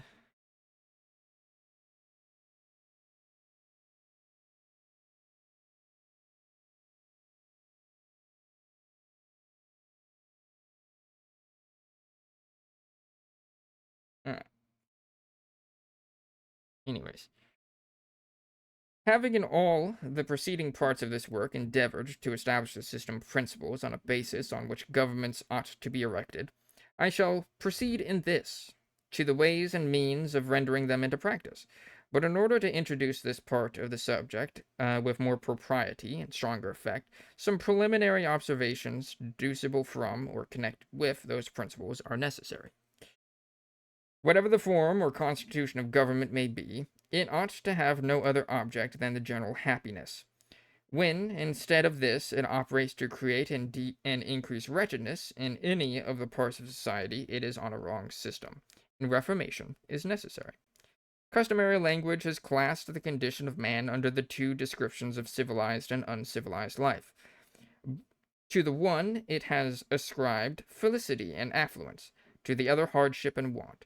But However, our imagination may be impressed by painting and comparison. Uh, by painting and comparison. Comparison, there we go.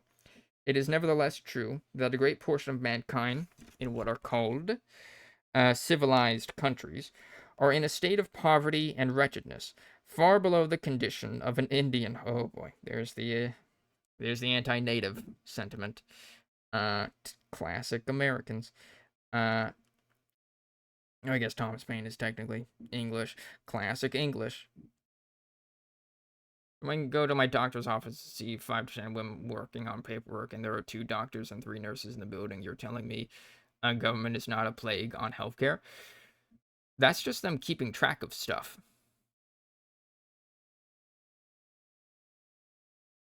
Like, paperwork does not mean government. For an anarchist, I get the vibe that you want some sort of government institution like NHS. Nah. I would I would greatly prefer universal healthcare, but NHS is not my ideal form of that.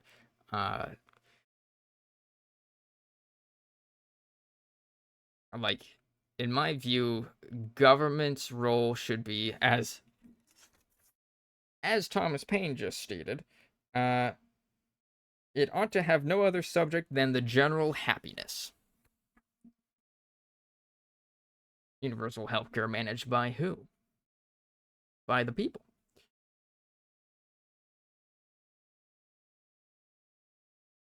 By the consent of the people.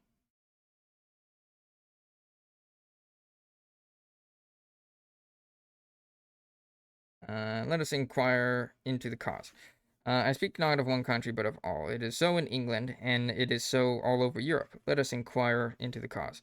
It lies not in any natural defect in the principles of civilization, but in preventing those principles having a universal operation, the consequence of which is a perpetual system of war and expense, that drains the country and defeats the general felicity of which civilization is capable. All the European governments, France now excepted, are constructed not on the principle of universal civilization, but on the reverse of it. So far as those governments relate to each other, they are in the same condition as we conceive of savage, uncivilized life. They put themselves beyond the law as well as of God and of man, and are, with respect to principle and reciprocal conduct, like so many individuals in a state of nature. The inhabitants of every country, under the civilization of laws, easily civilized together, but governments being yet in an uncivilized state, and almost continually at war, they pervert the abundance which civilized life produces to carry on the uncivilized part of a greater extent. By thus engrafting the barbarism of government upon the internal civilization of a country, it draws from the latter, and, more especially from the poor, a great portion of those earnings, which should be applied to their own subsistence and comfort. Apart from all reflections of morality and philosophy, it is a melancholy fact that more than 1/4 of the labor of mankind is annually consumed by this barbarous system. What has served to continue this evil is the uh, pecuniary advantage which all the governments of England have found in keeping up this state of uncivilization. It affords to them pretenses for power and revenue, for which there would be neither occasion nor apology, if the circle of civilization were rendered complete. Civil government alone, or the government of laws, is not productive of pretenses for many taxes. It operates at home, directly under the eye of the country, and precludes the possibility of such imposition. But when the scene is laid in the uncivilized contention of governments, the field of pretenses is enlarged, and the country, being no longer a judge, is open to every imposition, which governments please to act. Not a 30th, scarcely a 40th part of the taxes which are raised in England are either occasioned by or applied to the purpose of civil government.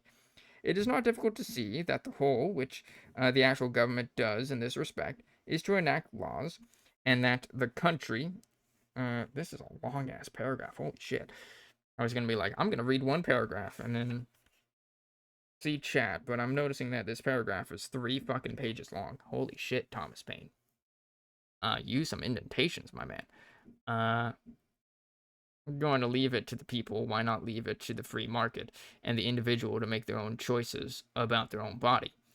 Well, first of all, our government is literally dismantling the ability for people to make choices about their own body. See overturning of Roe v. Wade and the whole slew of legislation that is passing, at least here in the U.S., regarding anti-abortion laws as well as anti-trans healthcare laws, gender-affirming care, for example. That's removing the right of their own body, people's body. I vehemently disagree with that.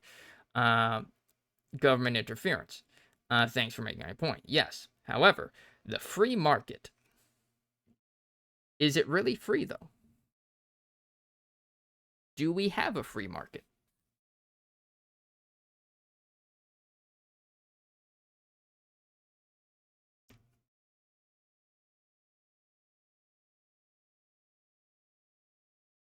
No, we don't, thanks to government intervention. Is it because of government intervention? Or is it because of the capitalists controlling the economy? Like anything you buy in the store, like, what's it called? BlackRock owns like a majority share of the company that produces that thing. And that's like across all industries. Is that really a free market? And that's not a government agency, that's a private company.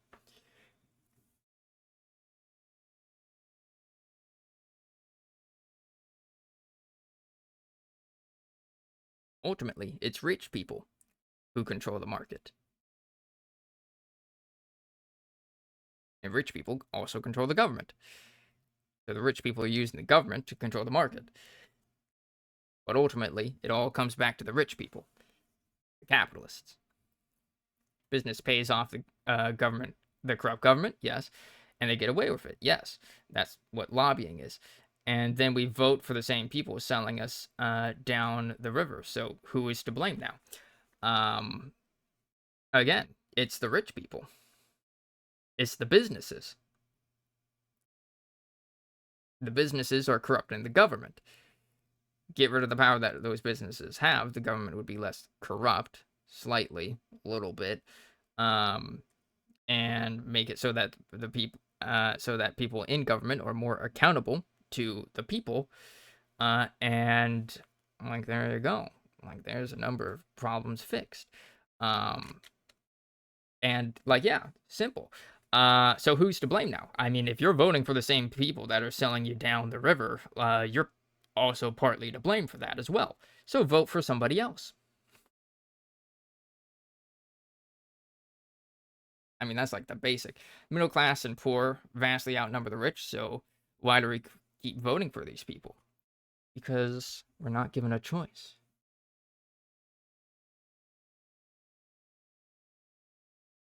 And in fact, we don't vote for them.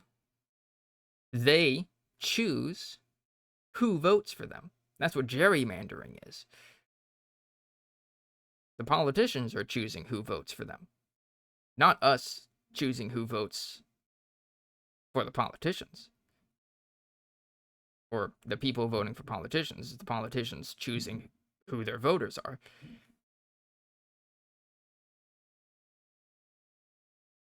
And then those politicians do all of that because they work for the companies in all but name.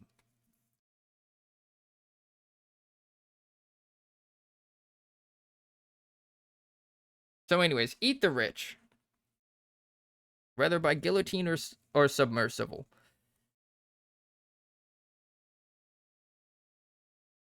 Anyways. And plus the politicians are themselves rich from that lobby money and the fact that they've given themselves super high pay, which Thomas Paine actually literally went into the matter of politicians with high pay earlier, and basically says that that will inevitably corrupt governments. But yeah, no, we are like one overturned election away from being a fascist state. Like, that much is true. Fascism is a combination, is a merging of corporate power and government, which we are very close to that. Only thing we're missing is the fact that we have two parties instead of one that has power.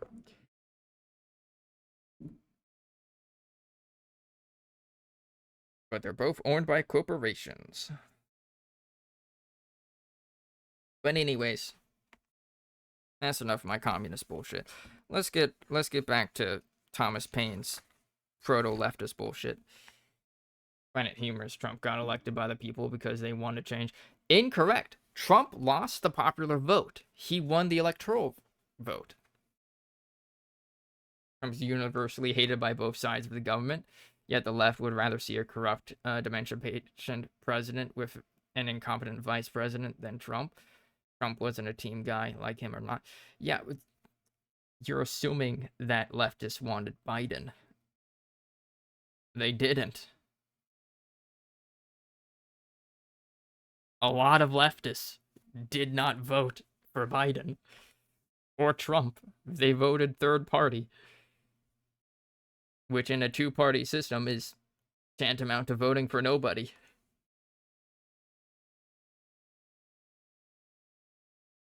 And the ones who did were voting for him not because they supported him, but because they viewed him as damage mitigation.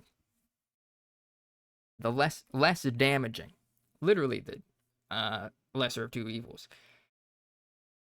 Things are not adding up. Yeah. Like you're forgetting about a key part of our voting system. You've got the popular vote, and then you've got the electoral vote. Trump lost the popular vote, but won the electoral vote. The electoral vote is ultimately the vote that decides who becomes president. Like, the electoral vote is the one that matters. The popular vote is supposed to inform the electoral vote, but if you have a corrupt elector in the electoral voting populace, then it can just go whatever. Like, a lot of states have it so that, whoever wins the majority in the popular election, right, in the popular vote, like, all of that state's electoral votes go to whoever won that majority. Even if that majority was just like a 51% majority, all of the votes for that, all of the electoral college votes then go towards the candidate that got that very simple majority. Like, I want to say Trump lost by the popular vote by 7 million against Hillary, but let me check. 2016 presidential election. US. Wikipedia. Let's see. All right, let's see.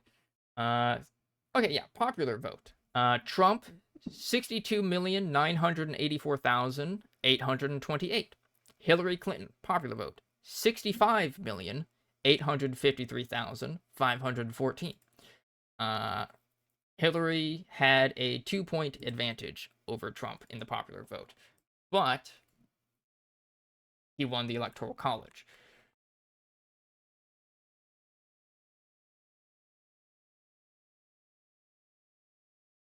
But yeah, no. I personally think that we need to get rid of the Electoral College entirely. Just make it pure popular vote.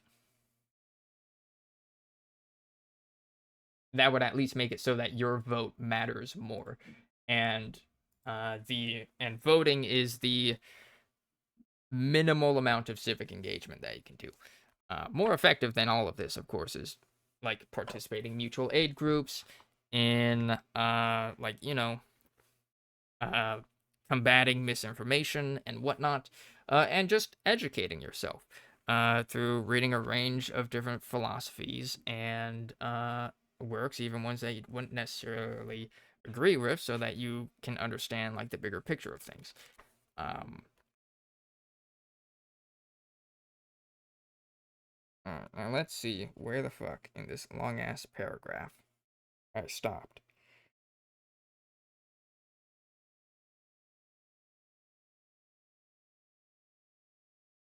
Act laws. Okay. Okay. There we go. Anyways, corruption of our government and economic system notwithstanding, let us return to the rights of man. I'll reread the last sentence.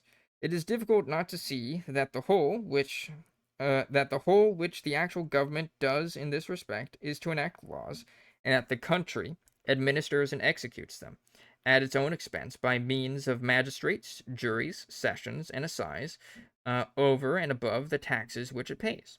In this view of the case, we have two distinct characters of government.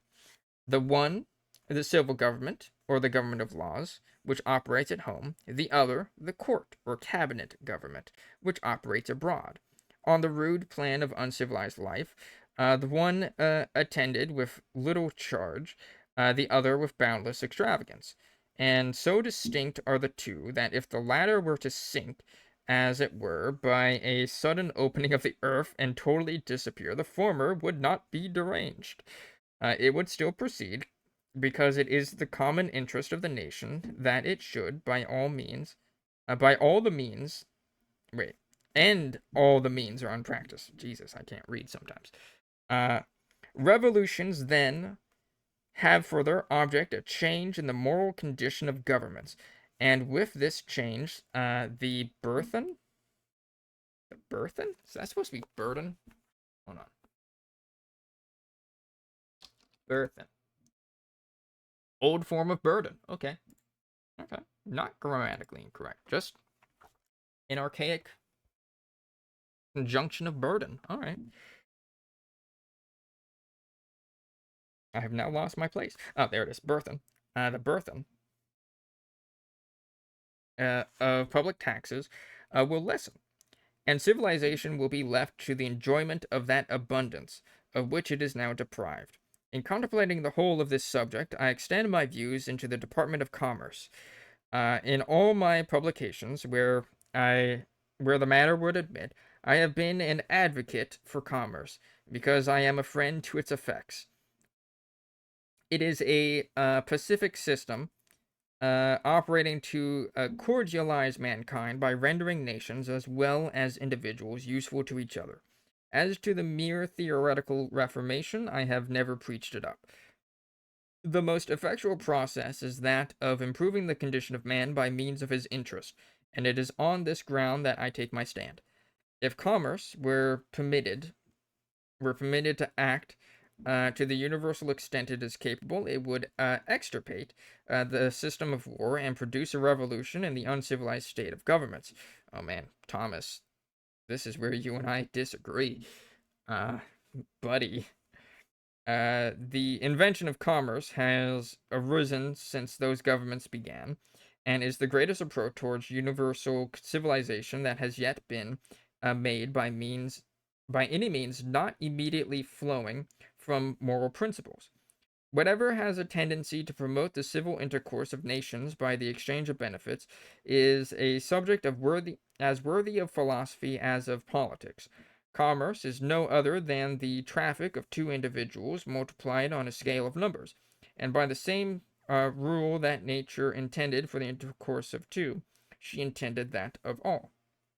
For this purpose, she has distributed the materials of manufactures and commerce in various and distant parts of a nation and of the world. And as they cannot be procured by war so cheaply or so commodiously as by commerce, she has rendered the latter the means of extirpating the former. As the two are nearly the opposite of each other, turns page, consequently, the uncivilized state of the European governments is injurious to commerce. Every kind of destruction or embarrassment serves to lessen the quality, or quantity, rather, not quality, and it matters but little in what part of the commercial world the reduction begins. Like blood, it cannot be taken from any of the parts without being taken from the whole mass in circulation, and all partake of the loss.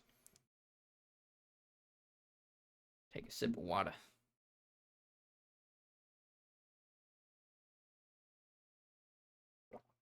Took 3 sips. All right. 3 sips this time.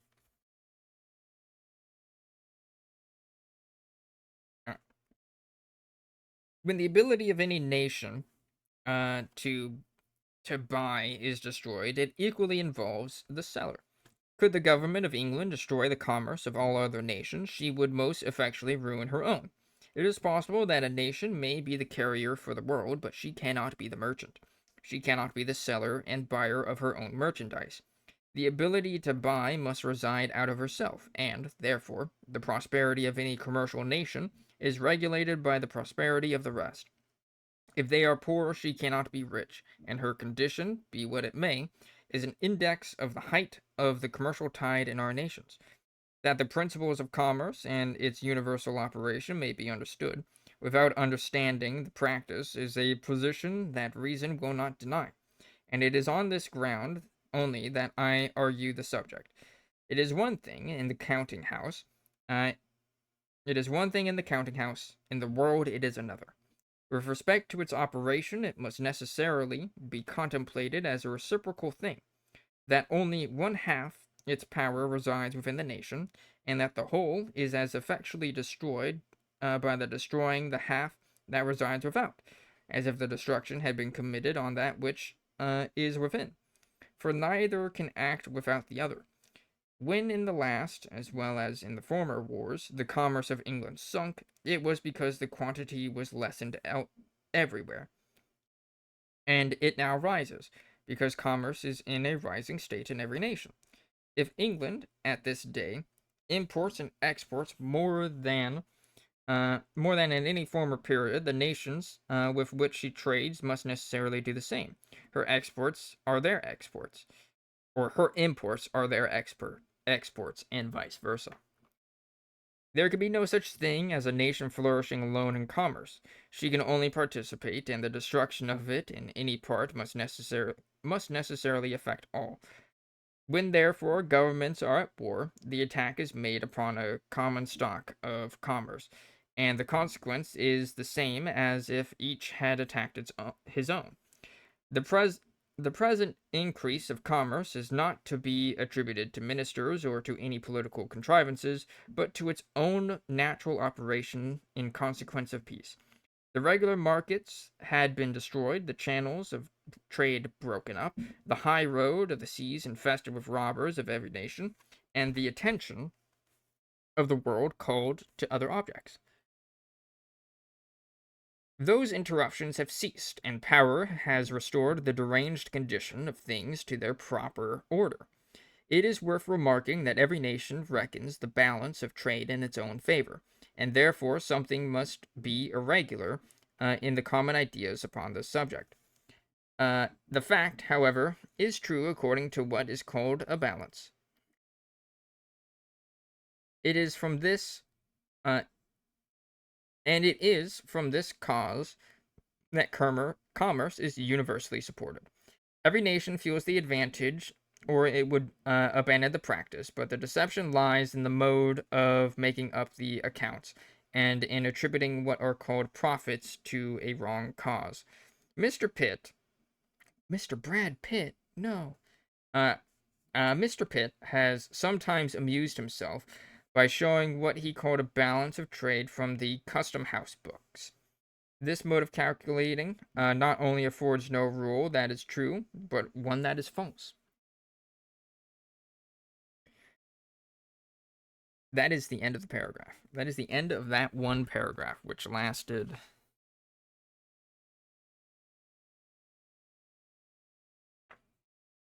Start on the end of page 225. Oh, no, I was wrong. I see a little tiny indentation there. Started at the beginning of 226 and went to the middle of 229. One paragraph.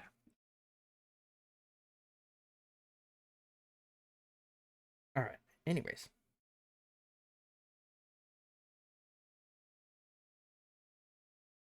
Water sip. All right.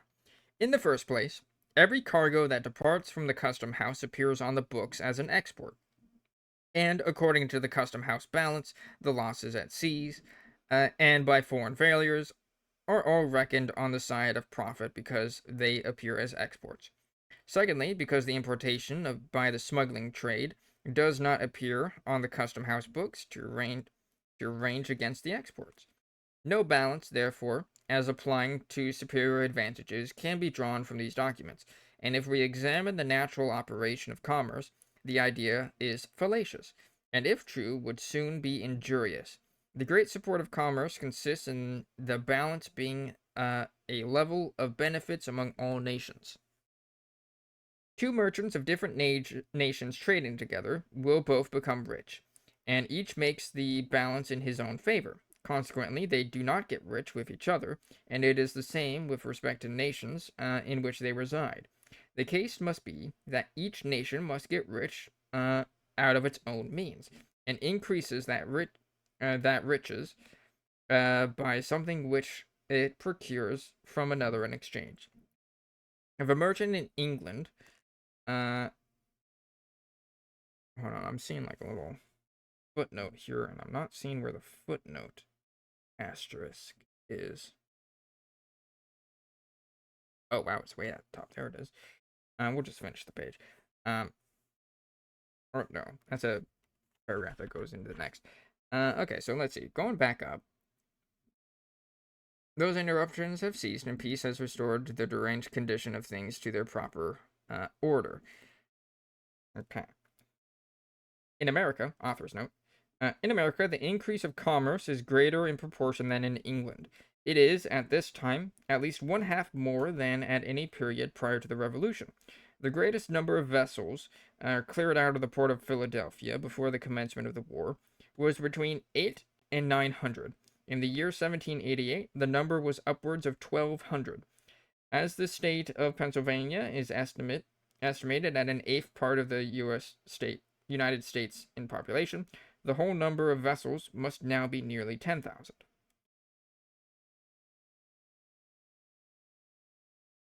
Hmm. Hmm. I see. All right. Anyways, back to the body. If a merchant in England sends an article of English manufacture abroad which costs him a shilling at home, and imports something which sells for 2, he makes a balance of 1 shilling in his favor. But this is not gained out of the foreign nation or the foreign merchant. Turns page. For he also does the same by the articles he receives, and neither has the advantage upon the other. The original value of the two articles in their proper countries was but 2 shillings, but by changing their places they acquire a new idea of value, equal to double what they had first, and that increased value is equally divided. There is no otherwise a balance on foreign than on domestic commerce. The merchants of London and Newcastle trade on the same principles, as if they resided in different nations, and make their balances in the same manner. Yet London does not get rich out of Newcastle any more than Newcastle out of London. But coals, the merchandise of Newcastle, have an additional value at London, and London merchandise has the same at Newcastle. Though the principle of all commerce is the same, the domestic, in a national view, is the part the most beneficial, because the whole of the advantages and both sides rests within the nation, whereas in foreign commerce it is only the participation of one half. The most unprofitable of all commerce is that connected with foreign dominion. To a few individuals it may be beneficial, merely because it is commerce, but to the nation it is a loss. The expense of maintaining dominion more than absorbs the profits of any trade. It does not increase the general quantity in the world, but operates to lessen it, and as a greater mass would be afloat by relinquishing dominion, the participation without the expense would be more valuable than a greater quantity with it. but it is impossible to engross commerce by dominion, and therefore it is still more fallacious. It cannot exist in confined channels and necessarily breaks out by regular or irregular means. That defeats. Wait. Cannot exist in confined channels that defeat the attempt. Okay. That's the actual sentence or clause. Goddamn 1700s writers and their uses of clauses everywhere. Independent, dependent, unnecessary.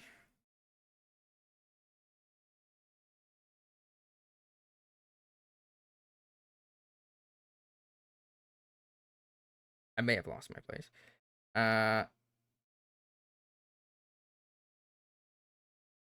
Most unprofitable of all commerce is that connected with foreign dominion. Turn grocer. Okay. It cannot exist in confined channels and necessarily breaks out by or no. Oh, I actually lost my place. I'm dumb. The most unprofitable of all commerce is that connected with foreign dominion. To a few individuals, it may be beneficial merely because it is commerce, but to the nation it is loss, the expense of maintaining dominion more than absorbs the profit of any trade. It does not increase the general quantity in the world, but operates to lessen it. Okay, yeah, now I'm. But it is impossible to engross commerce by dominion, and therefore it is still more fallacious. It cannot exist in confined channels, and necessarily breaks out by regular or irregular means that defeat the attempt. And to succeed would be still worse. France, since the Revolution, has been more indifferent as to foreign possessions, and other nations will become the same when they investigate the subject with respect to commerce.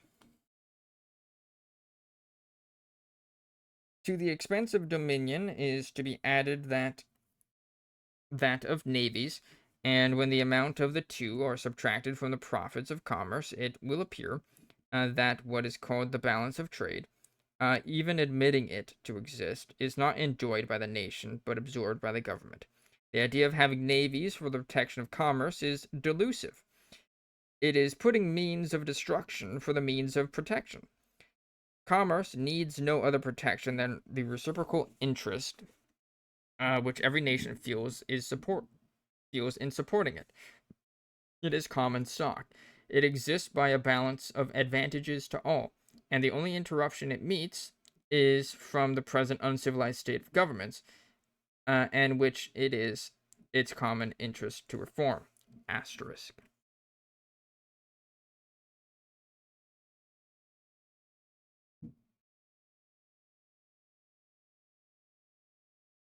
All right. Author's note. When I saw Mr. Pitt's mode of estimating the balance of trade in one of his parliamentary speeches, he appeared to me to know nothing of the nature and interests of commerce, and no man has more wantonly tortured it than himself. During a period of peace, it has been havocked with the During a period of peace, it has been havocked with the calamities of war. 3 times has it been thrown into stagnation, and the vessels unmanned by impressing, within less than 4 years of peace. Quitting this subject, back to the main body. Quitting this subject, I now proceed to other matters. As it is necessary to include England in the prospect of a general reformation, it is proper to inquire into the defects of its government. It is only by each nation reforming its own that the whole can be improved, and the full benefit of reformation enjoyed. Only partial advantages can flow from partial reforms. Good day. Hello, comrade Kenya. How you doing? Welcome. We're reading The Rights of Man by Thomas Paine for America's birthday, which is ironic considering it's basically a roast match between two English philosophers. I'm all right. Noise, noise.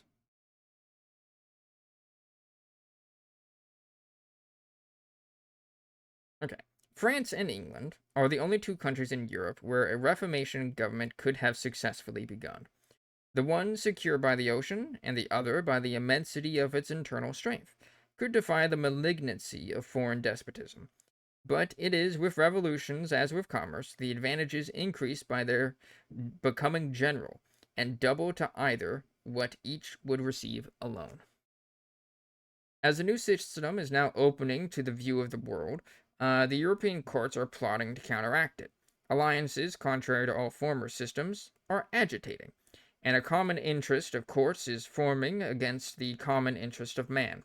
This combination draws a line that runs throughout Europe, and presents a cause so entirely new as to exclude all calculations from former circumstances.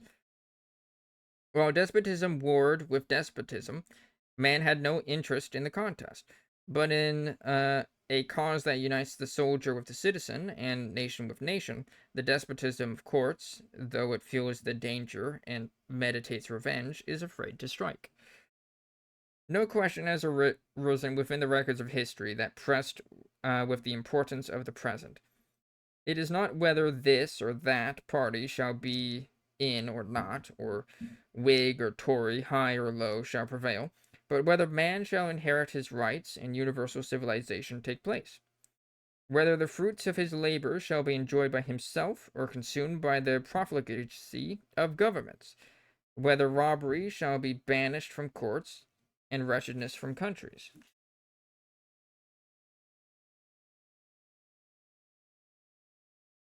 When, in countries that are called civilized, we see age going to the workhouse and youth to the gallows, something must be wrong in the system of government. It would seem, by the exterior appearance of such nations, that all was happiness, but there lies hidden from the eye of common observation a mass of wretchedness any other chance that has scarcely any other chance than to expire in poverty or infamy.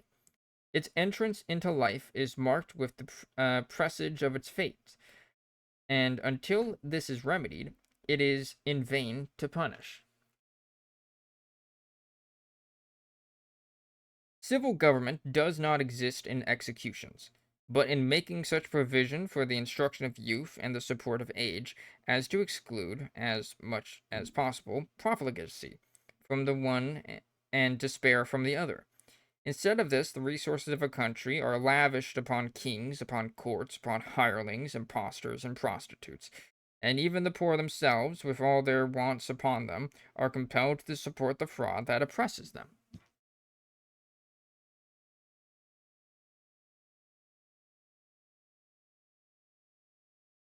Workers versus capitalists. That's basically what he's getting at. Basically what he's getting at. This is just proto-communism. Or proto, like, that one Marxist lens of looking at history. Commie before Marx? Yeah, kind of. Like, you can see kind of like the foundations of it. Um, like, he's definitely a proto-leftist. Like a pre-Marx leftist. And oh my god, I just looked at the next page and there's like an author's note that is like longer than the page itself. Or longer than a normal page would be.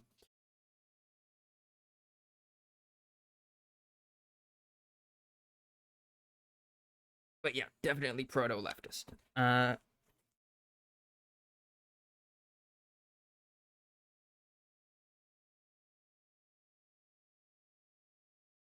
Okay. Why is it that scarcely any are executed but the poor? Proto-leftist, as in the sense of give the workers some money while I go buy some more slaves. Mm. I mean, Thomas Paine himself was an abolitionist. Like, was literally in like the U.S. for like a month before he started writing abolitionist newspaper articles. Um,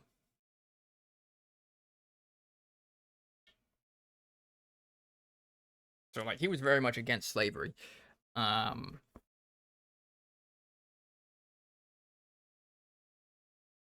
it was very kind of open about that. Uh,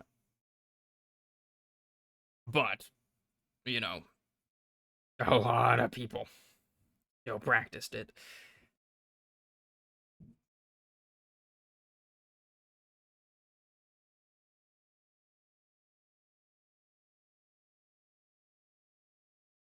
But like, yeah, he is very like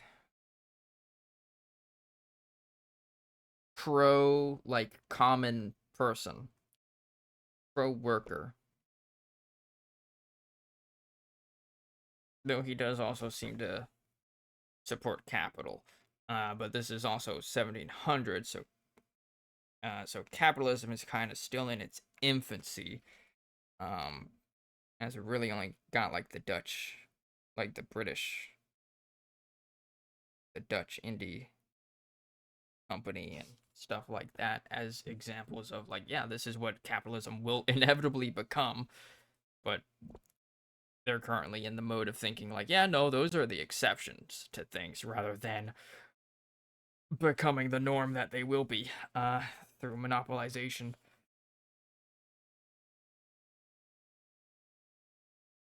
But anyways, fuck capitalism. Uh,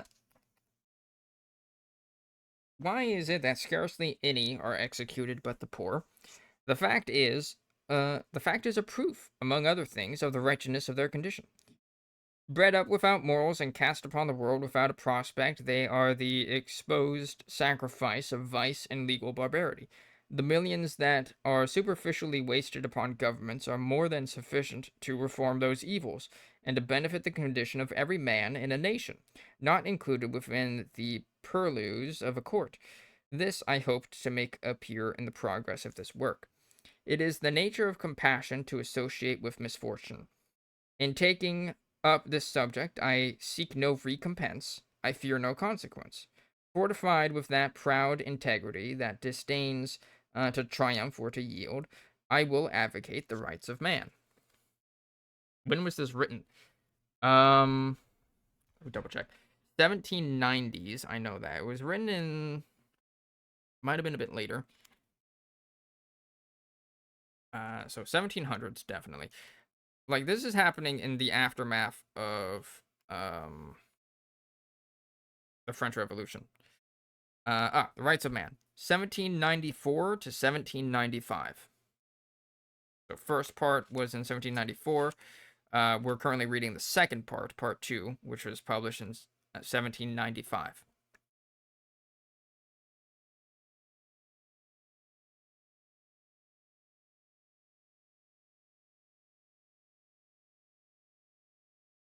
Damn revolutionaries. I mean, Thomas Paine was a double revolutionary. He supported both the American Revolution and the French Revolution. Thomas Paine over here, like, yo, I'm gonna support all the revolutions. Um, all right.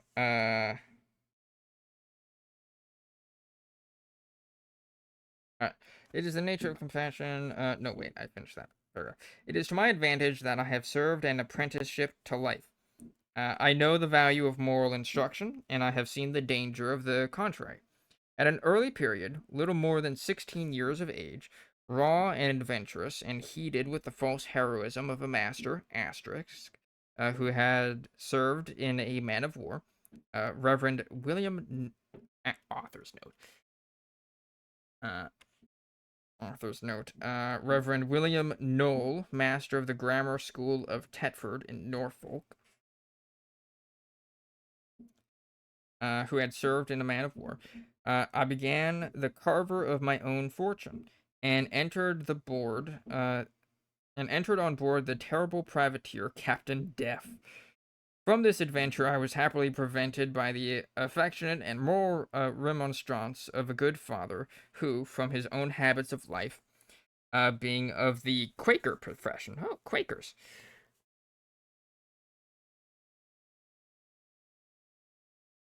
Weren't like Quakers like super hardcore like back in the day? Like wait, like at this time. Should have stayed with the British Empire.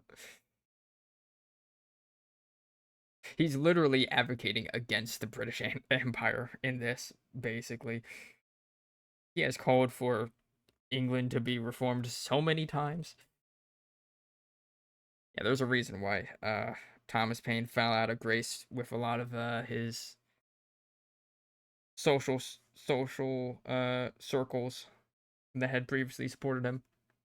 Was was a bit too radical for a lot of people's liking. Look at all the ex-colonies south of Africa, except South Africa. They all did pretty good.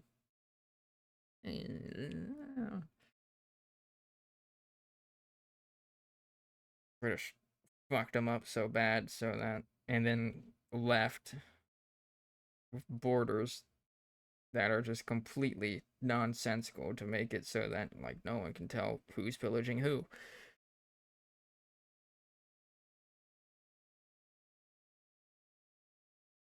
Let's see. But the impression, much as it affected at the time, began to wear away, and I entered afterward in the King of Prussia privateer, Captain Mendez, and went with her to sea.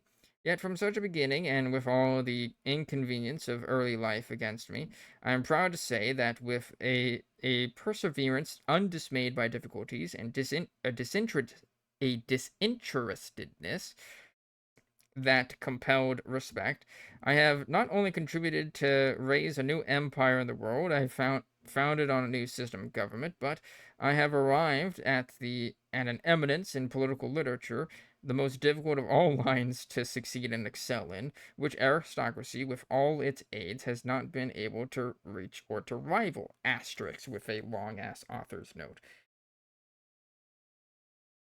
Your neighbor up north, although having a crap accent, has a pretty high standard of living. Mm-hmm. Yeah, some of the former colonies are doing pretty good, but a lot of them aren't. A lot of them aren't. Uh,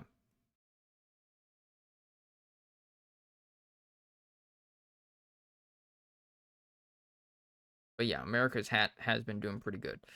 All right, let's read this author's note. Actually, I think this might be a full-on fucking letter. What the fuck? I see a date thing on it. All right. Politics and self-interest have been so uniformly connected that the world, from being so often deceived, has a right to be suspicious of public characters. But with regard to myself, I am perfectly easy on this head.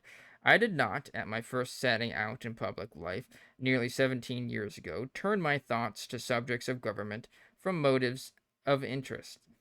And my conduct from that moment to this proves the fact. I saw an opportunity in which I thought I could do some good, and I followed exactly what my heart dictated. I neither read books nor studied other people's opinion. I thought for myself. The case was this. My own country seems a lot better than whatever hole you live in. I live in the US, baby, where capitalism reigns.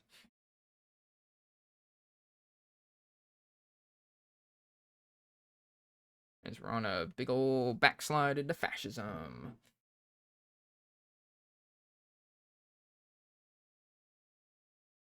I love it here.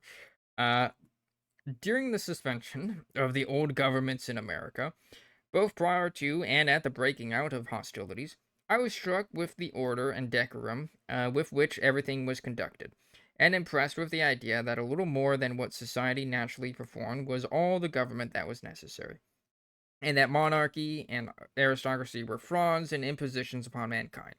On these principles, I published the pamphlet Common Sense, which we read 2 years ago. Uh, the success it met was beyond anything since the invention of printing. I gave the copyright to every state in the Union, and the demand ran to not less than 100,000 copies. I continued the subject in the same manner until the title of the crisis, till the complete establishment of the revolution. Thank you for the follow, Comrade Kanye. Although our animals are apparently scary to you Yankees.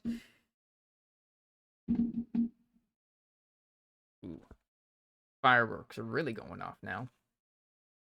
Might might be hearing those occasionally through my mic. But yeah, welcome to the guild, comrade. In the complete establishment of the revolution, after the direct Declaration of Independence, Congress unanimously and unknown to me appointed me secretary in the Foreign Department. Wait, hold up, hold up. He got unanimously appointed to secretary in the Foreign Department unknown to him. He did not know that he was appointed to secretary in the Foreign Department. That is beautiful. Uh this was agreeable to me because it gave me the opportunity of seeing into the business of foreign courts and their manner of doing business. But a misunderstanding arising between Congress and me respecting one of their commissioners, then in Europe, Mr. Silas Dean, I resigned the office and declined at the same time the pecuniary offers made by the ministers of France and Spain, M. Gerald and Don Juan Morales. I had by this time so completely gained the ear and confidence of America, and my own independence was become so visible, as to give me a range in political writing beyond, perhaps, what any man ever possessed in any country, and, what is more extraordinary, I held it undiminished to the end of the war, and enjoyed it in the same manner to the present moment. As my object was not myself, I set out with the determination, and happily with the disposition, of not being moved by praise or censure, friendship or calumny. Calumny. That's a new word. Calumny. Calumny. Calumny. I pronounced it correct. Nice. The making of false and defamatory statements about someone in order to damage their reputation. Slander. Okay. Never heard that word before.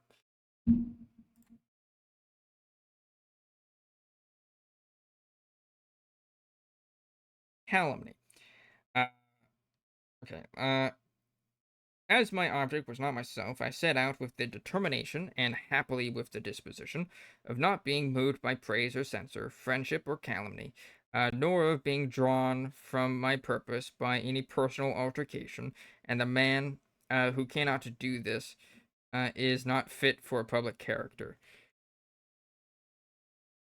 Is this the same Thomas Paine who's constantly roasting Mr. Burke? What a what a humble brag, I guess. When the war ended, I went from Philadelphia to Bordentown on the east bank of the Delaware, where I have a small place. Congress was at this time at Princetown, 15 miles distant, and General Washington had taken his headquarters at Rocky Hill, within the neighborhood of Congress, for the purpose of resigning up his commission, the object for which he accepted it being accomplished, and of retiring to private life. While he was on this business, he wrote me in letter which I here subjoin. Rocky Hill, September 10th, 1783.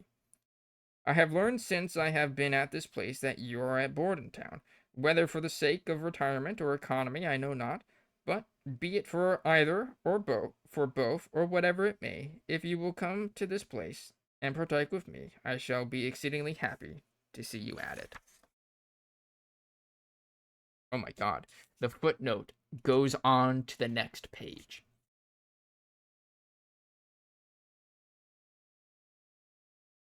Your presence may remind Congress of your past services to this country, and if it is in my power to impress them, command my best exertions with freedom, as they will be rendered cheerfully by one who entertains a lively sense of the importance of your works, and who, with much pleasure, subscribes himself, your sincere friend, G. Washington. Anyway, gotta go. Adios. Have a good day, night, Comrade Kenya. Nice talking to you. All right, let's see. I'm just going to assume that this is the continuation of the same note. During the war, in the latter end of the year 1780, I, for- I formed to myself a design of coming over to England, and communicated it to General Greene, who was then in Philadelphia on his route to the southward, General Washington being then at too great a distance to communicate with immediately. I was strongly impressed with the idea that if I could ever get over to England without being known, and only remain in safety till I could get out a publication, that I could open the eyes of the country with respect to the madness and stupidity of its government. uh, I saw that the parties in Parliament had pitted themselves as far as they could go, and could make no new impressions on the other. General Greene entered fully into my views, but the affair of Arnold and Andre happening just after, he changed his mind. Under strong apprehensions for my safety, wrote very pressingly to me from Annapolis, in Maryland, to give up the design, which, with some reluctance, I did. Soon after this, I accompanied Colonel Lawrence, son of Mr. Lawrence, who was then in the Tower, to France on business from Congress. We landed at Lorient, and while I remained there, he being gone forward, a circumstance occurred that renewed my former design. An English packet from Falmouth to New York, with the uh, government dispatches on board, was brought into Lorient. That a package should be taken is no extraordinary thing, but that the dispatches should be taken with it will scarcely be credited, as they are always slung at the cabin window in a bag loaded with cannonball, and ready to be sunk at a moment. The fact, however, is as I have stated it, for the dispatches came into my hands and I read them. The capture, as I was informed, succeeded by the following stratagem. The captain of the Madame privateer, who spoke English, on coming up with the packet, passed himself for the captain of an English frigate, and invited the captain of the packet on board, which, when done, he sent some of his own hands back, and he secured the mail. But, be the circumstance of the capture what it may, I speak with certainty as to the government dispatches. They were sent up to Paris to Count Vergennes, and when Colonel Lawrence and myself returned to America, we took the originals to Congress. By these dispatches, I saw into the stupidity of the English cabinet far more than I otherwise could have done, and I renewed my former design. But Colonel Lawrence was so unwilling to return alone, more especially as, among other matters, we had a charge of upwards to £200,000 sterling in money, that I gave in to his wishes, and nearly gave up my plan. But I am now certain that if I could have executed it, that it would not have been altogether unsuccessful. Well, long author's note. And there's another one on the next page, but it's much shorter.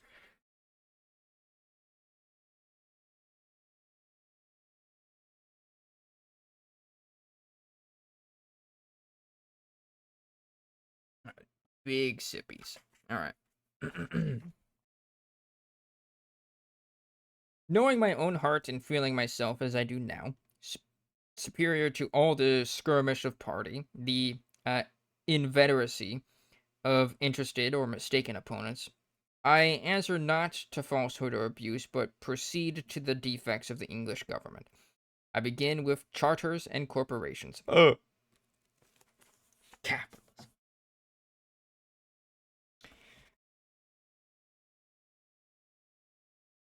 It it is a perversion of terms to say that the charter gives rights. It operates by a contrary effect, that of taking rights away. Rights are inherently in all the inhabitants, but charters, by annulling those rights in the majority, leave the right by exclusion in the hands of a few.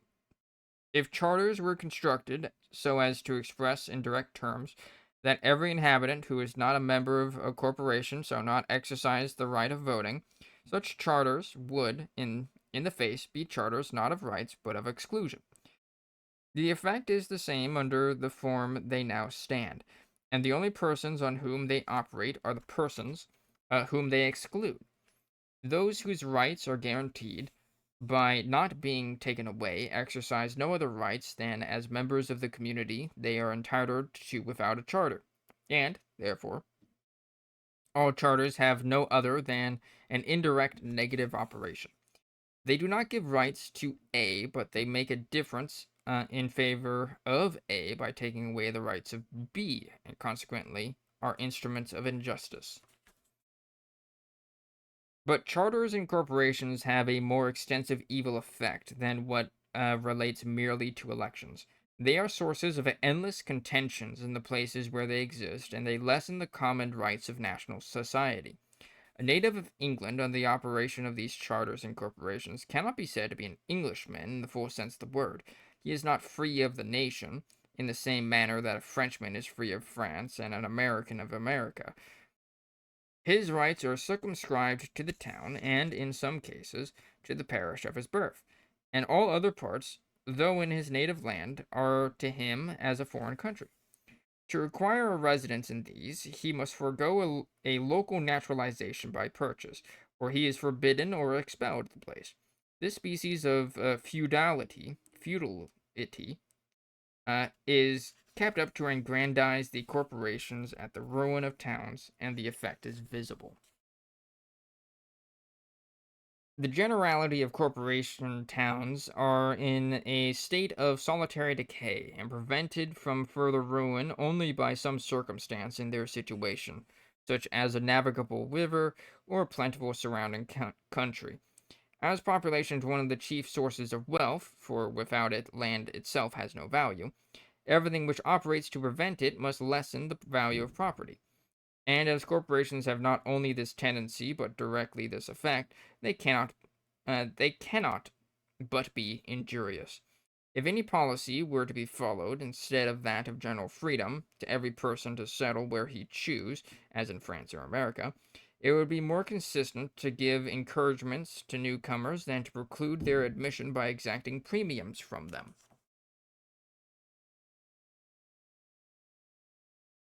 Go off, dude. Go off. And then there's a little asterisk and an author's note. Here is the author's note.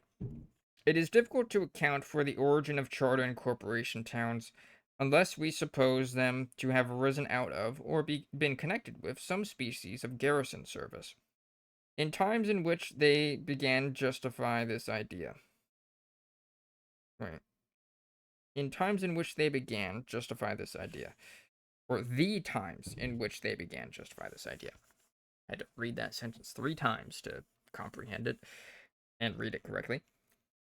The generality of those towns have been garrisons, and the corporations were charged with the care of the gates of the towns when no military garrison was present. Their refusing or granting admission to strangers, which has produced the custom of giving, selling, and buying freedom, has more of the nature of garrison authority than civil government. Soldiers are free of all corporations throughout the nation, by the same propriety that every soldier is free of every garrison, and no other persons are. He can follow any employment with the permission of his officers in any corporation towns throughout the nation. Mm-hmm.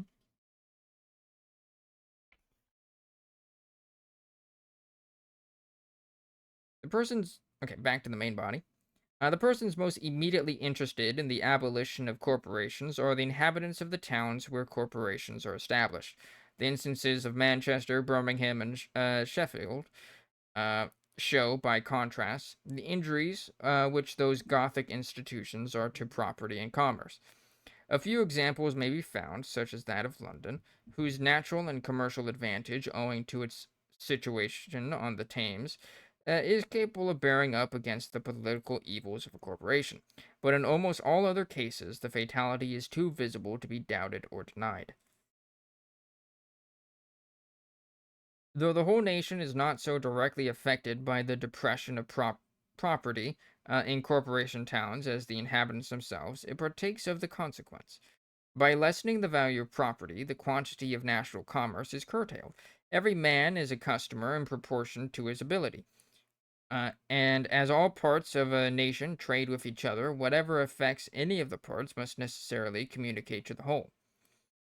As one of the houses of the English Parliament is, in a great measure, made up of elections from these corporations, and as it is unnatural that a pure stream should flow from a foul fountain, its vices are but a continuation of its vices of its origins.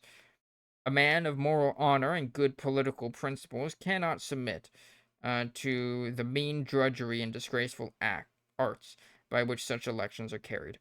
To be a successful candidate, he must be destitute of the qualities that constitute a just legislator, and being thus disciplined to corruption by the mode of entering into Parliament, it is not to be expected that the representative should be better than the man. Mr. Burke, here we go, going back to the roasting. The roastening. Mr. Burke, in speaking of the English representation, has advanced as bold a challenge as ever was given in the days of chivalry. Our representation, says he, has been founded perfectly adequate to all the purposes for which a representation of the people can be desired or devised. I defy, you see, the enemies of our Constitution to show the contrary. This declaration from a man who has been in constant opposition to all the measures of Parliament the whole of his political life, a year or two excepted, is most extraordinary, and comparing him with himself, admits of no other alternative than that he acted against his judgment as a member, or has declared contrary to it as an author. But it is not in the representation only that the defects lie, and therefore I proceed in the next place to the aristocracy.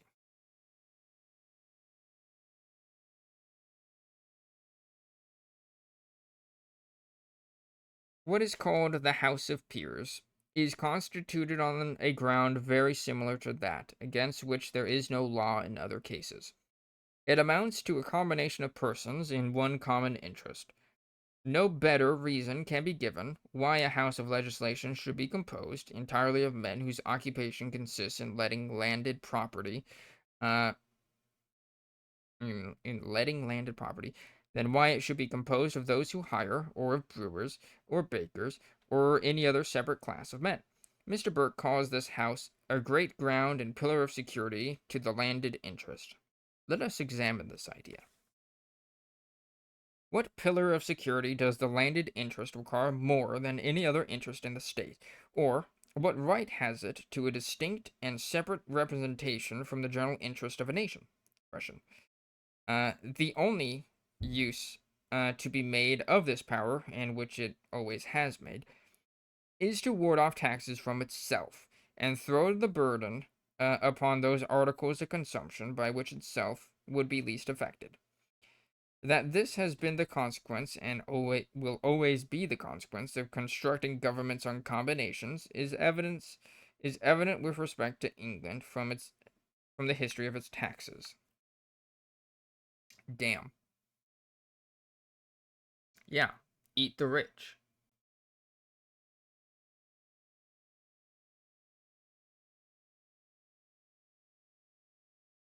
That that was basically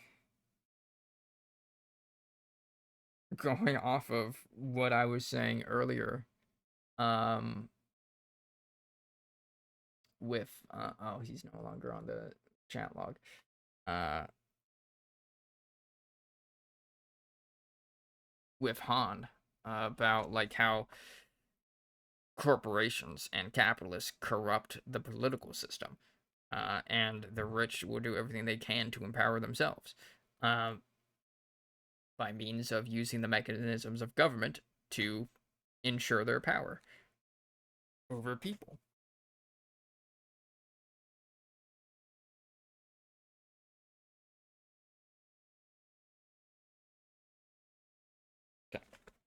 Notwithstanding taxes have increased and multiplied upon every article of common consumption, the land tax, which more particularly affects this pillar, has diminished. In 1778, the amount of the land tax was £1,950,000, which is 500,000 less than it produced almost 100 years ago. Notwithstanding, the rentals are in many instances doubled since that period, and there's an asterisk in this sentence. See Sir John Sinclair's History of the Revenue. The land tax in 1646 was £2,473,499. Author's note. Sounds like their money went through a little bit of a deflation there. Is that it? Or no, inflation.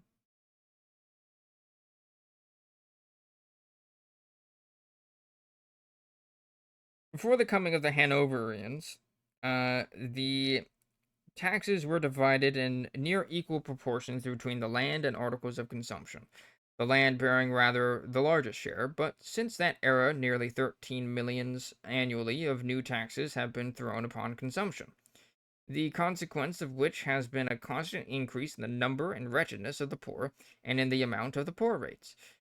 Yet here again the burden does not fall in equal proportions on the aristocracy within the rest of the community. Their residences, whether in town or country, are not mixed with the habitations of the poor. They live apart from distress and the expense of relieving it. It is in manufacturing towns and laboring villages that those burdens press the heaviest, in many of which it is one class of poor supporting another.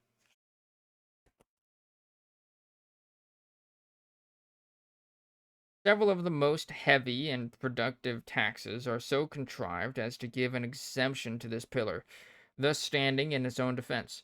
The tax upon beer brewed for sale does not affect the aristocracy who brew their own beer free from this duty. It falls only on those who have not conveniency or ability to brew, and who must purchase it in small quantities. But what will mankind think of the justice of taxation, when they know that this tax alone, from which the aristocracy are from circumstances exempt, is rarely equal to the whole of the land tax, being in the year 1788, and it is not less now, of £1,666,152, and with its proportion of the taxes of malt and hops, it exceeds it. That a single article, thus partially consumed, and that chiefly by the working part, should be subject to a tax equal to that on the whole rental of a nation, is, perhaps, a fact not to be paralleled in the histories of revenues.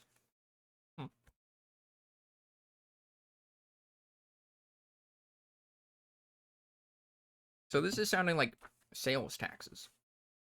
What I'm getting from this. It's how I'm understanding this. Got, like, of course, property taxes and sales taxes. Is basically what he's talking about here, from my understanding. Squeaky chair. All right. Adjusting myself. In hot. Hold on.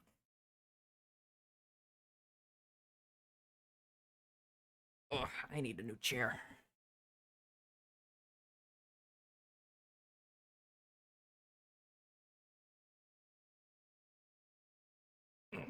Big stretch.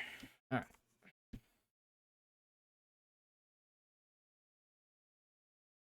The histories of revenues. Okay. This is one of the circumstances resulting from a house of legislation composed on the ground of a combination of common interest. For whatever their separate politics as to parties may be, in this they are united. Whether a combination acts to raise the price of any article for sale, or rate of wages, or whether it acts to throw taxes, or acts to throw taxes from itself upon another class of the community, the principle and the effect are the same. If the one be illegal, it will be difficult to show that the other ought to exist. It is no use to say that taxes are first proposed in the House of Commons. For as the other house has always a negative, it can always defend itself, and it would be ridiculous to suppose that its acquiescence in the measures to be proposed were not understood beforehand. Besides which, it has obtained so much influence by borough traffic, and so many of its relations and connections are distributed on both sides of the commons, as to give it, besides an absolute negative in one house, a preponderancy in the other in all matters of common concern. It is difficult to discover what is meant by the landed interest. It does not mean a combination of aristocratical landholders opposing their own pecuniary interest to that of the farmer, and in every branch of trade, commerce, and manufacture. In all other respects, it is the only interest that needs no partial protection. It enjoys the general protection of the world.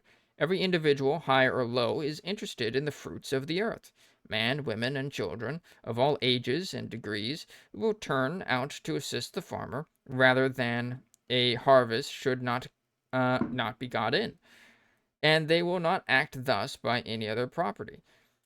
It is uh, it is the only one for which the common prayer of mankind is put up, and the only one that can never fail from the want of means. It is the interest, not the policy, but of the not. It is the interest, not of the policy, but of the existence of man, and when it ceases, he must cease to be. No other interest in a nation stands on the same united support. Commerce, manufacturers, arts, sciences, and everything else, compared with this, are supported but in parts.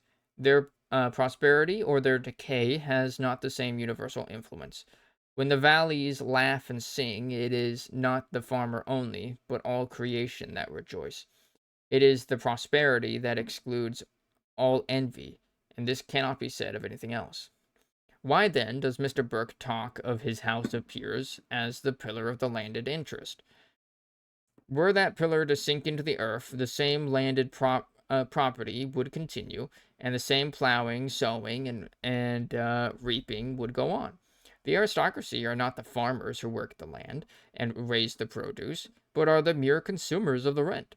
And when compared with the active world, and when compared with the active world are the drones, a seraglio of males, who neither collect the honey nor form the hive, but exist only for lazy enjoyment. Seraglio. Googling another word.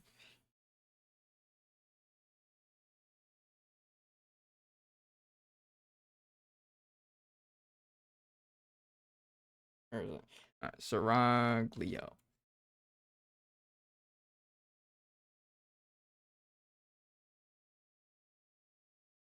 Seraglio. Seraglio.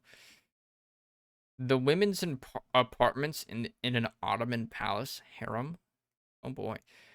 A Turkish or Ottoman palace, especially the Sultan's court and government offices at Constantinople. Definitions. Ooh.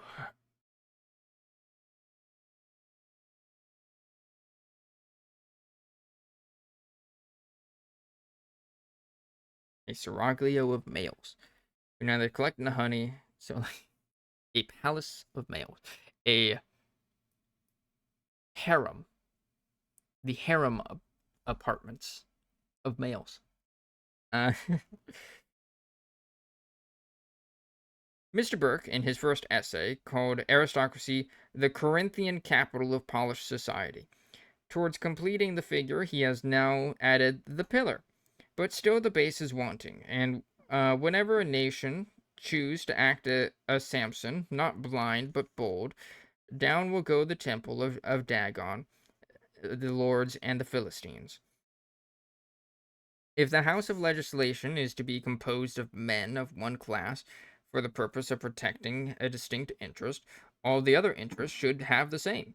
The inequality as well as the burden of taxation arises from admitting it in one case and not in all. Had there been a house of farmers, there had been no game laws. Had there been a house of farmers, there had been no game laws, or a house of merchants and manufacturers. The taxes had neither been so unequal nor so excessive. It is from the power of taxation being in the hands of those who can throw so great a part of it from their own shoulders that it has raged without a check. Men of small or moderate estates are more injured by the taxes being thrown on articles of consumption than they are eased by warding it from landed property, for the following reasons. I think he's talking about the middle class here. Uh, First, they consume more of the productive taxable articles in proportion to their property than those of large estates. Secondly, their residence is chiefly in towns and their property in houses, and the increase of the poor rates occasioned by taxes, next page, on consumption, is in much greater proportion than the land tax has been favored. In Birmingham, America, hello, random cosmic horror, welcome to America's birthday. You're reading The Rights of Man by Thomas Paine, where he's currently going on an anti-capitalist tangent. Not really a tangent; it's the main body of the thing. Um, hey, Kurt, cool beans. Wow, it's been a while since you've popped in the chat. How you doing? American Boygas, hell yeah, dude. Welcome to another year of me totally not reading leftist readings. Uh, Hello. It's been since like last 4th of July. Yeah, I know, right? Welcome back. How's it going? Let's see. In Birmingham, the poor rates are not less than 7 shillings in the pound. From this, as is already observed, the aristocracy are in a great measure exempt. Check to see if you were going to do this again. Of course I'm doing it again. It is tradition at this point.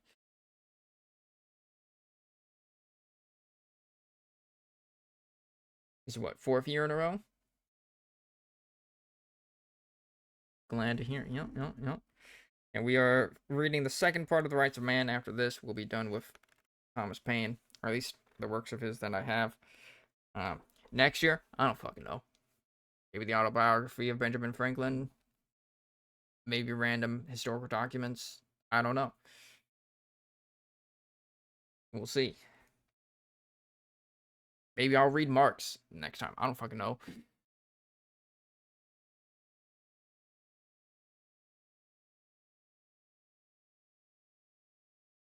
I hear firecrackers going off in the distance. There's plenty of material. There is a lot. I went over some of the material that I have at hand at the beginning of stream, and yeah, we got a lot of options. I've got presidential inaugural speeches. I've got works of Frederick Douglass, autobiography of Benjamin Franklin,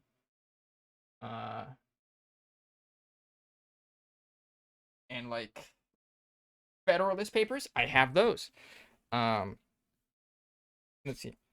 I've got a book called The U.S. Constitution and Other Key American Writings, which has the Mayflower Compact, the Articles of Confederation, the Treaty of Paris, the Virginia Plan, Northwest Ordinance, Constitution, Federalist Papers. That might be a good one. Franklin is fun, yeah. George Washington's first inaugural speech, the Bill of Rights, Thomas Jefferson's, Louisiana Purchase Treaty, the Monroe Doctrine. Ooh. We want to go, we want to look at the history of racism. We've got On Indian Removal. Yikes. Rules and regulations of the Knickerbocker Baseball Club. Huh? Okay, I'll admit I'm interested in that. I don't like baseball, but the randomness of that being there is like, okay. I have no idea what the fuck that is. A House Divided, Emancipation Proclamation, Abraham Lincoln's Gettysburg Address. Yeah. Purchase of Alaska. Susan B. Anthony on women's suffrage. The act establishing the Yellowstone National Park. That's neat. Oh, annexation of Hawaii.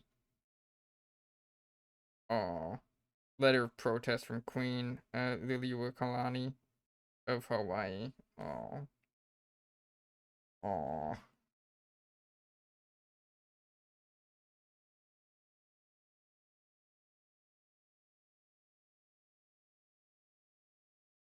Social Security Act. Holy shit, that's a long one. Albert Einstein's letter to President Franklin Delano Roosevelt about the atom bomb. Executive Order 9066, which I, once again, totally did not read as Execute Order 66. That is the Japanese relocation executive order, by the way. So that's a yikes. That's a yikes one. Brown v. Board of Education.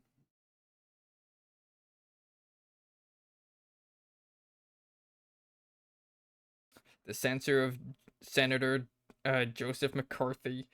Ooh, the Civil Rights Act. That might be a good one. Maybe I could do that on like a Juneteenth. That might be a good one. Like future Juneteenths. But I didn't have that idea this past Juneteenth.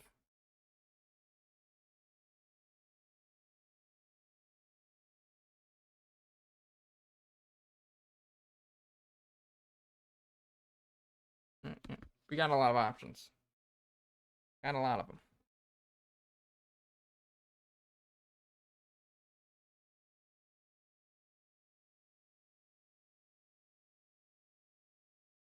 We could read the letter that Karl Marx sent to Abraham Lincoln after the Emancipation Proclamation. You know, we got a lot of options. Ooh.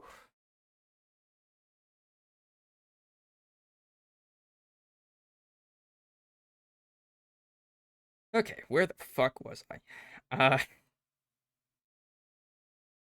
A measure exempt. All right. There are but a part of the these are but a part of the mischiefs flowing from the wretched schemes of an house of peers. GG. I found my place. Don't worry. Uh, as a combination, it can always throw a considerable portion of taxes from itself, and as a hereditary house accountable to nobody, it resembles a rotten borough, whose consent is to be courted by interest. There are but few of its members who are not in some mode or other participators or disposers of the public money.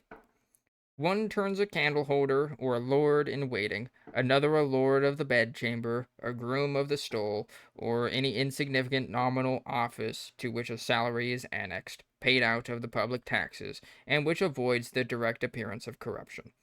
Such situations are derogatory to the character of man, and where they can be submitted to, honor cannot reside. God damn. Uh, dishonorable lord of the bedchamber.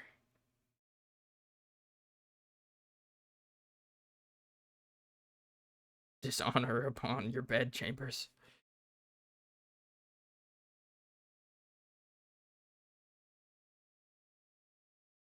To all these are to be added the numerous dependents, the long list of younger branches and distant relations who are to be provided for at the public expense. In short, were an estimation to be made of the charge of aristocracy to the nation, it will be found nearly equal to that of supporting the poor. The Duke of Richmond alone, and there are cases similar to his, takes away as much for himself as would maintain 2,000 poor and aged persons. Is it, then, any wonder that under such a system of government, taxes and rates have multiplied to their present extent? He would have made an excellent rap battlist. Like Thomas Paine, oh hell yeah. Oh yeah, he would. I mean, this, like, he is constantly roasting a dude named Mr. Burke in this, who is kind of like a, we'll call him an establishment bootlicker counterpart. He's another philosopher or what have you. in England who's like pro-monarchy, pro-establishment. And like The Rights of Man is really just Thomas Paine's diss track of Mr. Burke. Got so many one line. Oh my god. There was one I need to find it. It was my favorite part of this entire thing. Uh and it was fucking hilarious. We're back. Where he basically just went on this tangent.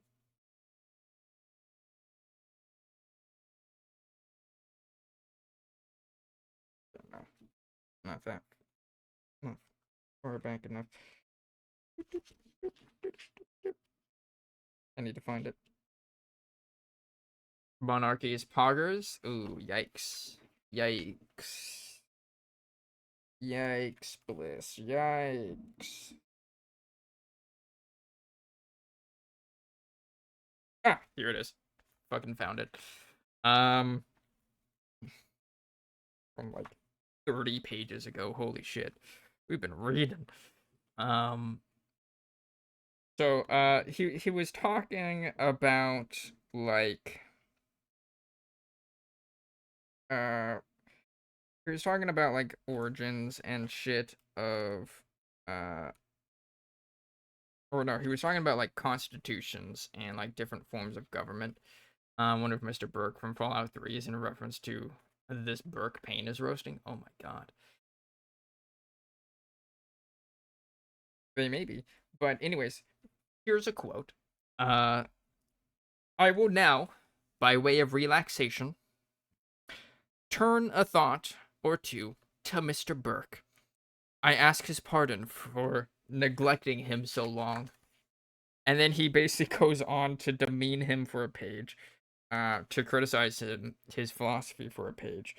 And then he ends that little segment with, having thus paid Mr. Burke the compliment of remembering him, I return to the subject. Ugh. Favorite part of this entire thing. Comedic gold, that.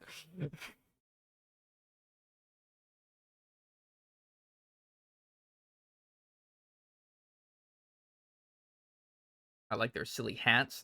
Monarchs do have silly hats. So do popes.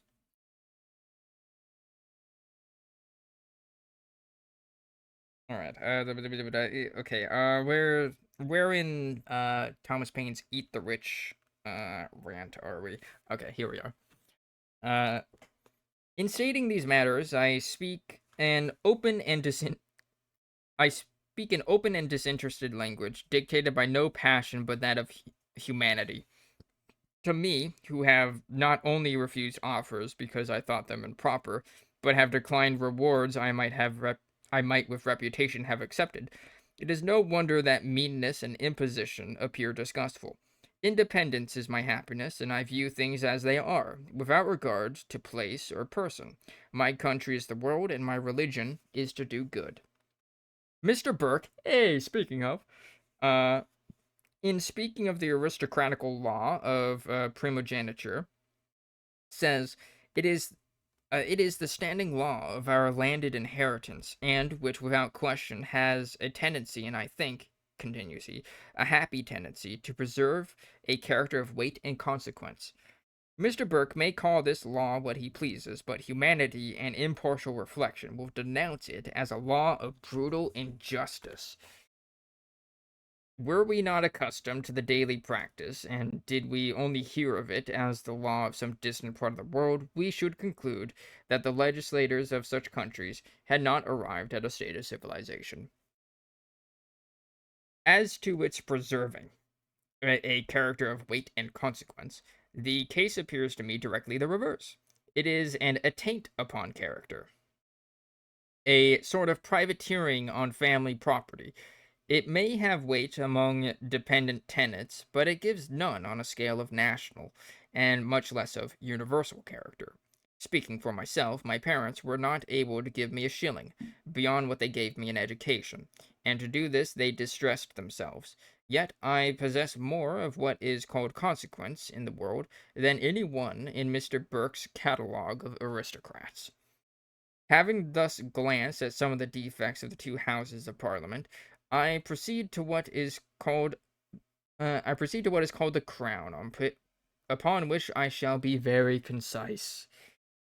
It signifies a nominal office of £1,000,000 a year, the business of which consists in receiving the money.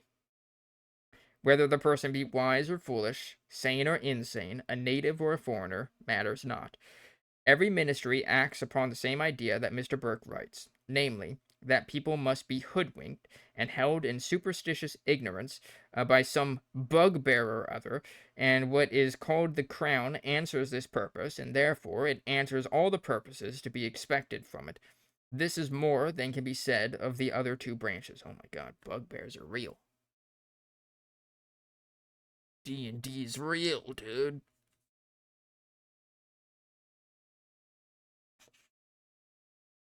I was not expecting to see the bugbear in this text. The bugbear is Frank. Frank is a corruptive influence, it's true.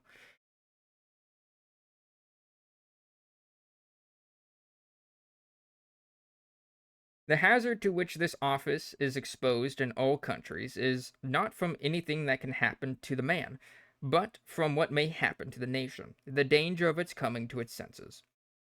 It has been customary to call the crown the executive power, and the custom is continued, though the reason has ceased.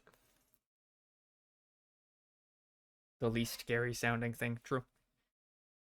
The reference to one of the D&D campaigns I run.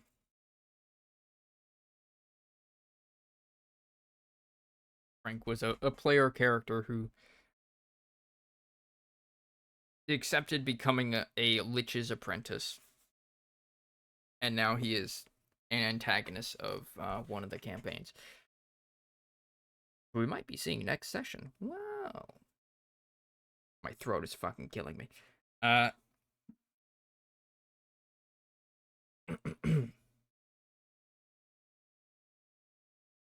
It was called the executive because the person whom it signified used, formerly, to act in the character of a judge, in administering or executing the laws. The tribunals were then a part of the court. The power, therefore, which is now called the judicial, is what was called the executive, and consequently, one or other of the terms is redundant, and one of the offices useless. Good subtext reveal. When we speak of the crown now, it means nothing. It signifies neither a judge nor a general, besides which it is the laws that govern, and not the man. The old terms are kept up to give an appearance of consequence to empty forms, and the only effect they have is that of increasing expenses. Before I proceed to the means of rendering governments more conducive to the general happiness of mankind than they are at present, it will not be improper to take a review of the progress of taxation in England. Oh boy, taxes. I remember this happening in the first half. Or was it common sense? Common sense, there's a bit of a subject change. And it's been like an hour and a half since the last break. Or like 2 hours since the last break. I think the last one was at 9:30. We shall take a break. A little abraque.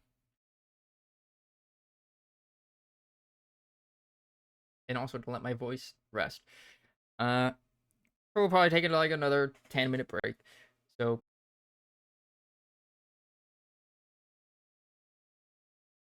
boop. And bam. Fireworks are going off. Just had an ice cream sandwich. Got some of them freedom calories in.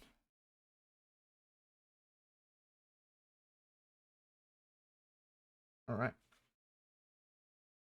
Ooh. Also did some stretches during that. My shoulders Wait.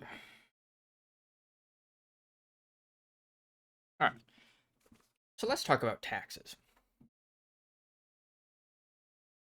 Weeps. One ice cream sandwich. Probably good for you this time. Yeah. You should get an ice cream sandwich, Impartial. End your state of not having ice cream sandwiches. Seize the day. Seize the ice cream, as the Romans would say.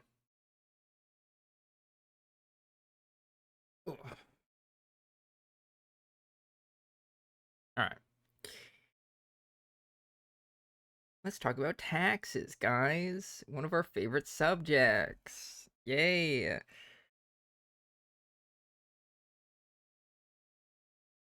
Before I proceed to the means of rendering governments more conducive to the general happiness of mankind than they are at present, it will not be improper to take a review of the progress of taxation in England. It is a general idea that when taxes are once laid on, they are never taken off. However true this may have been of late, it was not always so. Either, therefore, the people of former times were more watchful over governments than those of the present, or government was administered with less extravagance. It is now 700 years since the Norman conquest and the establishment of what is called the Crown. Taking this portion of time in 7 separate periods of 100 years each, the amount of the annual taxes at each period will be as follows. God, you're such a fucking nerd, Thomas Paine, for calculating this shit out. Alright. Annual taxes levied by William the Conqueror. Beginning in the year 1066. 400,000 pounds. Annual taxes at 100 years after the conquest, 1166, 200,000 pounds. Annual taxes at 200 years from the conquest, 1266, 150,000 pounds. Annual taxes at 300 years from the conquest, 1366, 130 pounds, 130,000 pounds. Annual taxes at 400 years from the conquest, 1466, 100,000 pounds. These statements are those which follow, are taken from Sir John Sinclair's History of the Revenue, by which it appears that taxes continued decreasing for 400 years, at the expiration of which time they were reduced 3/4, viz., from 400,000 pounds to 100,000. The people of England of the present day have a traditionary and historical idea of the bravery of their ancestors. But whatever their virtues or their vices might have been, they certainly were a people who would not be imposed upon, and who kept governments in awe as to taxation, as if not as to principle. Though they were not able to expel the monarchical usurpation, they restricted it to a republican economy of taxes. Let us now review the remaining 300 years. Annual amount of taxes at 500 years from after the conquest. 1566, 500,000 pounds. 600 years uh, uh, from the conquest. 1666, 1,800,000 pounds. The present time, 1791, 17 million pounds. The difference between the first 400 years and the last 3 is so astonishing as to warrant an opinion that the national character of the English has changed. It would have been impossible to have dragooned the former English into the excess of taxation that now exists.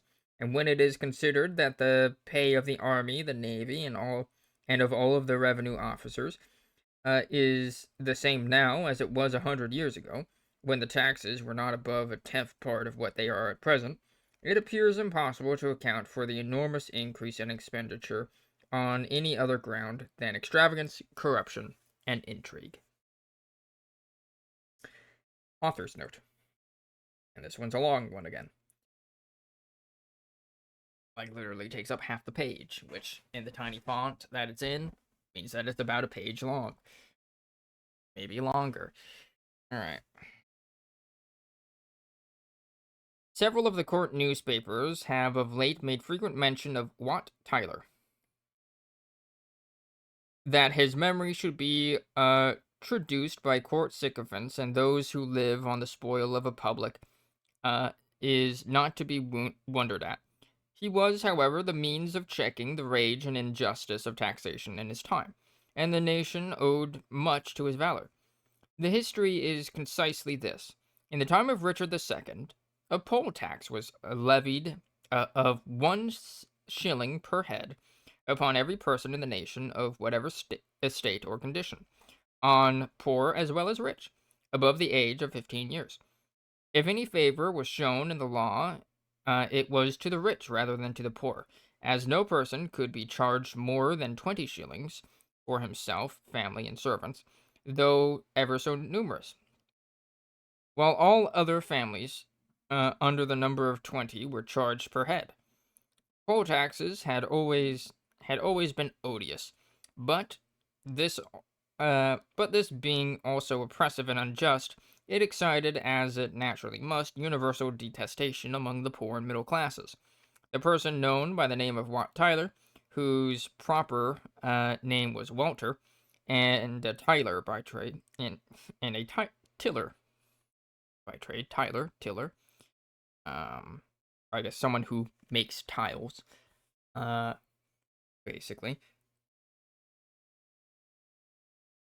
lived at Deptford. The gatherer of the poll tax, on coming to his house, demanded tax for one of his daughters, whom Tyler declared was under the age of 15. The tax gatherer insisted on satisfying himself and began an indecent examination of the girl, which, enraging the father, he struck him with a hammer that brought him to the ground and was the cause of his death. Rightly so. Uh, hell no. Fuck that shit, dude. This circumstance served to bring the discontent to an issue. The inhabitants of the neighborhood espoused the cause of Tyler, who in a few days was joined, according to some histories, by upward of 50,000 men, and chosen their chief. With this force he marched to London and demanded an abolition of the tax and a redress of other grievances. The court, finding itself in a forlorn condition, was unable to make resistance, agreed, with Richard at its head, to hold a conference with Tyler in Smithfield, making many fair professions, courtier-like, of its dispositions to redress the oppressions. While Richard and Tyler were in conversation on these matters, each being on horseback, Walworth, then mayor of London, and one of the creatures of the court, watched an opportunity and, like a cowardly assassin, stabbed Tyler with a dagger, and 2 or 3 others falling upon him, he was instantly sacrificed. Tyler appears to have been an intrepid, disinterested man with respect to himself. All his proposals made to Richard were on a more just and public ground than those which had been made to John by the barons, and notwithstanding the sycophancy of historians and men like Mr. Burke, who seek to gloss over a base action of the court by traducing Tyler, his fame will outlive their falsehood. If the barons merited a monument to be erected at Runnymede, Tyler merited one in Smithfield. End of note. Back to the main body. With the Revolution of 1688, and more so since the Hanover succession, came the destructive system of continental intrigues, and the rage for foreign wars and foreign dominion. Systems of such colonialism is what he's talking about here. Systems of such secure mystery that the expenses admit of no accounts. A single line stands for millions. To what extent taxation might have extended had not the French Revolution contributed to break up the system and put an end to pretenses is impossible to say. Viewed, as that revolution ought to be, as the fortunate means of lessening the load of taxes of both countries, it is of as much importance to England as to France, and, if properly improved, to all the advantages of which it is capable, and to which it leads, deserves as much celebration one country as the other.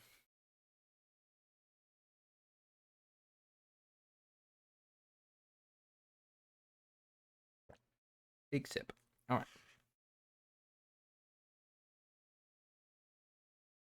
In pursuing the subject, I shall begin with the matter that first presents itself, that of lessening the burden of taxes, and shall then add such matter and propositions respecting the three countries of England, France, and America, as the present prospects of things appears to justify.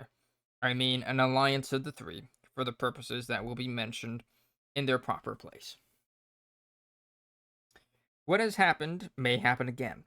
By the statement before shown of the progress of taxation, it is seen that taxes have been lessened to a fourth part of what they had formerly been, though the present circumstances do not admit of the same reduction.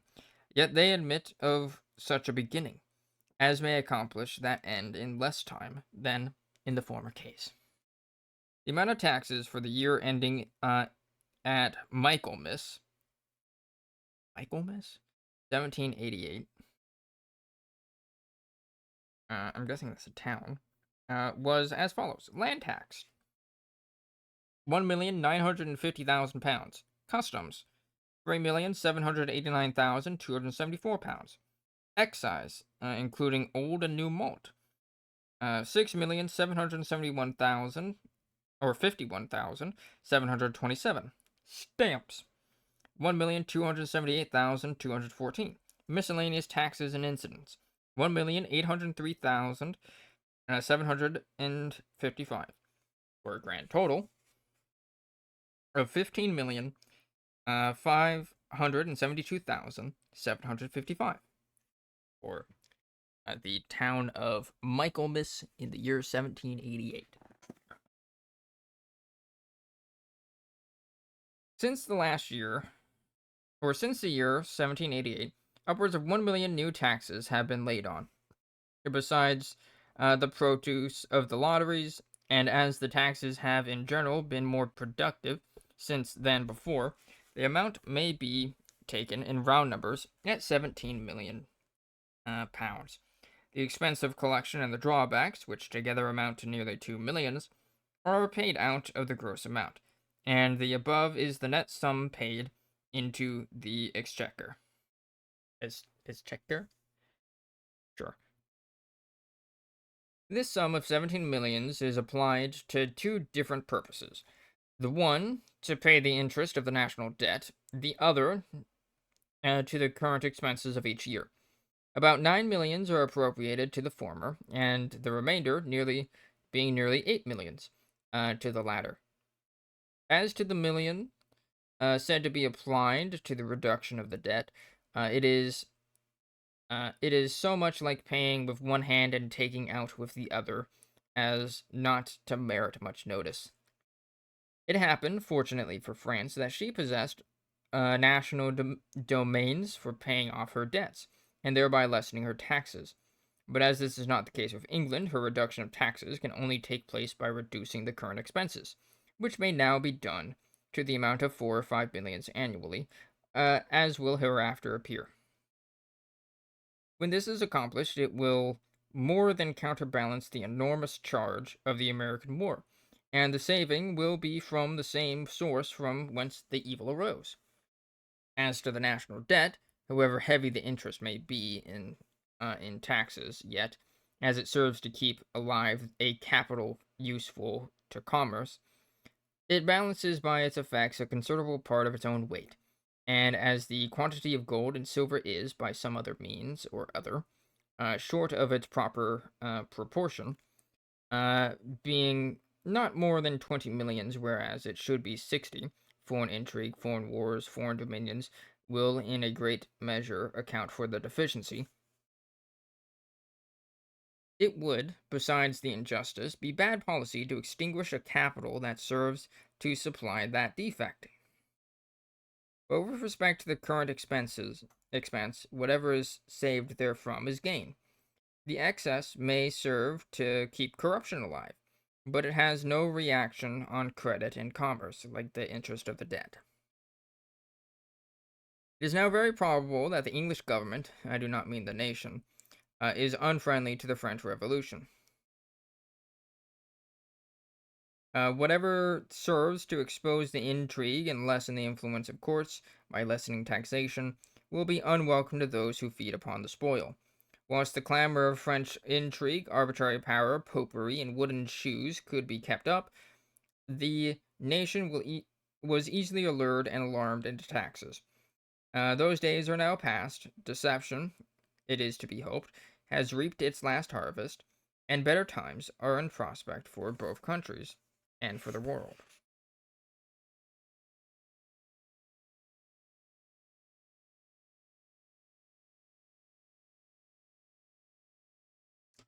Yep.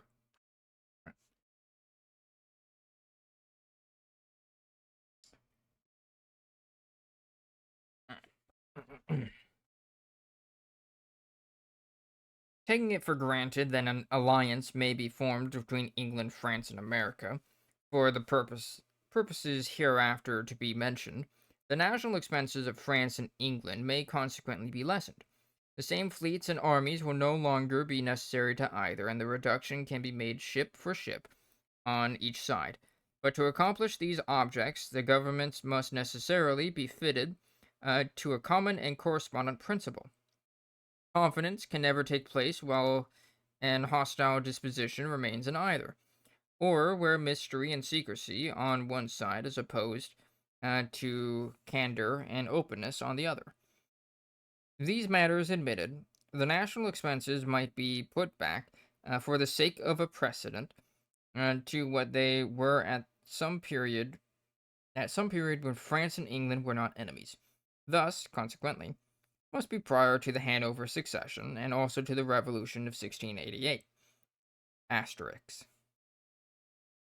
Let's read that author's note. I happened to be in England at the celebration of the centenary of the Revolution of 1688. The characters of William and Mary have always appeared to be detestable, the one seeking to destroy his uncle, the other her father, to get possession of power themselves. Yet, as the nation was disposed to think something of that event, I felt hurt at seeing it ascribe the whole reputation of it to a man who had undertaken it as a job, and who, besides what he otherwise got, charged £600,000 for the expense of the fleet that brought him from Holland. George I acted the same close-fisted part as William had done, and brought the Duchy of Bremen with the money he got from England, £250,000 over and above his pay as king, and thus having purchased it at the expense of England, handed it to his Hanoverian dominions for his own private profit. In fact, every nation that does not govern itself is governed as a job. England has been the prey of jobs ever since the Revolution.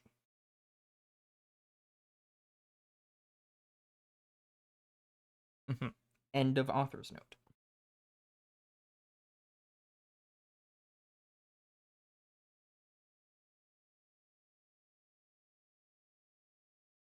All right. Let's see. Where was there? It is.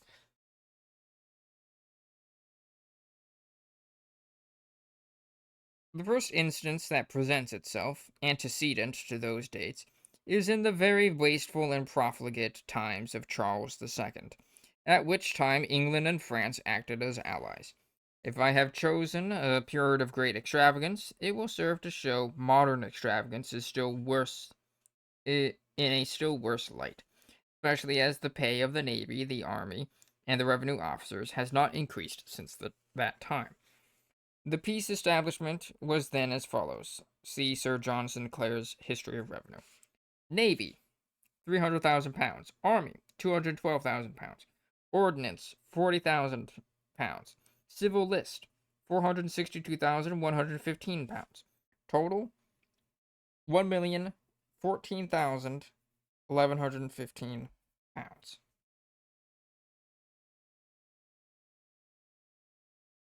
The Parliament, however settled the whole annual peace establishment at £1,200,000. Asterisk. Okay. Author's note. Charles, like his predecessors and successors, finding that war was the harvest of governments, engaged in a war with the Dutch, the expense of which increased the annual expenditure to £1,800,000, as stated on the date of 1666. But the peace establishment was but £1,200,000. Okay.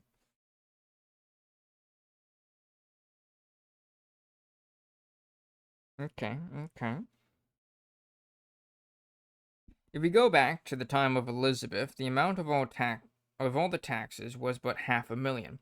Yet the nation sees nothing during that period that reproaches it uh, with want of consequence. All circumstances, then, taken together, arising from the French Revolution, from the approaching harmony and reciprocal interest of the two nations, the abolition of the court intrigue on both sides, and the progress of knowledge in the science of government, the annual expenditure might be put back to 1,500,000, viz., Navy 500,000, Army 500,000, expenses of government 500,000, for 1,500,000.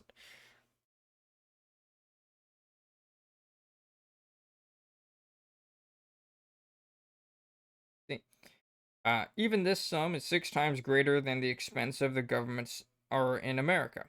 Yet the civil internal government in England, I mean that administered by means of court of sessions, juries, and assize, and which in fact is nearly the whole and performed by the nation, is less expense upon the revenue than the same species and portion of government is in America. It is time that nations should be rational and not be governed like animals for the pleasure of their riders. To read the history of kings, a man would be almost inclined to suppose that government consisted in stag hunting, and that every nation paid 1,000,000 a year to a huntsman. A man ought to have pride or shame enough to blush at being thus imposed upon, and when he feels his proper character, he will. Upon all subjects of this nature, there is often passing in the mind a train of ideas he has not yet accustomed himself to encourage and communicate. Restrained by something that puts on the character of prudence, he acts the hypocrite upon himself as well as to others. It is, however, curious to observe how soon this spell can be dissolved. A single expression, boldly conceived and uttered, will sometimes put a whole company into their proper feelings, and whole nations are acted on in the same manner.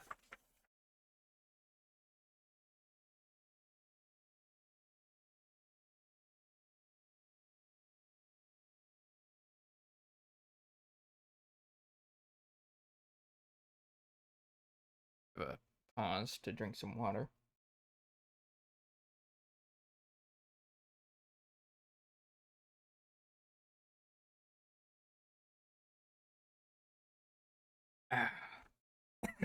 I can feel. I felt as some of that water went down the wrong pipe.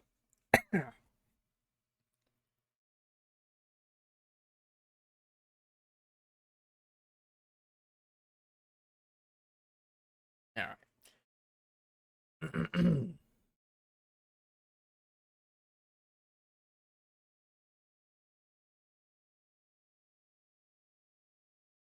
Leaning back in my chair. Uh, as to the offices of which any civil government may be composed, it matters but little by what means they are described. In the routine of business, as before observed, whether a man be styled a president, a king, an emperor, a senator, or anything else, it is impossible that any service he can perform can merit from a nation more than £10,000 a year. And as no man should be paid beyond his services, so every man of a proper heart will not accept more. Public money ought to be touched with the most scrupulous consciousness of honor. It is not the produce of riches only, but of the hard earnings of labor and poverty. It is drawn even from the bitterness of want and misery. Not a beggar passes or perishes in the streets whose mite is not in that mass. Were it possible that the Congress of America could be so lost to their duty and to the interest of their constituents as to offer General Washington, as President of America, $1 million a year, he would not, and he could not, accept it. His sense of honor is of another kind. It has cost England almost 70 million sterling to maintain a family imported from abroad of very inferior capacity to thousands in the nation. And scarcely a year has passed that has not produced some new mercenary application. Even the physicians' bills have been sent to the public to be paid. No wonder that jails are crowded and taxes and poor rates increased. Under such systems, nothing is to be looked for but what has already happened. And as to reformation, whenever it come, it must be from the nation, and not from the government. To show that the sum of £500,000 is more than sufficient to defray all the expenses of the government, exclusive of navies and armies, the following estimate is added for any country. For any country of the same extent as England. In the first place, 300 representatives fairly elected are sufficient for all the purposes to which legislation can apply, and preferable to a larger number. They may be divided into 2 or 3 houses, or meet in one, as in France, or in any manner of constitution shall direct. As representation is always considered in free countries as the most honorable of all stations, that allowance made to it is merely to defray the expense which the representatives incur by their service, and not to it as an office. If an allowance at the rate of £500 per annum be made of every representative, deducting for non-attendance the expenses, if the whole number attended for 6 months each year would be £75,000.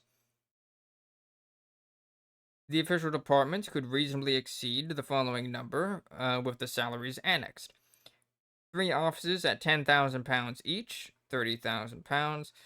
10 ditto at £5,000 each, £50,000. 20 ditto at £2,000 each, £40,000. 40 ditto at £1,000 each, £40,000. 200 ditto at £540 each, £100,000. 300 ditto, okay, at £200 each for £60,000. 500 ditto at £100 each for £50,000. 700 ditto at £75,000 each, £52,500, for a total of £497,500. If a nation choose, it can deduct 4% from all offices and make one of 20,000 per annum. All revenue officers are paid out of the moneys they collect, and therefore are not in this estimation. The foregoing is not offering as an exact detail of offices, but to show the number of rate of salaries which £500,000 will support, and it will, on experience, be found impracticable to find business sufficient to justify even this expense.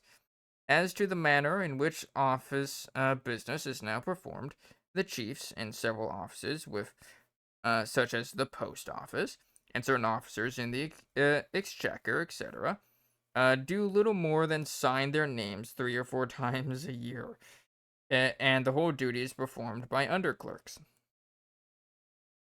Taking, therefore, 1,500,000 as a sufficient peace establishment for all the honest purposes of government, which is £300,000 more than the peace establishment in the profligate and prodigal times of Charles II, notwithstanding, as has been already observed, the pay and salaries of the army, navy, and revenue officers continue the same as at that period. There will remain a surplus of upwards of 6 millions out of the present current expenses. The question then will be how to dispose of the surplus. How do you dispose of that surplus? Pages stick together. All right, there we go. Managed to separate them.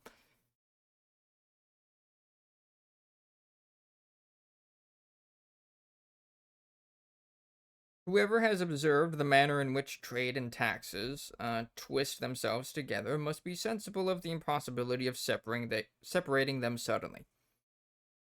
First, because the articles now on hand are already charged with the duty, and the reduction cannot take place on the present stock. How does it feel? All right. Secondly, because on all those articles on which the duty is charged in the gross, such as per barrel, hogshead, hundredweight, or ton, the abolition of the duty does not admit of being divided down so as fully to relieve the consumer, who purchases by the pint or the pound. The last duty laid on strong beer and ale was 3 shillings per barrel, which, if taken off, would lessen the purchase only half a farthing per pint, and consequently would not reach to practical relief. This being the condition of a great part of the taxes, it will be necessary to look for such others as are free from this embarrassment, and where the relief will be direct and visible, and capable of immediate operation. In the first place, then, the poor rates are a direct tax which every housekeeper feels, and who knows also, to a farthing, the sum which he pays. The national amount of the whole of the poor rates is not positively known, but can be procured. Sir John Sinclair, in his Histories of the Revenue, has stated it at £2,100,587, a considerable part of which is expended in litigations in which the poor, instead of being relieved, are tormented. The expense, however, is the same to the parish from whatever cause it arises.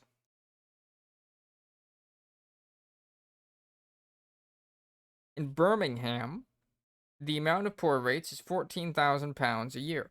This, though a large sum, is moderate compared with the population. Birmingham is said to contain 70,000 souls, and on a proportion of 70,000 to 14,000 pounds poor rates. The national amount of poor rates, taking the population of England at 7 millions, would be but £1,400,000. It is, therefore, most probable that the population of Birmingham is overrated. £14,000 is the proportion upon 50,000 souls, taking 2 millions per of poor rates as the national amount.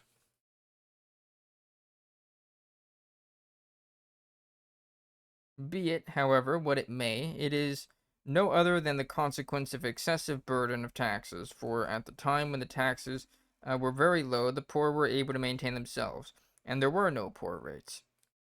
Asterisks. Author's note. Poor rates began about the time of Henry the 8th, when the taxes began to increase, and they have increased as the taxes increased ever since. Okay. End of note. In the present state of things, a laboring man with a wife or 2 or 3 children does not pay less than between £7 and £8 a year in taxes. He is not sensible of this, because it is disguised to him in the articles which he buys, and he thinks only in their dearness.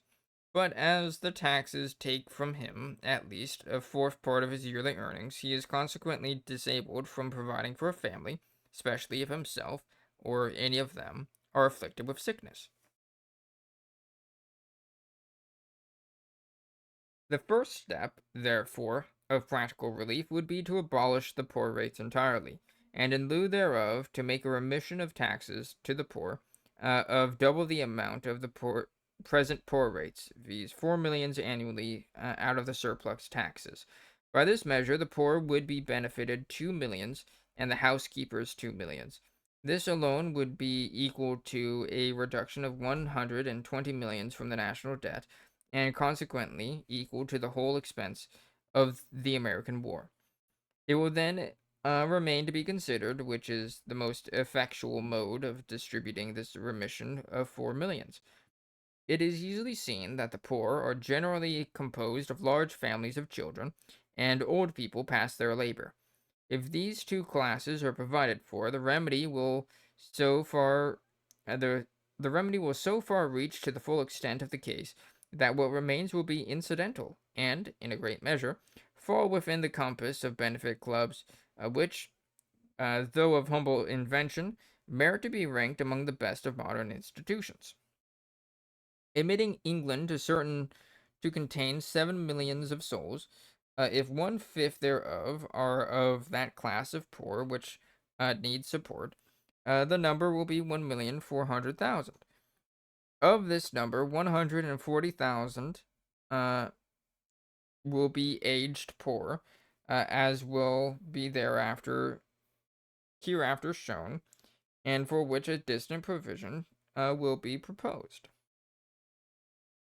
There will then remain 1,260,000, which, at 5 souls to each family, amount to 252,000 families, rendered poor from the expense of children and the weight of taxes.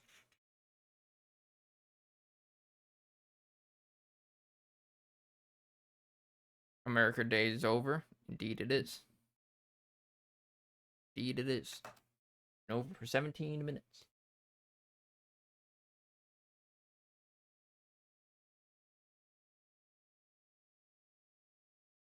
But we shall continue until we finish, hopefully.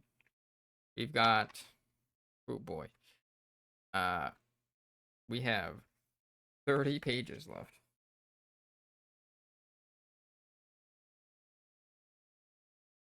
More than that, really. 35 pages left. And we're talking about taxes.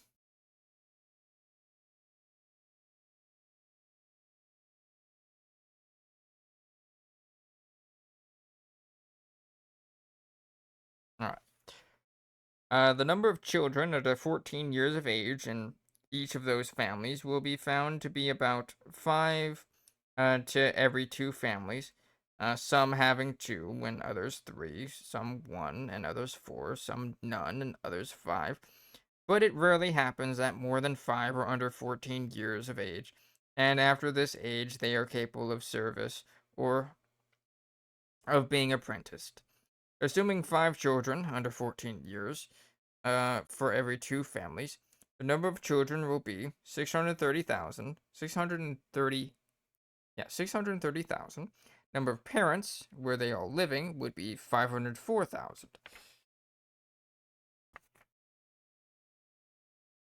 It is certain that if the children are provided for, the parents are relieved of consequence, because it is from the expense of bringing up children that their poverty arises.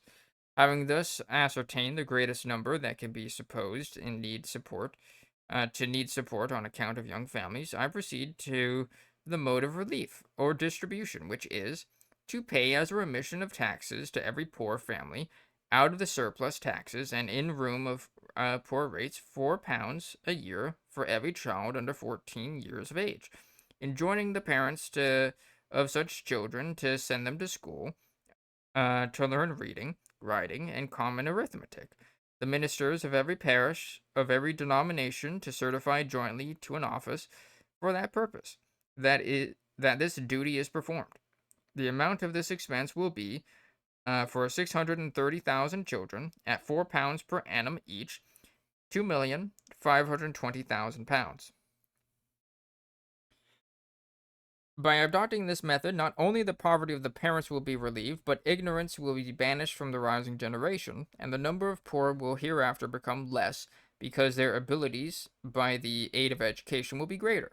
Many a youth with good natural genius, who is apprenticed to a mechanical trade, such as a carpenter, joiner, millwright, shipwright, blacksmith, etc., is prevented getting forward the whole of his life from the want of a little common education when a boy. So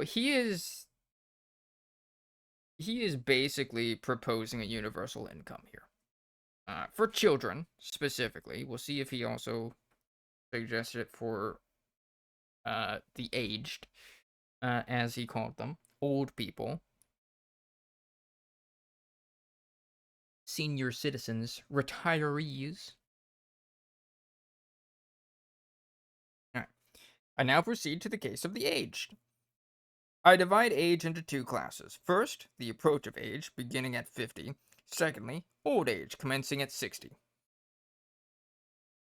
At 50, though the mental faculties of man are in full vigor, and his judgment better than at any preceding date, the bodily powers for laborious life are on the decline. He cannot bear the same quantity of fatigue as at an earlier period. He begins to earn less and is less capable of enduring wind and weather, and in those more retired employments where much sight is required, he falls apace and sees himself, like an old horse, beginning to be turned adrift. At 60, his labor ought to be over, at least from direct necessity.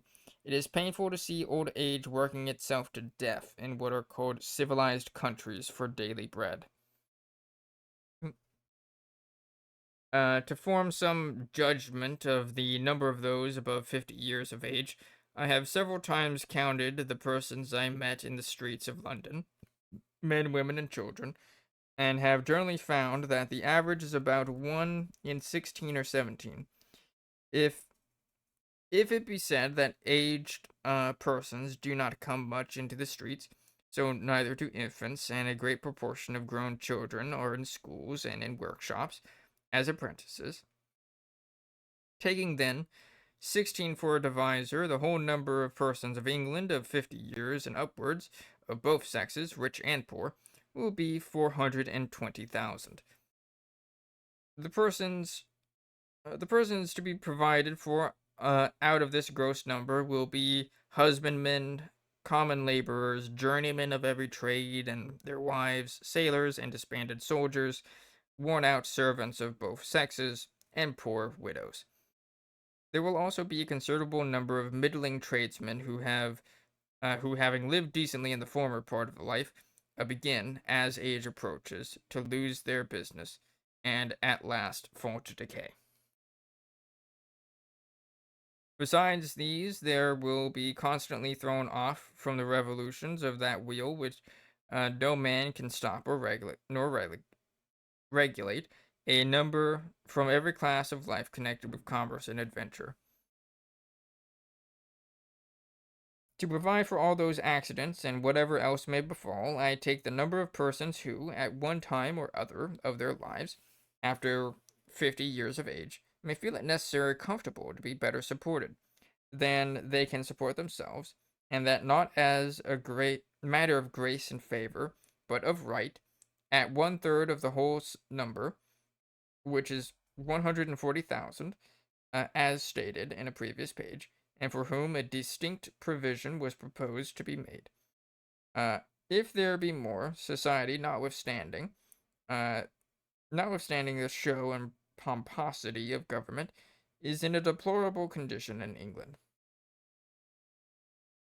Of this 140,000, I take one half, 70,000, to be of that age of 50 and under 60. Of that age of 50 and under 60, and the other half to be 60 years and upwards. Having thus ascertained the probable proportion of the number of aged persons, I proceed to the mode of rendering their condition comfortable, which is. One moment.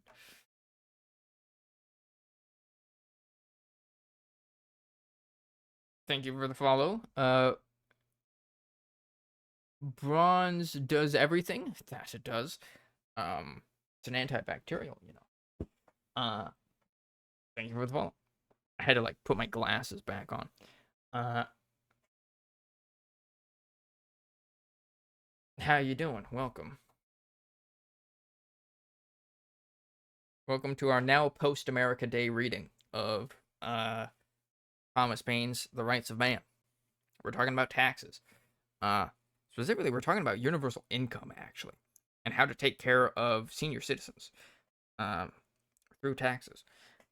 So let's see what Thomas Paine's proposal for helping senior citizens is. Retirees are. I straighten up my posture. Okay. All right.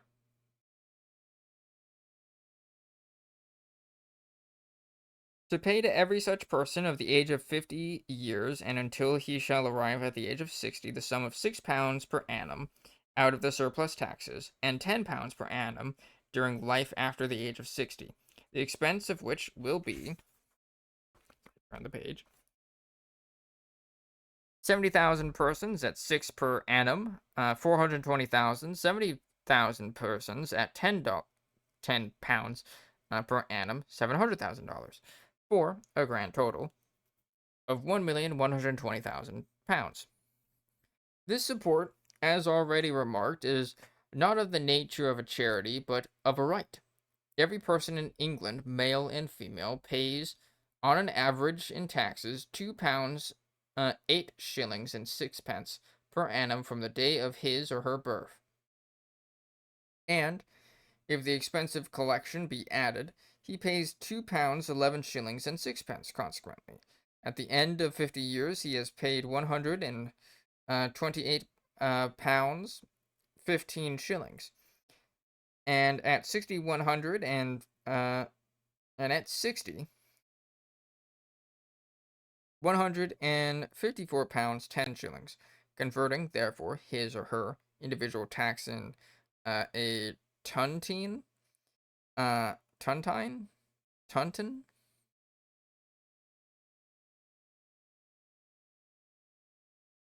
The money he shall receive after 50 years is but little more than the legal interest of the net money he has paid. The rest is made up from those whose circumstances do not require them to draw such report, and the capital in both cases defrays the expenses of government. It is on this ground that I have extended the probable claims of 1/3 of the number of aged persons in the nation. It is, then, better than the lives of 140,000 aged persons be rendered comfortable, or that 1,000,000 a year of public money be expended on any one individual, and him often of the most worthless or inconsistent character. Let reason be justice, let honor and humanity, let even hypocrisy, sycophancy, and Mr. Burke, let George, let Louis, Leopold, Frederick, Catherine, Cornwallis, or Tipo Saib answer the question. There's an author's note.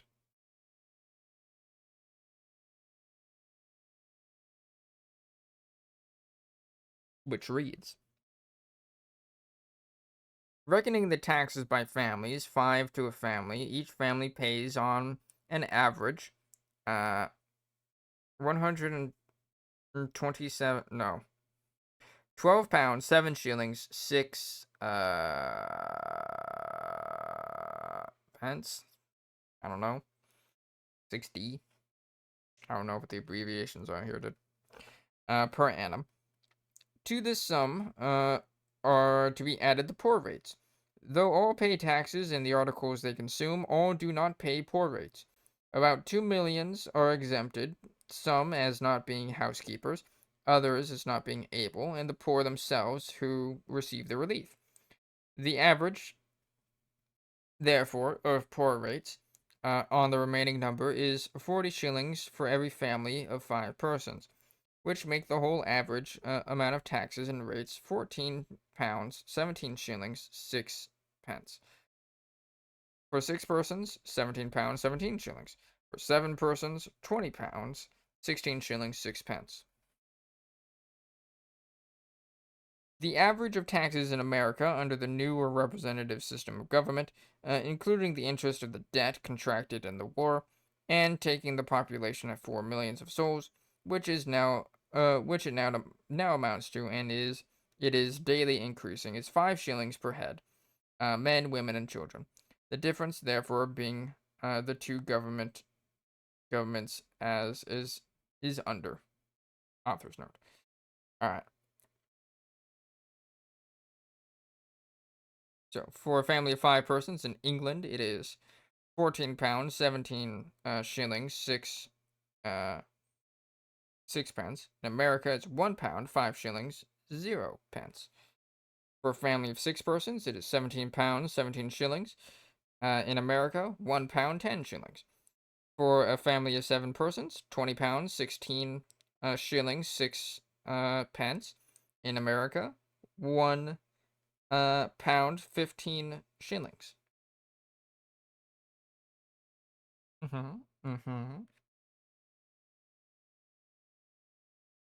The sum thus remitted to the poor will be to 252,000 poor families containing 630,000 children, an expense of £2,520,000. 140,000 aged persons, £1,120,000, for a total of £3,640,000. There will then remain £360,000 out of the 4 millions, part of which may be applied as follows. After all the above cases are provided for, there will still be a number of families who, though not properly of the class of poor, yet find it difficult to give education to their children. And such children, under such a case, would be in a worse condition than if their parents were actually poor. A nation under a well-regulated government should permit none to remain uninstructed. It is monarchical and aristocratical government only that requires ignorance for support. Suppose, then, 400,000 children to be in this condition, which is a greater number than ought to be supposed after the provisions already made. The method will be to allow for each of those children 10 shillings a year for their expensive schooling for 6 years each, which will give them 6 months' schooling each year, and half a crown a year for paper and spelling books. The expense of this will be annually £250,000. Asterisk. Author's note. Public schools do not answer the general purpose of the poor. They are chiefly in corporation towns from which the country towns and villages are excluded, or, if admitted, the distance occasions a great loss of time. Education, to be useful to the poor, should be on the spot, and the best method, I believe, to accomplish this is to enable the parents to pay the expenses themselves. There are always persons of both sexes to be found in every village, especially when growing into years, capable of such an undertaking. 20 children at 10 shillings each, and that not more than 6 months each year, would be as much as some livings amounts to in the remotest parts of England, and there are often distressed clergymen's widows to whom such an income would be acceptable. Whatever is given to this account to children answers two purposes. To them it is education, to those who educate to them it is a livelihood. Seeing the beginnings of the idea of universal education. Free education. Or I guess like the government paying you to get educated. Alright. There will then remain £110,000. Notwithstanding the great modes of relief which is best instituted and best principled government may devise, there will be a number of smaller cases which is a good policy, which it is good policy as well as beneficence in the nation to consider. For 20 shillings to be given immediately on the birth of a child to every woman who should make the demand, and none will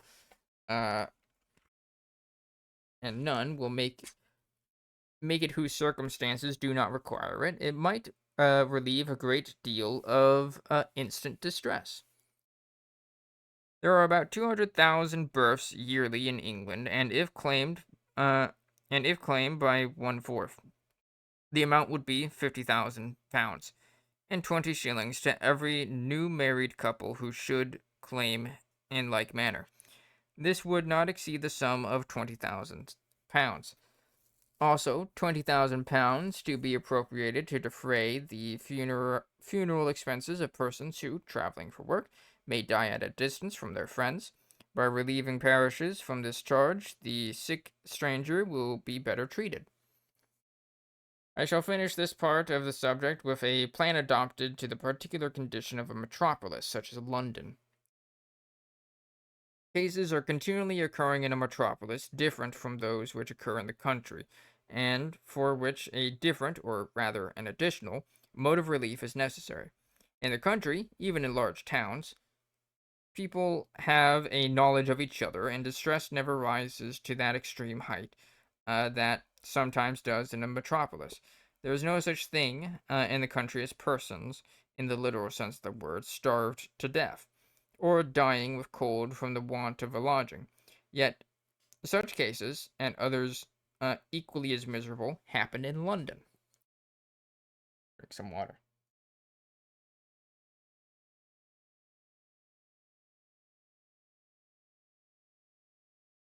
Many a youth comes up to London full of expectations, and with little or no money, and unless he get immediate employment, he is already half undone.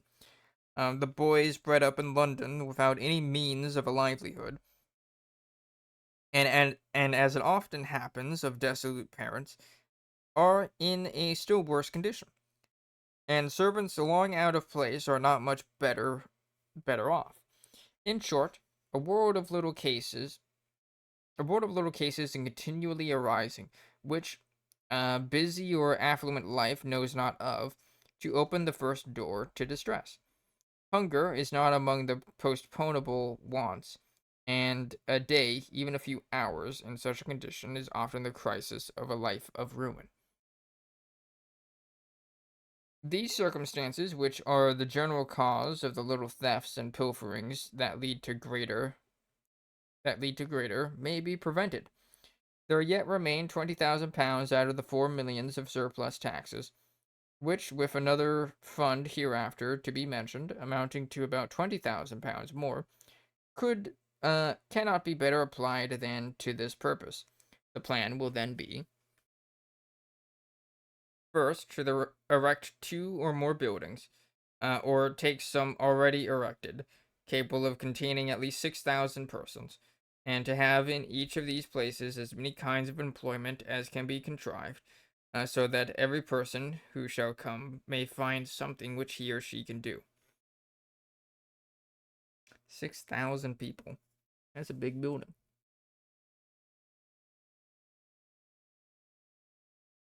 Secondly, to receive all who shall come without inquiring who or what they are. The only condition be that for so much or so many hours' work, each person shall receive so many meals of wholesome food and a warm lodging, at least as good as a barrack.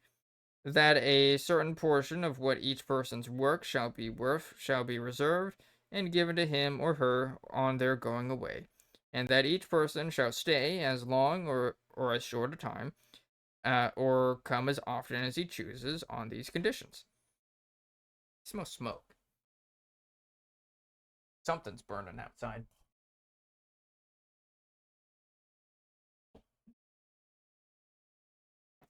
Always a good sign when you can smell smoke in the air in California. Uh, Gotta love 4th of July.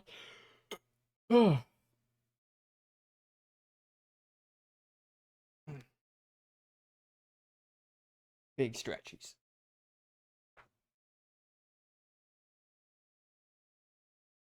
All right.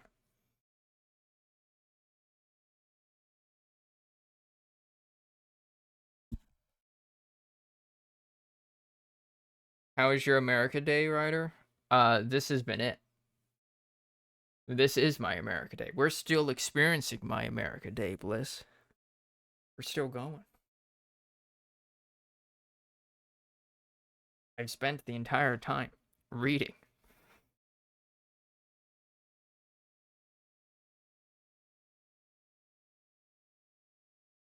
and sometimes debating. So, good? Yeah. Been chill.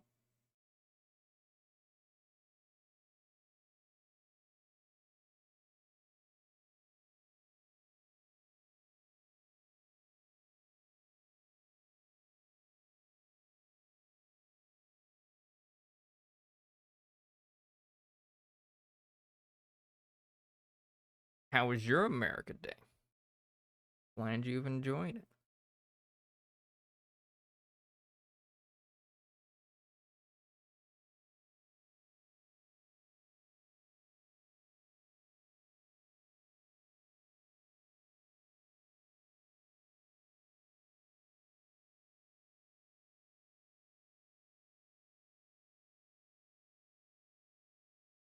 God, somehow it has already been like an hour since the last break, and it does not feel like it. I just like looked up at the clock at at the time, and I'm like, oh, 12:40.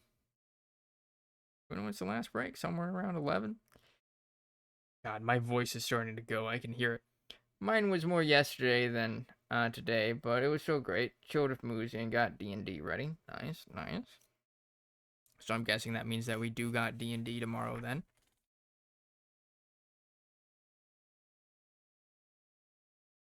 Yep. Others. Others. No. My voice will probably be dead. Just forewarning.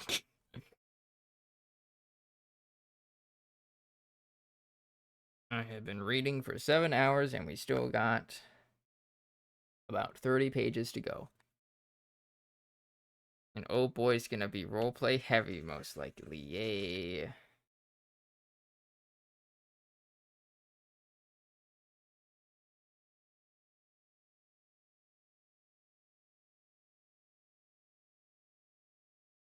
Very nice. Alright, back to the reading.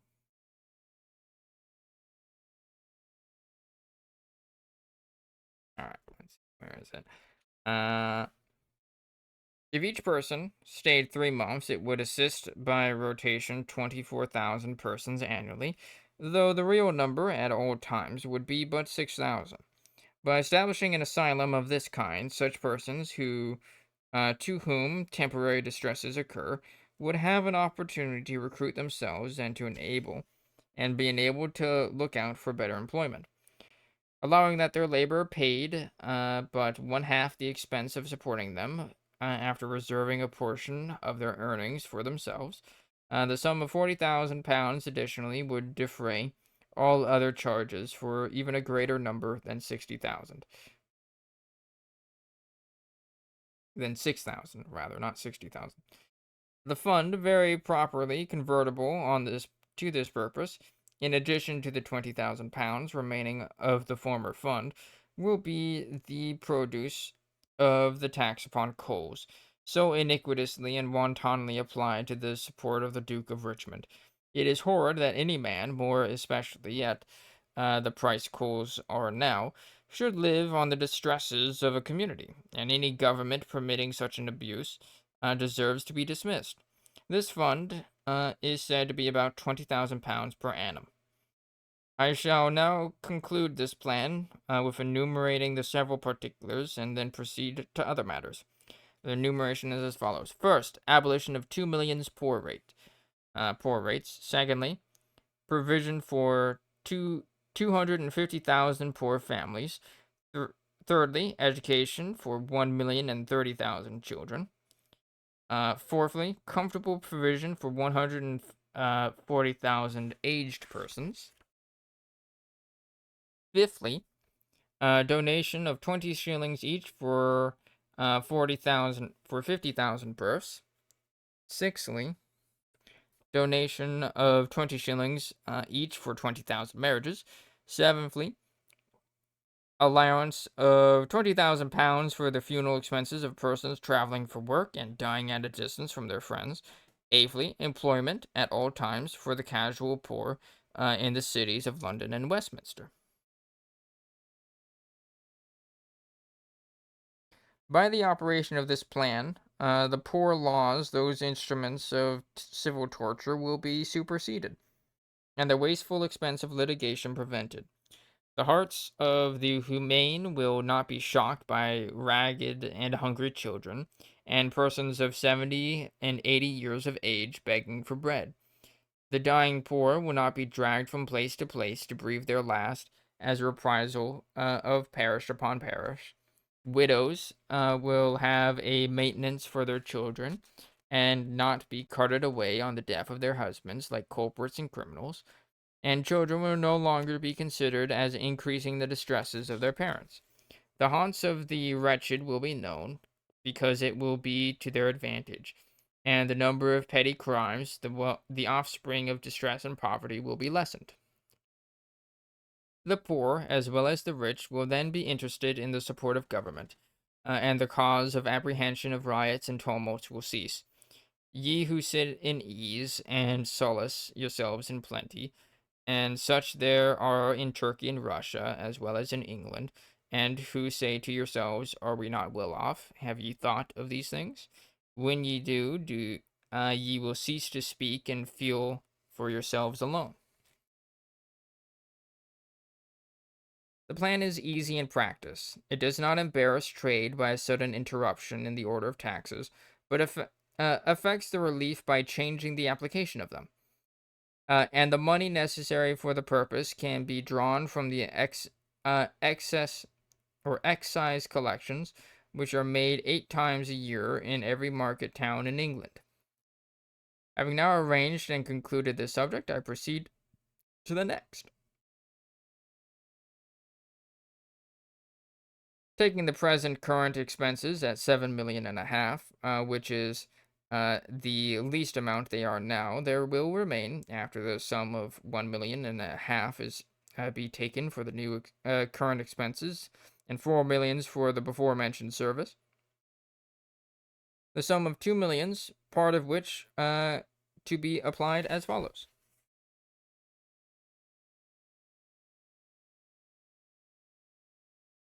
Though fleets and armies, by an alliance with France, will, in a great measure, become useless, yet the persons who have devoted themselves to those services, and have thereby unfitted themselves for other lines of life, are not to be sufferers by the means that make others happy. They are a different description of men from those of who form or hang about a court. A part of the army will remain at least for some years, and also of the navy, for which the provision is already made for in the former part of this plan of 1 million, which is almost 500,000 more than the peace establishment of the army and navy in the prodigal times of Charles II. Suppose then 15,000 soldiers to be disbanded, and that an allowance be made to each of 3 shillings a week during life, clear of all deductions, to be paid in the same manner as the Chelsea College pensioners are paid, and for them to return to their trades and their families, and also that an addition of 15,000 sixpence per week be made to the pay of the soldiers who shall remain. The annual expenses will be to the pay of, let's see, 15,000 disbanded soldiers at 3 shillings per week over the course of a year would be about, or rather, 3 shillings per week, 15,000 soldiers is £117,000. Additional pay to the remaining soldiers, £19,500. Suppose that the pay of the officers of the disbanded corps be the same amount as sum allowed to the men, 117,000, for a total of £253,500. To prevent bulky estimations, admit the same sum to the disbanded navy as to the army, and the same increase of pay, for another 253,500, for a total of £507,000.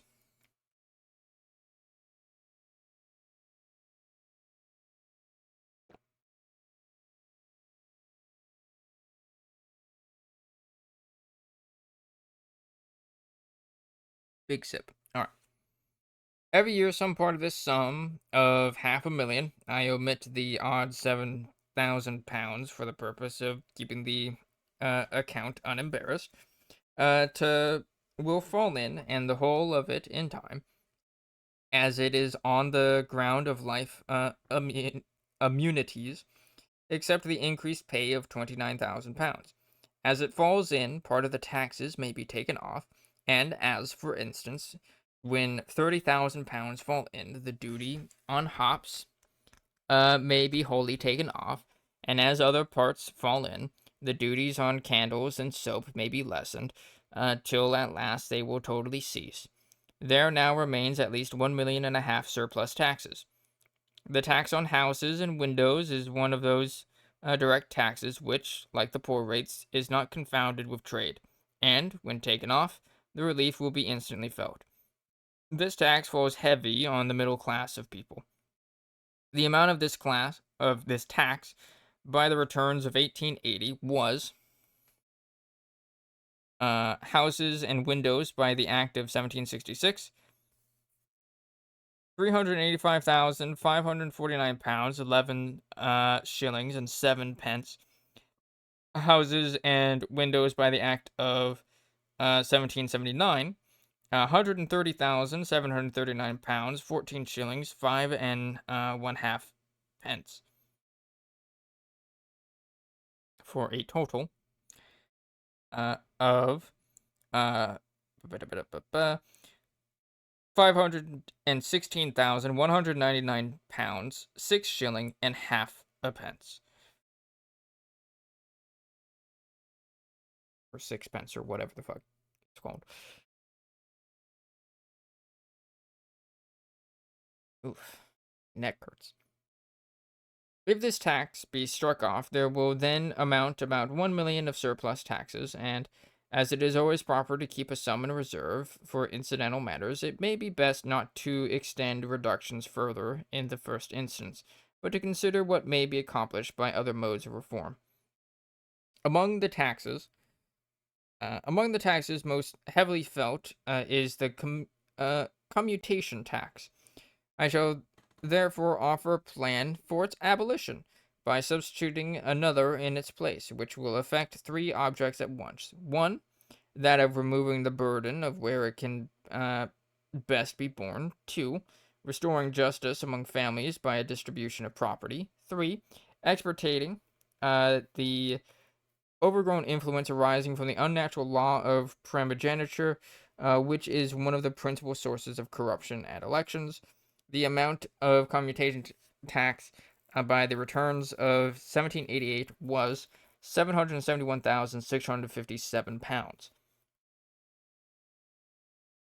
When taxes are proposed, the country is amused by the plausible language of taxing luxuries.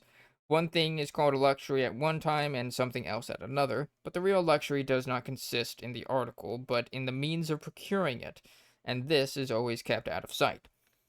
I know not why any plant or herb on the field should be a greater luxury in one country than another, but an overgrown estate in either is a luxury at all times, and as such is the proper object of taxation.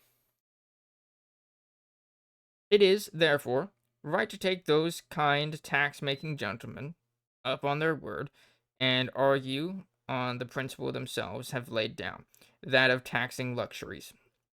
If they or their champion, Mr. Burke, who, I fear, is growing out of date, like the man in armor, can prove that an estate of 20, 30, or 40,000 pounds a year is not a luxury, I will give up the argument.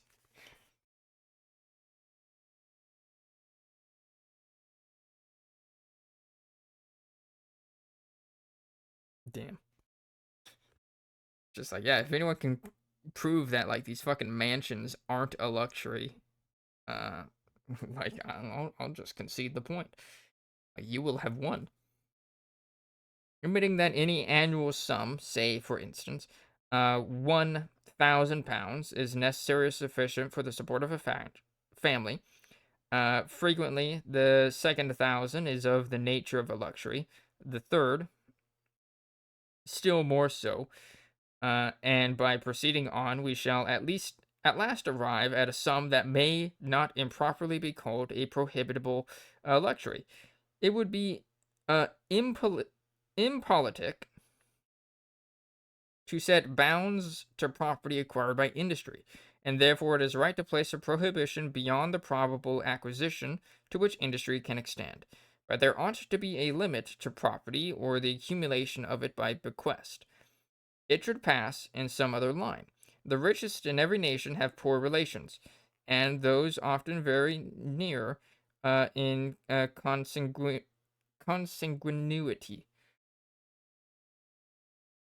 The following table of progressive taxation is constructed on the above principles, and as a substitute for the commutation tax. It will reach the point of prohibition by a regular operation, and thereby supersede the aristocratical law of primogeniture. Oh boy, we got tables. We got two tables, 2 pages of tables.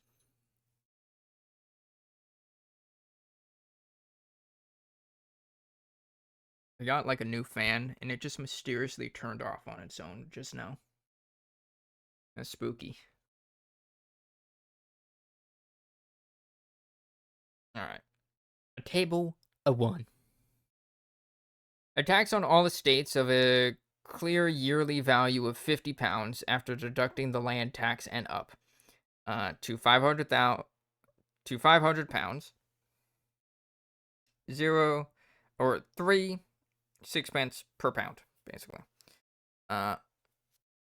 From 500 pounds to 1,000 pounds, 6 sixpence, or 6 pence. On the second 1,000, 9 pence. On the third 1,000, okay, like I noticed that it had like little quotation marks. I'm like, what does that mean? I'm like, oh wait, they're just okay. He's just saying 1,000. Okay. So an estate that is worth 3,000 costs 1 shilling, 4,000, 6 shilling 1 pence, or 1 shilling 6 pence.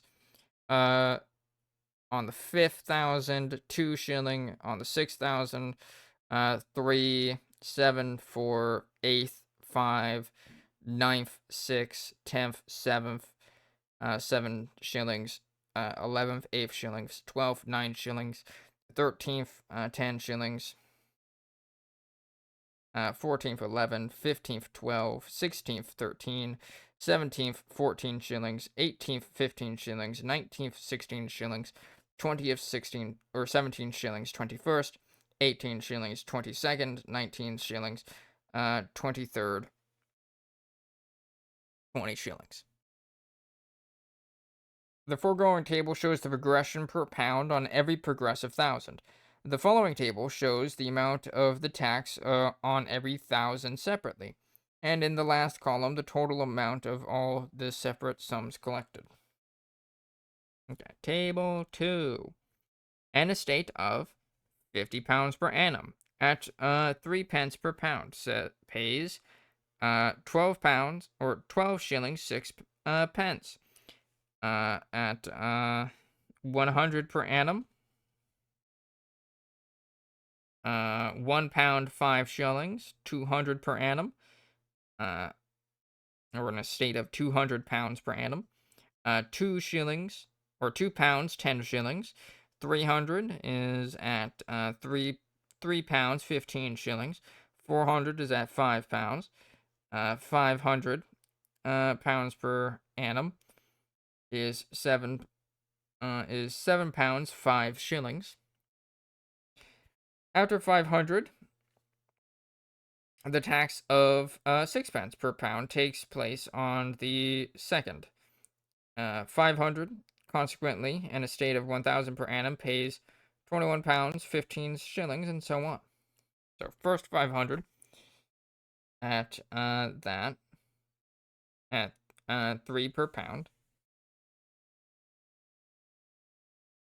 is 7 pounds 5 shillings for a total of that.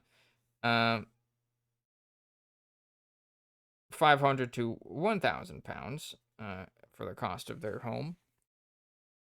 Ugh, math. At 6 per pounds of taxation is £14, 10 shillings. At the second thousand, at 9 per pound, £37, 11 shillings. Third thousand, £50, fourth, £75, fifth, hold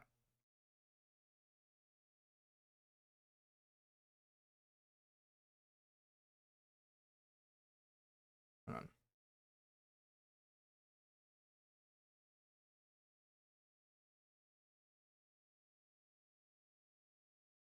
Oh, right. Okay. I'm understanding the table now. All right. It takes the numbers from the last one.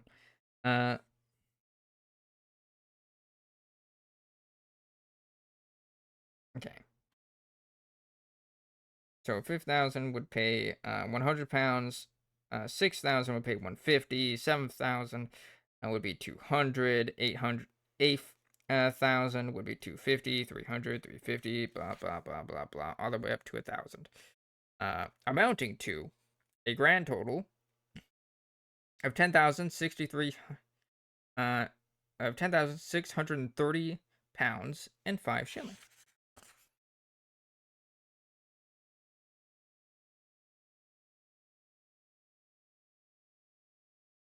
There's another table on the next page.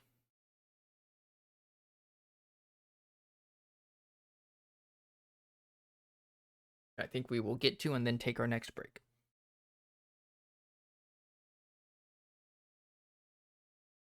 Ugh.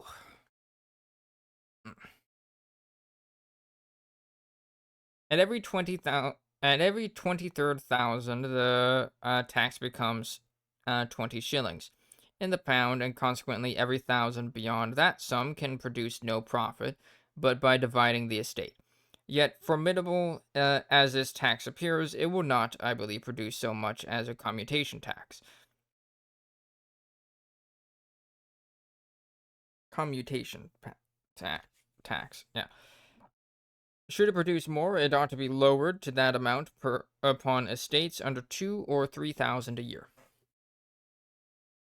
On small and middling estates, it is lighter, as it is intended to be, than the commutation tax. Tax. It is not till after 7 or 8,000 a year that it begins to be heavy. The object is not so much the produce of the tax as the justice of the measure.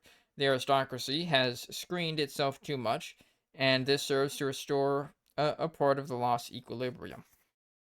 As an instance of this screening itself, it is only necessary to look back at the first establishment of the excise tax, at what is called the Restoration, or the coming of Charles II. The aristocratical interest then in power commuted the feudal services itself was under by laying a tax on beer brewed for sale. That is, they compounded with Charles for an exception from those services for themselves and their heirs by a tax to be paid by other people.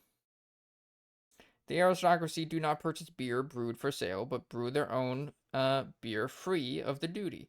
And if any commutation at that time were necessary, it ought to have been at the expense of those for whom the exceptions were those services from those services were intended. Instead of which, it was thrown on an entirely different class of men. And there's an asterisk. So, author's note. The tax on beer brewed for sale, from which the aristocracy are exempt, is almost 1 million more than the present commutation tax, being by the returns of 1788 £1,666,152 pounds. And consequently, they ought to take on themselves the amount of the commutation tax, as they are already exempted from one which is almost 1 million greater.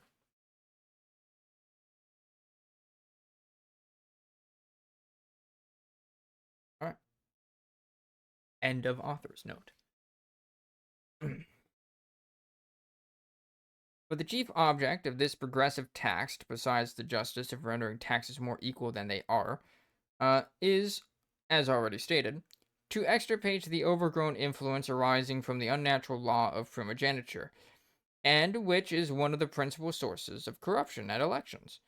It would be attended with no good consequences to inquire how such vast estates as 30, 40, and 50,000 a year could commence, and that at a time when commerce and manufacturers were not in a state to admit of such acquisitions, that it be sufficient to remedy the evil by putting them in a condition of descending again to the community by the quiet means of apportioning them among all the heirs and heiresses of the families. This will be the more necessary because hitherto the aristocracy have quartered their younger children and connections upon the public in useless posts, places, and offices, which, when abolished, will leave them destitute unless the law of primogeniture be also abolished or superseded. Thomas Paine was a true G. True. True. Cool guy. So how you doing? CFC Hard R.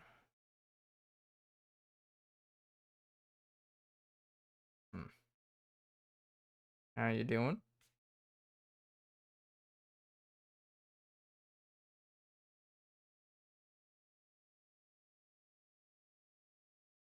Not bad. Nice, nice. Hope you're well. My voice is starting to die after reading for 8 hours straight. Will you also be reading Common Sense? Already have. So like every year, I read like historical documents by prominent American historical figures, or elsewhere. And Common Sense was a previous one. Right now we're reading part 2 of The Rights of Man. Last year we read part 1. The year before that we read Common Sense. And then the year before that we read the Declaration of Independence and Constitution. Yeah, this is a yearly thing. So I'm trying to get through this. What are we going to read next year? Fuck if I know. That has yet to be determined. That's cool. Yeah.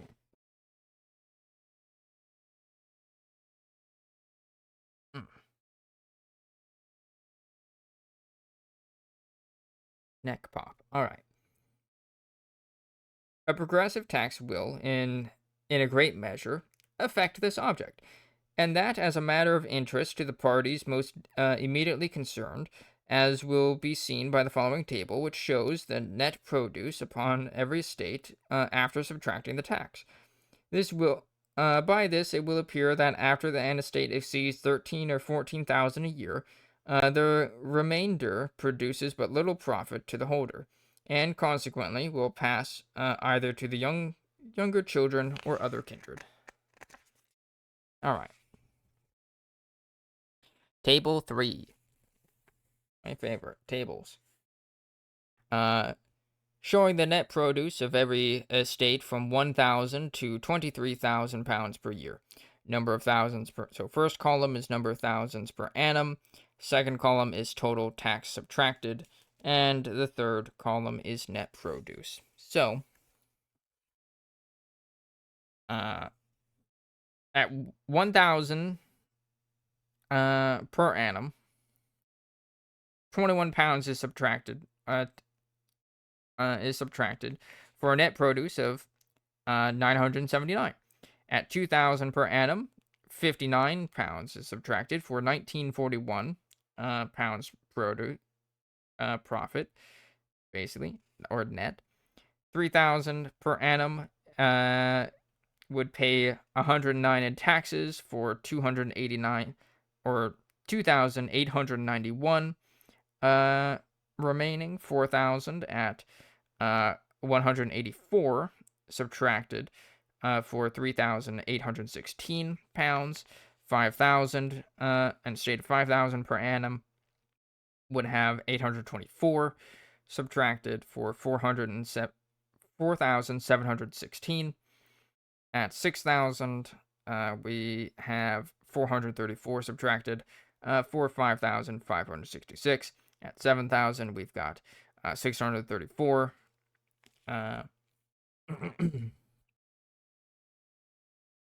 634 subtracted, which is 6,366. At 8,000, we have 880 subtracted for 700 or 7,120. At 9,000, we've got 1,100 or 1,100 subtracted for 7,900. At 10,000, we've got 1,530 for a net of 8,470. For 11,000 per annum, we've got 1,930 subtracted for 9,070 pounds. At 12,000, we've got 2,380 pounds subtracted for 9,620 net. For 13,000, we've got 288 2,880 subtracted for 10,120. At 14,000, we've got 3,430 subtracted for 10,570. At 15,000, we've got 4,030 for 10,970. At 16,000, we've got 4,680 subtracted for 11,320. At 17,000, we've got 5,380 subtracted for 11,620. For 18,000, we've got 6,130 subtracted for 11,870. For 19,000, we've got 6,930, 69, nice, subtracted for 12,170. At 20,000, we've got 7,780 subtracted for a net of 12,220. For 21,000, we've got 8,680 subtracted for 12,320. At 22,000, we've got 9,630 subtracted for 12,370. And at 23,000, we've got 10,630 subtracted for a net of 12,370. NB, the odd shillings are dropped in this table. Okay. It doesn't take shillings into account. Ooh. According to this table, an estate cannot produce more than 12,370 clear of the land tax and the progressive tax, and therefore the dividing such states will follow as a matter of family interest. An estate of 23,000 a year divided into 5 estates of 4,000 each and one of 3 will be charged only 1,129 pounds, which is but 5%. 5%. But if held by one possessor, will be charged 10,630.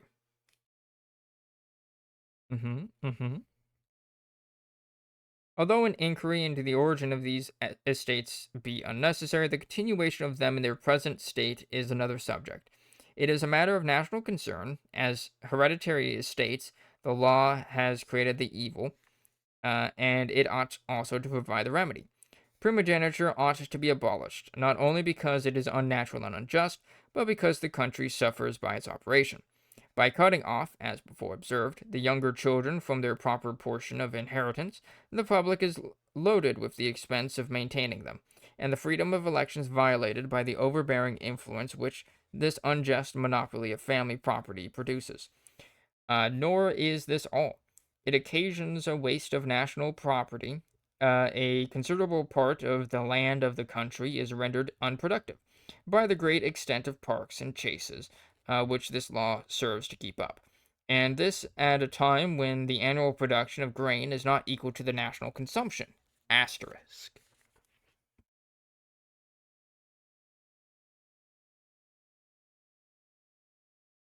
Hello, me name Ababa. Hello. Vijabi Vetel. Valery Ababovich. Hello, welcome. We are reading The Rights of Man in celebration for now the end of America Day. We have about 20 pages remaining. Well, less than that. We've just kind of finished like half of the page. How you doing? There was an asterisk somewhere. Oh, there it is. Let's see. See the reports on the corn trade. Author's note. Oh, thanks, Thomas Paine. Thanks. That explains a lot to me. Yes, the corn trade. I know extensively of this subject. In short, the evils of the aristocratical system are so great and numerous, so inconsistent with everything that is just, wise, natural, and beneficent, that when they are considered, there ought not to be a doubt that many, who are now classed under that description, will wish to see such a system abolished. What pleasure can they derive from contemplating the exposed condition and almost certain beggary of their younger offspring? Every aristocratical family has an appendage of family beggars hanging round it, which in a few ages or a few generations are shook off, and console themselves with telling their tale in almshouses, workhouses, and prisons. This is the natural consequence of aristocracy. The peer and the beggar are often of the same family. One extreme produces the other. To make one rich, many must be made poor. Neither can the system be supported by other means. Russian good gays. No war, go funny. Play Battlefield. What? Huh? That made no sense. But I'm sure Russia has a lot of good gays. I mean, everywhere does, really. There are two classes of people to whom the laws of England are particularly hostile, and those the most helpless: younger children, and turns page, and the poor. Of the former I have just spoken; of the latter I shall mention one instance out of the many that might be produced, and with which I shall close this subject. Several laws are in existence for regulating and limiting workmen's wages. Why not leave them as free to make their own bargains, as the lawmakers are to let their farms and houses? Personal labor is all the property they have. Why is that little, and the little freedom they enjoy, to be infringed? But the injustice will appear stronger if we consider the operation and effect of such laws.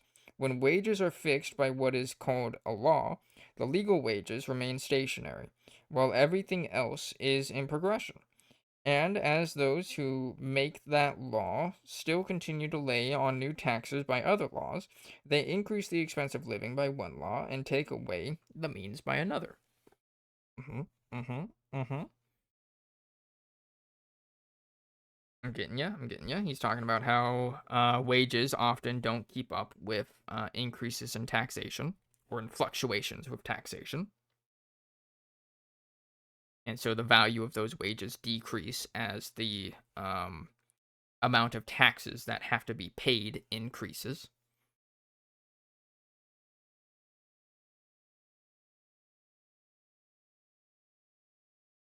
But if these gentlemen lawmakers and tax makers thought it right to limit the poor pittance which personal labor can produce, and on which a whole family is to be supported, they certainly must feel themselves happily indulged in a limitation of their own part, of not less than 12,000 a year, and that of property they never acquired, nor probably any of their ancestors, and of which they have made never acquire so ill a use.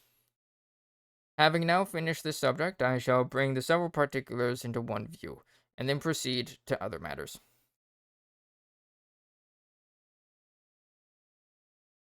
Okay.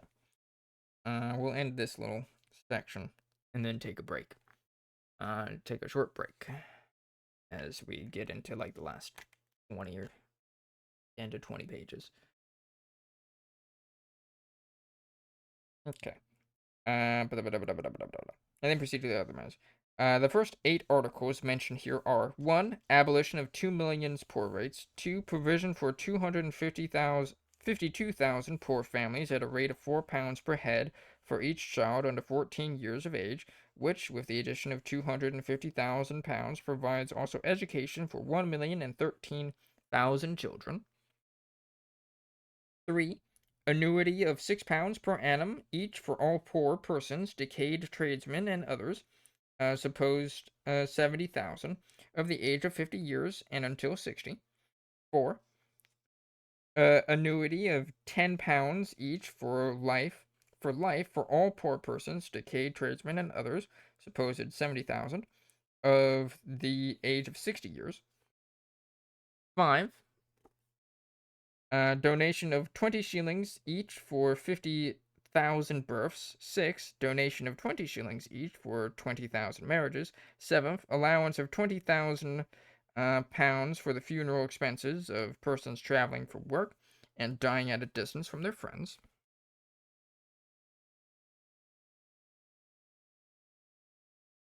Watching you from Russia, and here I came across you. Unless we're orcs and we don't steal toilets, everything is fine with us. Not my toilets. Yeah, no. Yeah, I surmised that. All good. Not orcs. Get that? Humanity were the orcs all along. Alright, let's see. Where were we? Article 8. Employment at all times for the casual poor in the cities of London and Westminster. Second enumeration. So this is going over the stuff that he just put forth. 9. Abolition of the tax on houses and windows. 10. Allowance of 3 shillings per week for life to 15,000 disbanded soldiers, and a proportionate allowance for the officers of the disbanded corps. 11. Increase of pay to the remaining soldiers of £19,500 annually. 12. The same allowance to the disbanded army and the same increase of pay as to the army. 13. Abolition of the commutation tax. 14.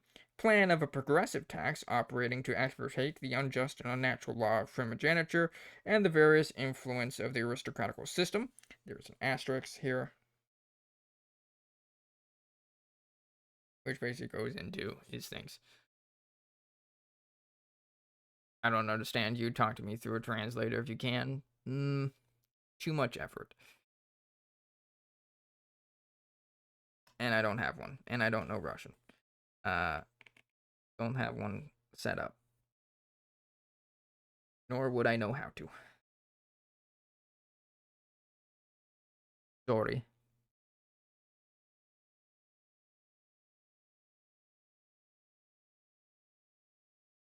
Sorry, man. All good. Let's see. Okay, there we go. When inquiries are made into the condition of the poor, various degrees of distress will most probably be found, to render a different arrangement preferable to that which is already proposed. Widows with families will be in greater want than where there are husbands living. There is also a difference in the expense of living in different countries, and more so in fuel. Suppose, then, 50,000 extraordinary cases at a rate of £10,000 per family per annum, which would cost £500,000. 100,000 families at £8 per family per annum at £800,000. 100,000 families at £7 for £700,000. 104,000 families at £5 for 520,000. Instead of 10 shillings per head for the education of other children, to allow 50 shillings per family for that purpose to 50,000 families for 250,000, for a grand total of 2,770,000. 1,400 aged persons as before for 1,120,000, for a total, all added together, 3,890,000. This arrangement amounts to the same sum as stated in this work. Part 2. line number 1068, including this 250,000 for education. But it provides, including the H people, for 404,000 families, which is almost 1/3 of all the families in England. End of author's note. All right. There yet seems, as already stated, 1 million of surplus taxes. Some part of this will be required for circumstances that do not immediately present themselves, and as such, and such part as shall not be wanted will admit for a further reduction of taxes equal to the amount. Among the claims that justice requires to be made, the condition of the inferior revenue officers will merit attention. It is a reproach to any government to waste such an immensity of revenue in sinecures. Sinecures? Don't know this word. Uh, and nominal and unnecessary places and officers, and not allow even a decent livelihood to those on whom the labor falls. The salary of the inferior officers of the revenue has stood at a petty pittance of less than £50 a year for upwards of 100 years. It ought to be 70. About 120,000 people applied to this purpose will put all those salaries in a decent condition. All right. I think we are going to take a break. My voice is dying and I need more water so that my voice does not further die. So we will once again take a bit of a break. Where's my music? There it is. Yeah. Boop. Boop.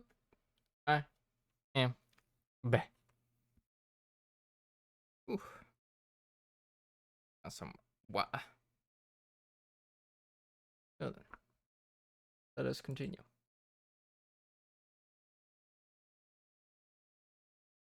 Back to the rights of man.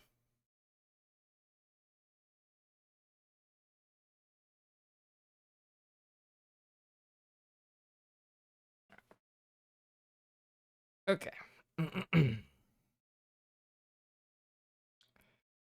Let's see. About 120,000 pounds applied to this purpose will put all those salaries in decent condition.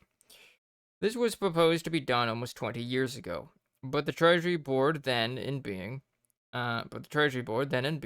startled at it, as it might lead to similar expectations from the Army and Navy, and the event was that the King or somebody for him applied to Parliament to have his own salary raised, and £100,000 a year, which being done, everything else was laid aside. With respect to another class of men, the inferior clergy, I forbear to enlarge on their condition. But all partialities and prejudices for or against different modes and forms of religion aside, common justice will determine whether there ought to be an income of 20 or 30 pounds a year to one man, and of 10,000 to another. I speak on this subject with the more freedom because I am known not to be a Presbyterian, and therefore the cant cry of court sycophants about church and meeting, kept up to amuse and bewilder the nation, cannot be raised against me. My throat is dying. 15 pages ago. Final stretch. I can do this. You can do this. Voice, I believe. Ye simple men on both sides of the question, do you not see through this courtly craft?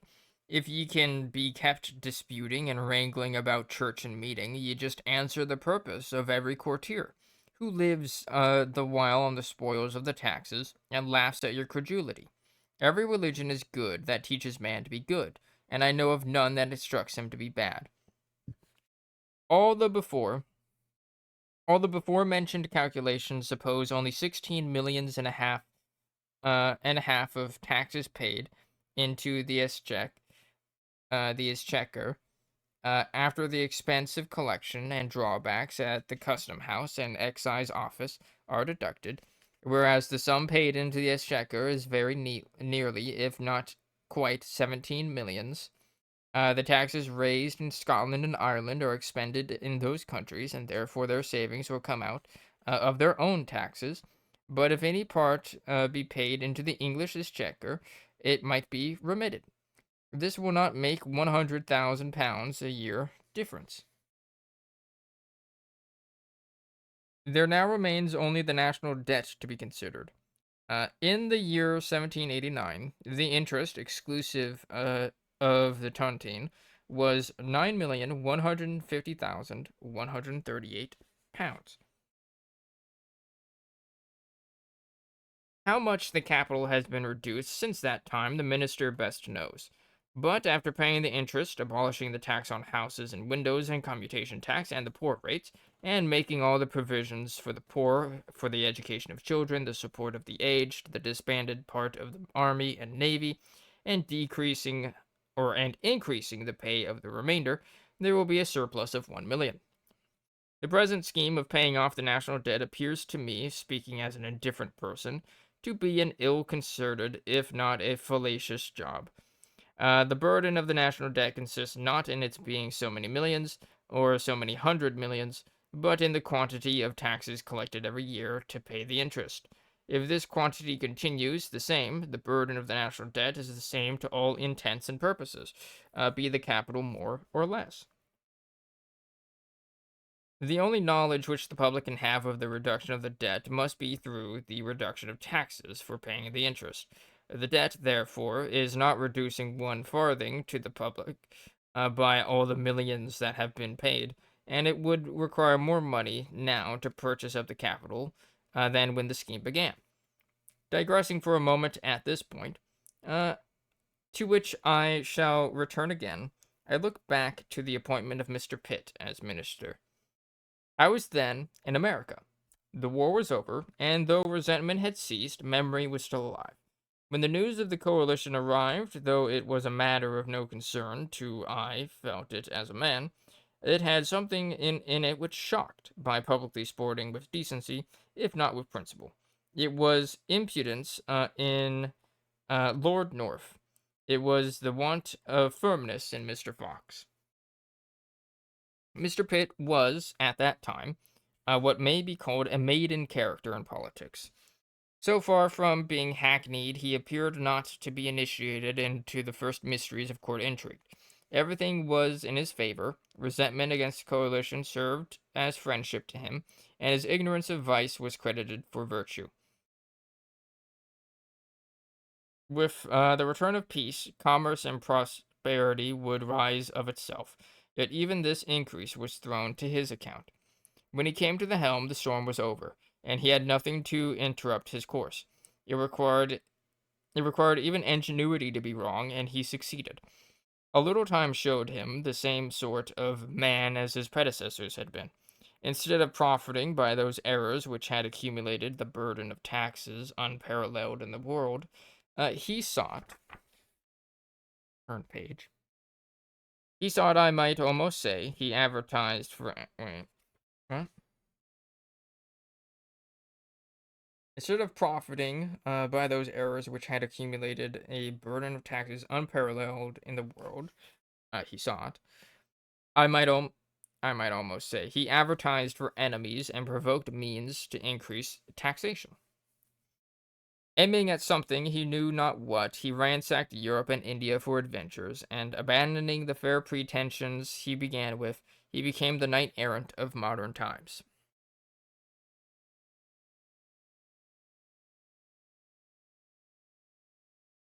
It is unpleasant to see character throw itself away.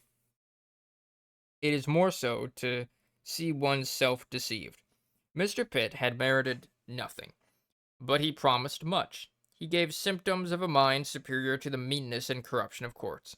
His apparent candor encouraged expectations, and the public confidence, stunned, wearied, and confounded by a chaos of parties, revived and attached itself to him. But mistaking, as he has done, the disgust of the nation against the coalition, for merit in himself, he has rushed into measures which a man less supported would not have presumed to act. All this seems to show that change of ministers amounts to nothing. One goes out, another comes in, and still the same measures, vices, and extravagance are pursued. It signifies not who is minister. The defect lies in the system. The foundation and the superstructure of the government is bad. Prop it as you please, it continually sinks into court government, and ever will. I return, as I promised, to the subject of the national debt, that offspring of the Dutch Anglo Revolution, and its handmaid, the Hanover succession. But it is now too late to inquire how it began. Those to whom it is due have advanced the money, and whether it was well or ill spent or pocketed is not their crime. It is, however, easy to see that as the nation proceeds in contemplating the nature and principles of government, and to understand taxes, and make comparisons between those of America, France, and England, it will be next to impossible to keep it in the same torpid state it has hitherto been. Some reform must, from the necessity of the case, soon begin. It is not whether these principles press with little or much force in the present moment. They are out. They are abroad in the world, and no force can stop them. Like a secret told, they are beyond recall, and he must be blind indeed that does not see that a change is already beginning. 9 millions of dead taxes is a serious thing. This not only this not only for bad, but in a great measure for foreign government.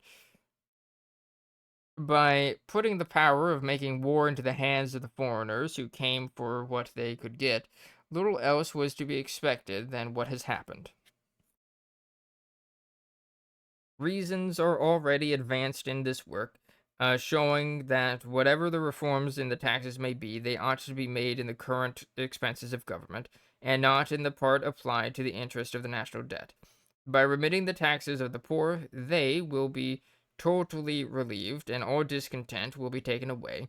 And by striking off such of the taxes as are already mentioned, the nation will more than recover the whole expense of the mad American war.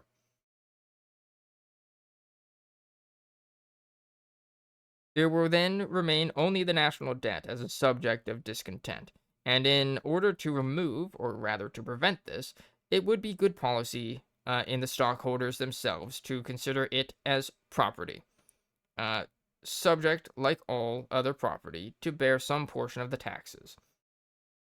It would give it to both popularity and security, and as a great part of its present inconvenience, it is balanced by the capital which it keeps alive. A measure of this kind would, so far, add to that balance as to silence objections. This may be done by such gradual means as to accomplish all that is necessary with the greatest ease and convenience.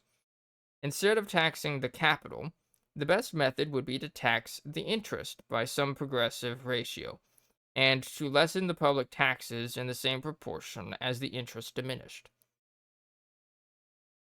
Suppose the interest was taxed 1/2 penny in the pound the first year, a penny more the second, and then proceed by a certain ratio to be determined upon, always less than any other tax upon property. Such a tax would be subtracted from the interest at the time of payment, without any expense of collection. 1/2 penny in the pound would lessen the interest of, and consequently the taxes, £20,000.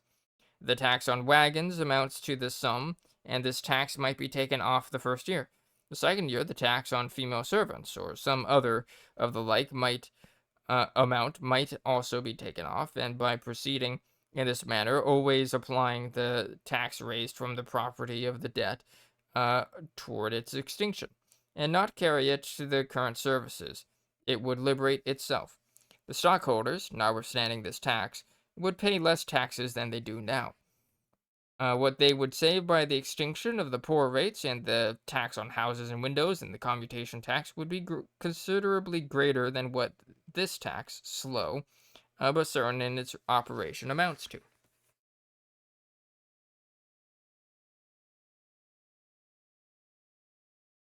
It appears to me to be prudence to look out for measures that may apply under any circumstances that may approach. There is, at this moment, a crisis in the affairs of Europe that requires it. Preparation now is wisdom. Taxation be once let loose, it will be difficult to reinstate it. Neither would the relief be so effectual as if it proceeded by some certain and gradual reduction.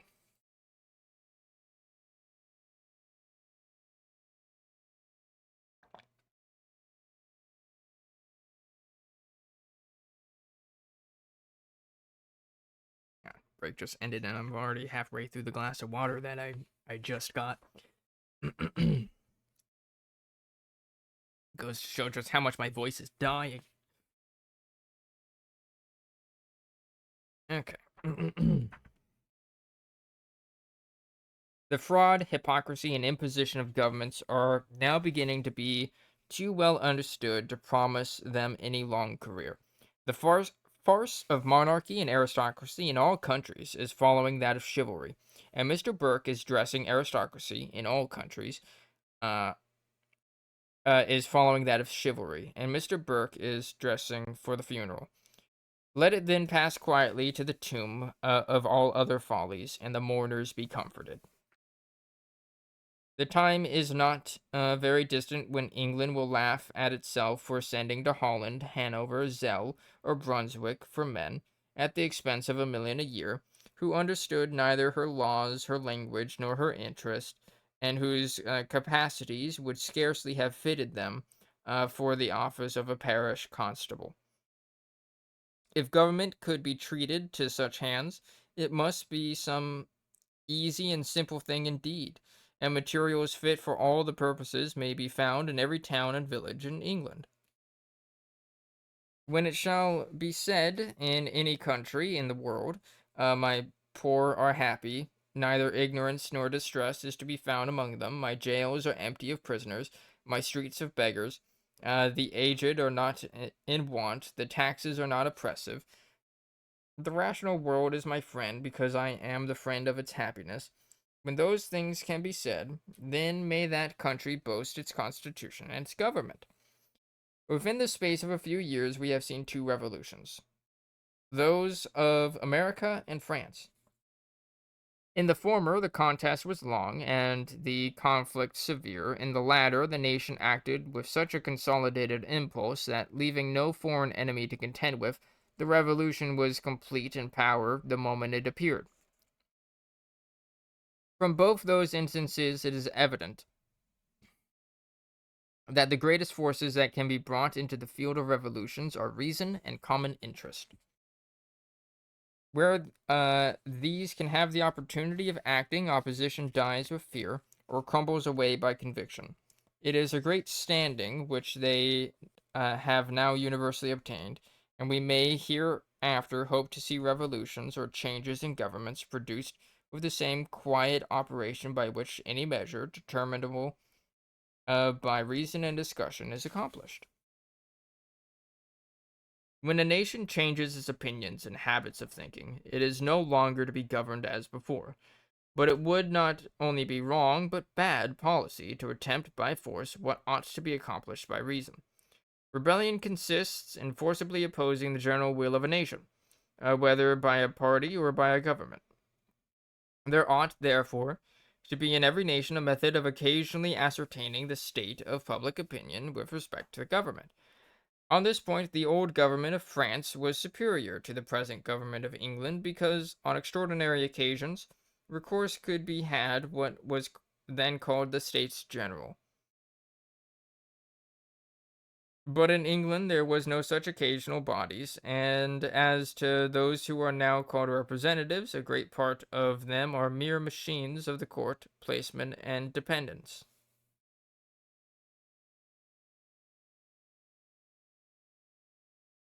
Oh, water.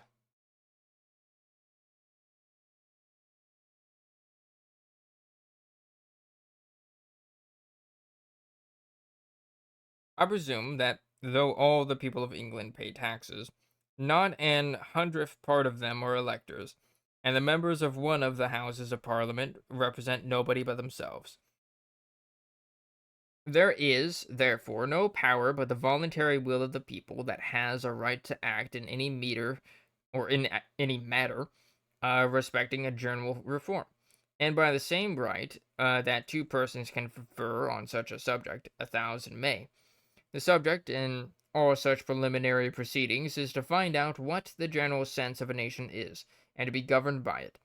If it prefer a bad or defective government to a reform, or choose to pay 10 times more taxes than there is any occasion for, it has a right to do so. It has a right so to do, rather. That's how he worded that.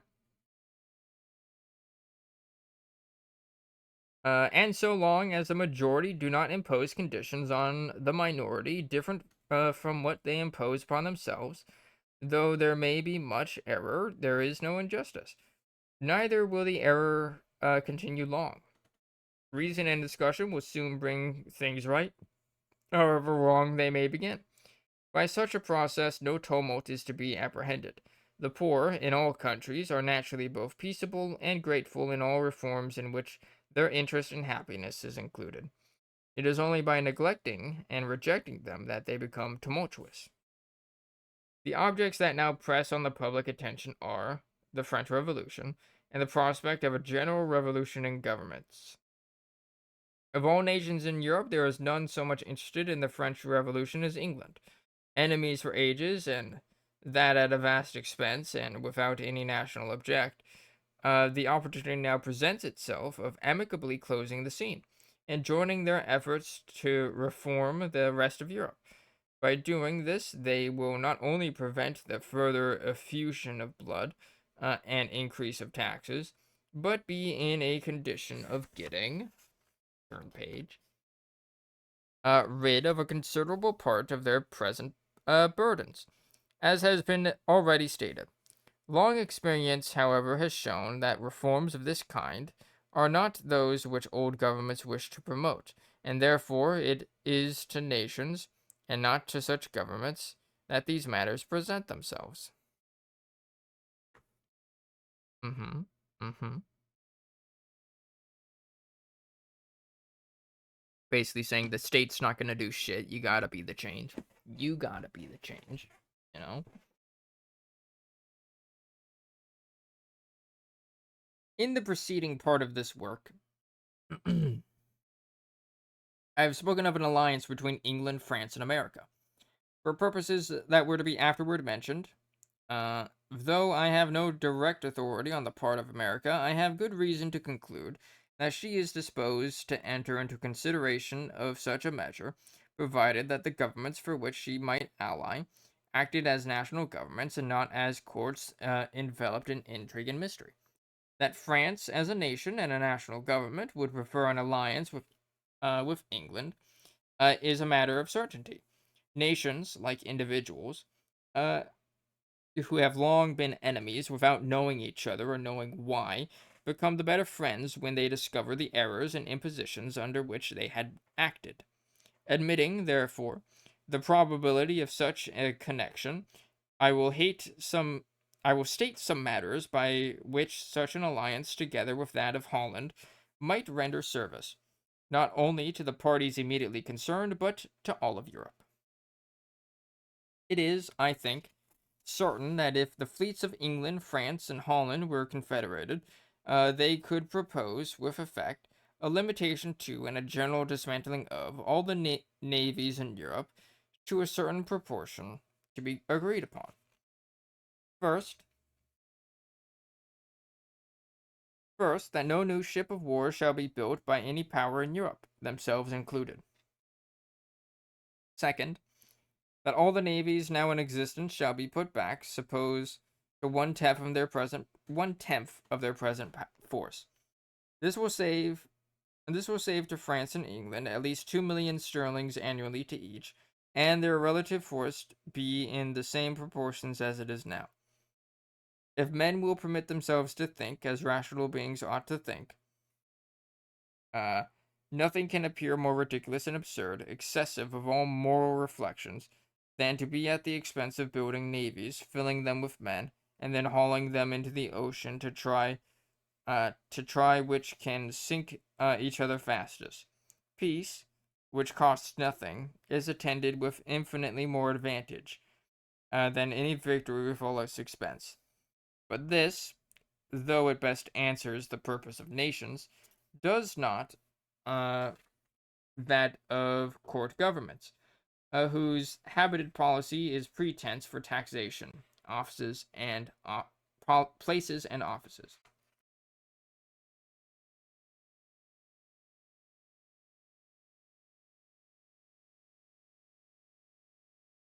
God, my voice is dying.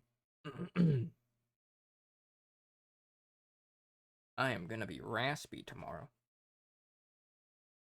It is, I think, also certain that the above confederated powers, together with that of the U.S. of America, can propose with effect to Spain the independence of South America and the opening those countries of immense extent and wealth to the general commerce of the world, as North America now is. With how much more glory and advantage to itself does a nation act when it exerts its powers to rescue the world from bondage and to create itself friends than when it employs those powers to increase ruin, desolation, and misery. The horrid scene that is now acting by the English government in the East Indies is fit only to be told of Goths and Vandals who, destitute of principle, robbed and tortured the world they were incapable of enjoying. The opening of South America would produce an immense field of commerce and a ready money market for manufactures, which the Eastern world does not. The East is already a country full of manufactures, the importation of which is not only an injury to the manufacturers of England, but a drain upon its specie. The balance against England by this trade is regularly upwards of 500,000 annually sent out in the East India ships in silver, and this is the reason, together with German intrigue and German subsidies, that there is so little silver in England.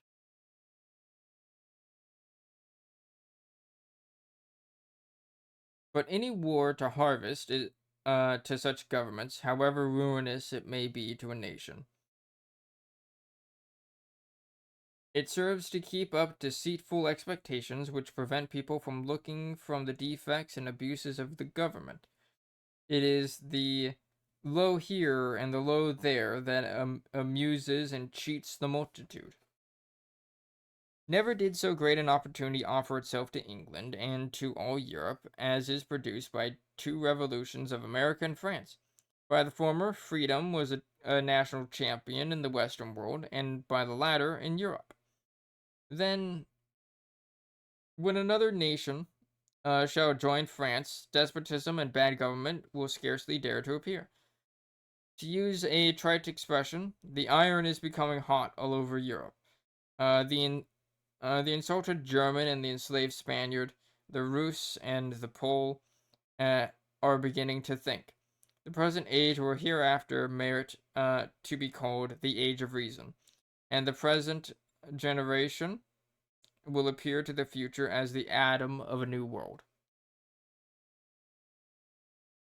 When all the governments of Europe shall be established on the representative system, nations will become acquainted, uh, and the animosities and prejudices fomented by the intrigues and artifice of courts will cease.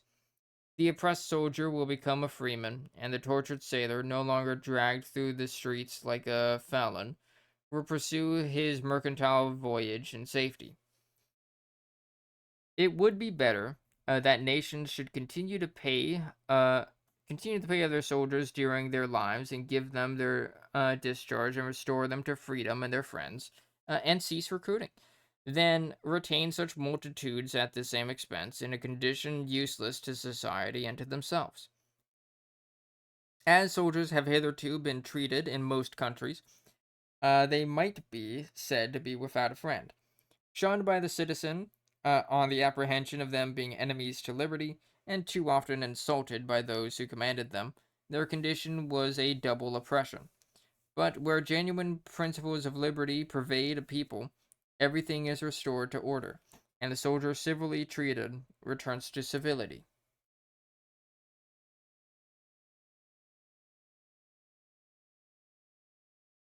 In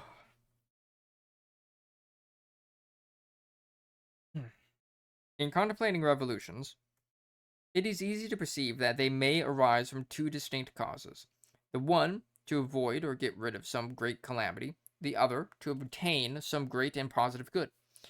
And the two may be distinguished by the names of active and passive revolutions. In those which proceed from the former case, the temper becomes incensed and soured, and the redress obtained by danger is too often sullied by revenge. But in those which proceed from the latter, the heart, rather animated than agitated, enters serenely upon the subject. Reason and discussion, persuasion and conviction, become the weapons of in the contest, and it is only when those are attempted to be suppressed that recourse is had to violence. When men unite in agreeing that a thing is good, could it be obtained, such, for instance, as relief from a burden of taxes and the extinction of corruption, the object is more than half accomplished. What they approve as the end, they promote in the means.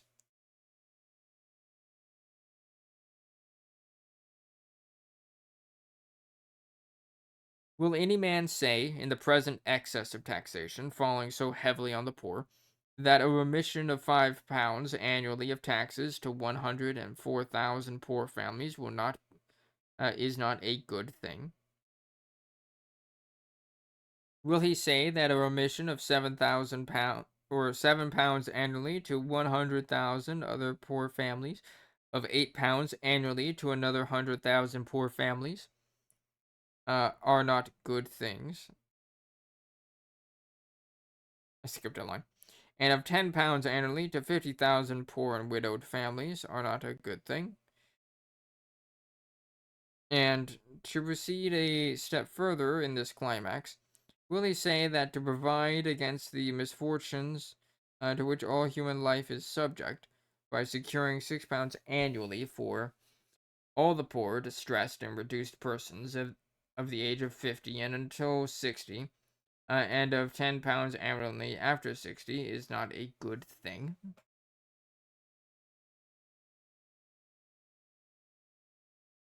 Will he say that an abolition of 2 millions of poor rates to the housekeepers, and of the whole of the house and window light tax, and of the commutation tax, is not a good thing? Or will he say that to abolish corruption is a bad thing? If, therefore, the good to be obtained be worthy of a passive, rational, and costless revolution, it would be bad policy to prefer waiting for a calamity that should force a violent one. I have no idea, considering the reforms which are now passing and spreading throughout Europe, that England will permit herself to be the last, and where the sorry, like go cross-eyed. I feel like I feel it happening. All right, have no idea considering the will permit herself to be the last. And where the occasion and the opportunity quietly offer, it is better than to wait for a turbulent necessity. It may be considered as an honor to the animal faculties of man to obtain redress by courage and danger, but it is far greater honor to the rational faculties to accomplish the same object by reason, accommodation, and general consent. And there's a note.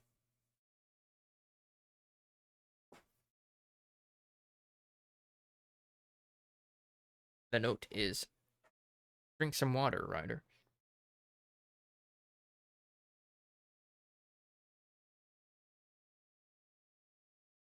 That's not actually the note.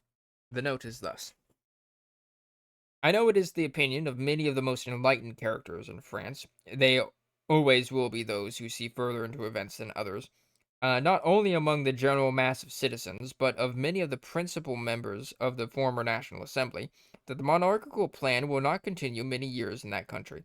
They have found out that as wisdom cannot be made hereditary, power ought not, and that, for a man to merit 1,000,000 sterling a year from a nation, he ought to have a mind capable of comprehending from an atom to a universe, which, if he had, he would be above receiving the pay. But they wished not to appear to lead the nation faster than its own reason and interest dictated. In all the conversations where I have been present upon this subject, the idea always was that when such a time, from the general opinion of the nation, shall arrive, that the honorable and liberal method would be to make a handsome present in fee, simple to the person, whoever he may be, that shall then be in the monarchical office, and for him to retire to the enjoyment of private life, possessing his share of general rights and privileges, and to be no more accountable to the public for his time and his conduct than any other citizen. All right. End of author's note. As reforms or revolutions, call them which you please, extend themselves among nations, those nations will form connections and conventions, and when a few are thus confederated, the progress will be rapid, till despotism and corrupt government be totally expelled. At least out of 2 quarters of the world, Europe and America, the Algerine piracy may then be commanded to cease, for it is only by the malicious policy of old governments against each other that it exists. Throughout this work, various and numerous as the subjects are, which I have taken up and investigated, there is only a single paragraph upon religion, viz., that every religion is good and teaches man to be good. I have carefully avoided to enlarge upon the subject because I am inclined to believe that what is called the present ministry wish to see intentions about religion kept up, and prevent the nation turning its attention to subjects of government. It is as if they were to say, look that way, or any way but this. But as religion is very improperly made a political machine, and the reality of it is thereby destroyed, I will conclude this work with stating in what light religion appears to me. Alright, time for the religious rant. Uh, if we suppose a large family of children who, on any particular day, uh, are on any particular day or particular circumstance, made it a custom to present to their parents some token of their affection and gratitude, each of them would make a different offering, and most probably in a different manner. Some would pay their congratulations in themes of verse and prose, by some little devices, as their genius dictated, or according to what they thought would please, and, perhaps the least of all, not able to do any of those things, would ramble into the garden or the flower and gather what it thought the prettiest flower it could find, though perhaps it might be but a simple weed. The parent would be more gratified by such a variety than if the whole of them had acted on a concerted plan, and each made exactly the same offering. This would have the cold appearance of contrivance, or the harsh one of control. But of all unwelcome things, nothing could more afflict the parent than to know that the whole of them had afterwards gotten together by the ears, boys and girls, fighting, scratching, reviling, and abusing each other about which was the best or the worst present. Why may we not suppose that the great Father of all is pleased with variety and devotion, and that the greatest offense we can act is that by which we seek to torment and render each other miserable. For my own part, I am fully satisfied that what I am now doing, with an endeavor to conciliate mankind, to render their condition happy, to unite nations that have hitherto been enemies, and to extirpate the horrid practice of war, and break the chains of slavery and oppression, is acceptable in his sight, and being the best service I can perform, I act it cheerfully. I do not believe that any two men on what are called doctrinal lines or points think alike who think at all. It is only those who have not thought that appear to agree. It is in this case as with what is called the British Constitution. It has been taken for granted to be good, and communiums, encomiums have supplied the place of proof. But when the nation comes to examine into its principles and the abuses it admits, it will be found to have more defects than I pointed out in this work and the former. As to what are called national religions, we may, with as much propriety, talk of national gods. It is either political craft or the remains of the pagan system, which, when every nation had its separate and particular deity. Among all the writers of the English church clergy who have treated on the general subject of religion, the present Bishop of Llandaff, um, which, looking by the name of it, is definitely Welsh, um, has not been excelled, and it is with much pleasure that I take this opportunity of expressing this token of respect.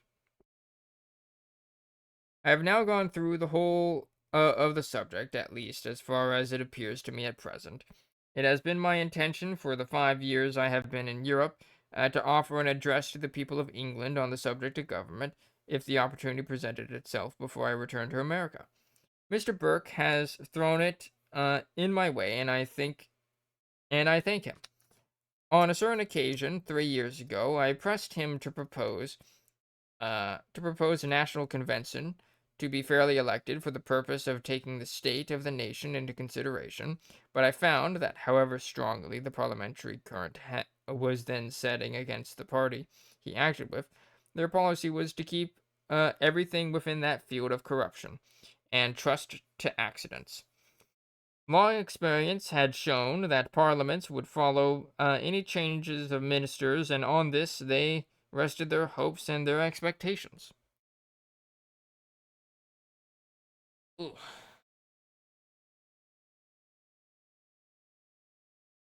big stretch.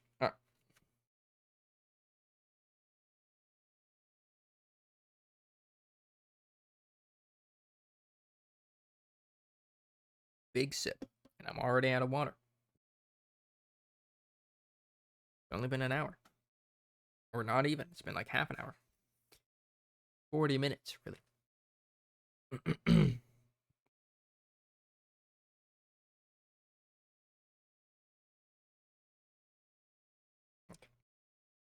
Formerly, when divisions arose respecting governments, recourse was had to the sword, and civil war ensued. That savage custom is exploded by the new system, and reference is had to national conventions. Discussion and the general will arbitrates the question, and to this, private opinion yields with a good grace, and order is preserved uninterrupted. The gentlemen have affected to call the principles upon which this work and the former part of the rights of man are founded a new-fangled doctrine. The question is not whether those principles are new or old, but whether they are right or wrong. Suppose the former, I will show their effect by a figure easily understood. It is now towards the middle of February. Were I to take a turn into the country, the trees would present as leafless, a leafless, wintry appearance. As people are apt to pluck twigs as they walk along, I perhaps might do the same, and by chance might observe that a single bud on that tree has begun to swell. I should reason very unnaturally, or rather, not reason at all, uh, to suppose this is the only bud in England, which had this appearance. Instead of deciding thus, I should instantly conclude that the same appearance was beginning, or about to begin, everywhere. And though the vegetables sleep, and though the vegetable sleep will continue longer on some trees and plants than on others, and though some of them may not blossom for 2 or 3 years, All will be in leaf in the summer, except those which are rotten. What pace the political summer may keep with the natural, no human foresight can determine. It is, however, not difficult to perceive that the spring is begun. Thus wishing, as I sincerely do, freedom and happiness to all nations, I close the second part. Very nice. Got like a little bit of an appendix after this. That's like looks like it's about 4 pages. But first, I'm just gonna get some water. Now that I'm out again. Uh, I don't want to take like a minute to get it, so I'm not even gonna run a song. So BRB, real quick.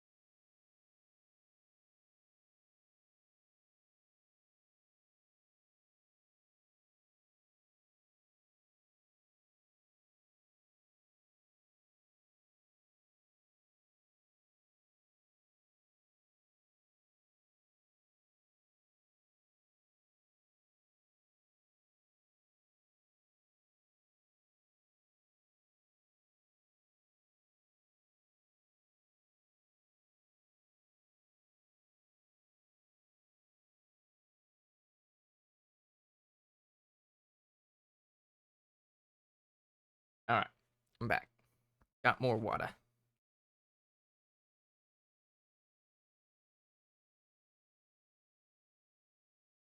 Should take big gulps of. All right. All right, got 4 more pages of an appendix.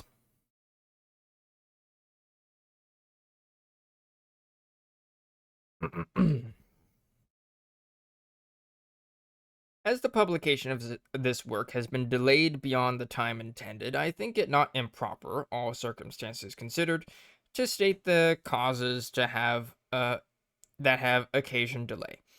The reader will probably observe that some parts of the plan sustained in this work for reducing the taxes and certain parts in Mr. Pitt's speech at the opening of the present session, today, January 31st, are so much alike as to induce a belief that either the author had taken the hint from Mr. Pitt or Mr. Pitt from the author.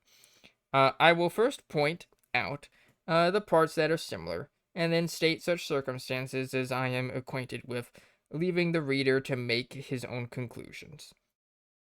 Considering it as almost an unprecedented case that taxes should be proposed to be taken off, it is equally extraordinary that such a measure should occur to 2 persons at the same time, and still more so considering the vast variety and multiplicity of taxes, that they should hit on the same specific taxes.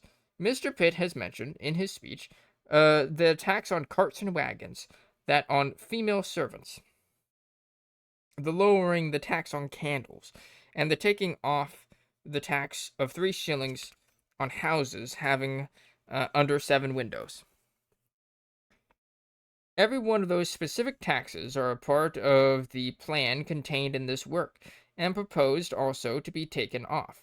Mr. Pitt's plan, it is true, goes no further than to a reduction of £320,000, and the reduction proposed in this work to nearly 6 million.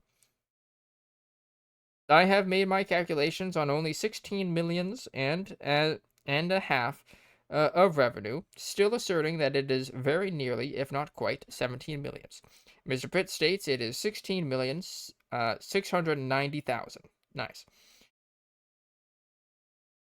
I know enough of the matter to say that he has not overstated it, having thus given the particulars which correspond in this work and his speech. I will state a chain of circumstances that may lead to some explanation. The first hint for lessening the taxes, and that of the consequence flowing from the French Revolution, is to be found in the address and declaration of the gentlemen who met at the Thatched House Tavern, August 20th, 1791. Among many other particulars stated in that address is the following, put as an interrogation to the government opposers of the French Revolution. Are they sorry that the pretense of new oppressive taxes or the occasion for continuing many old taxes will be at an end? It is well known that the persons who chiefly frequent the Thatched House Tavern are men of court connections, and so much did they take this address and declaration respecting the French Revolution, and the reduction of taxes in disgust, that the landlord was under the necessity of informing the gentlemen who composed the meeting of the 20th of August, and who proposed holding another meeting, that he could not receive them. Author's note. The gentleman who signed the address and declaration as chairman of the meeting, Mr. Horne took, being generally supposed to be the person who drew it up, and having spoken much in commendation of it, has been jocularly accused of praising his own work. To free him from this embarrassment, and to save him from repeated trouble of mentioning the author, as he has not failed to do, I make no hesitation in saying that, as the opportunity of benefiting by the French Revolution easily occurred to me, I drew up the publication in question, and showed it to him, and showed it to him and some other gentlemen, who, fully approving it, held a meeting for the purpose of making it public, and subscribed to the amount of 50 guineas to defray the expense of advertising. I believe there are at this time in England a greater number of men acting on disinterested principles, and determined to look into the nature and practices of government themselves, and not blindly trust, as has hitherto been the case, either to government generally, or to parliaments, or to parliamentary opposition, than at any former period. Had this been done a century ago, corruption and taxation had not arrived to the height we are at now. Okay.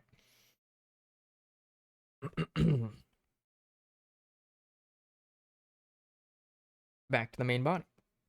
Or actually, first, a sip of water.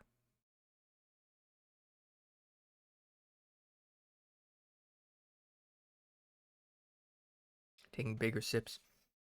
What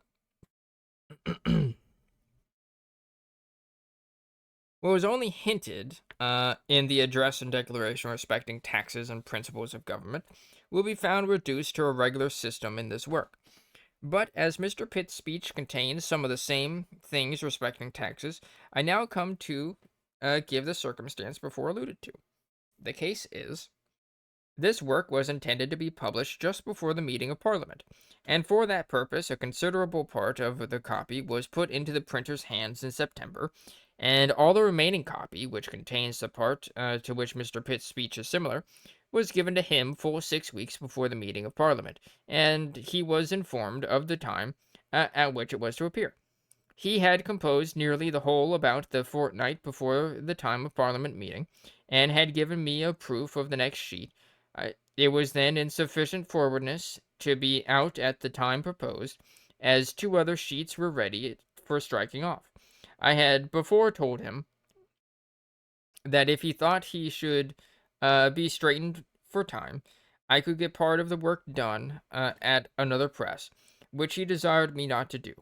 In this manner, the work stood on a Tuesday fortnight preceding the meeting of Parliament, when all at once, without any previous intimation, though I had been with him the evening before, he sent me, by one of his workmen, all the remaining copy, declining to go on with the work on any consideration.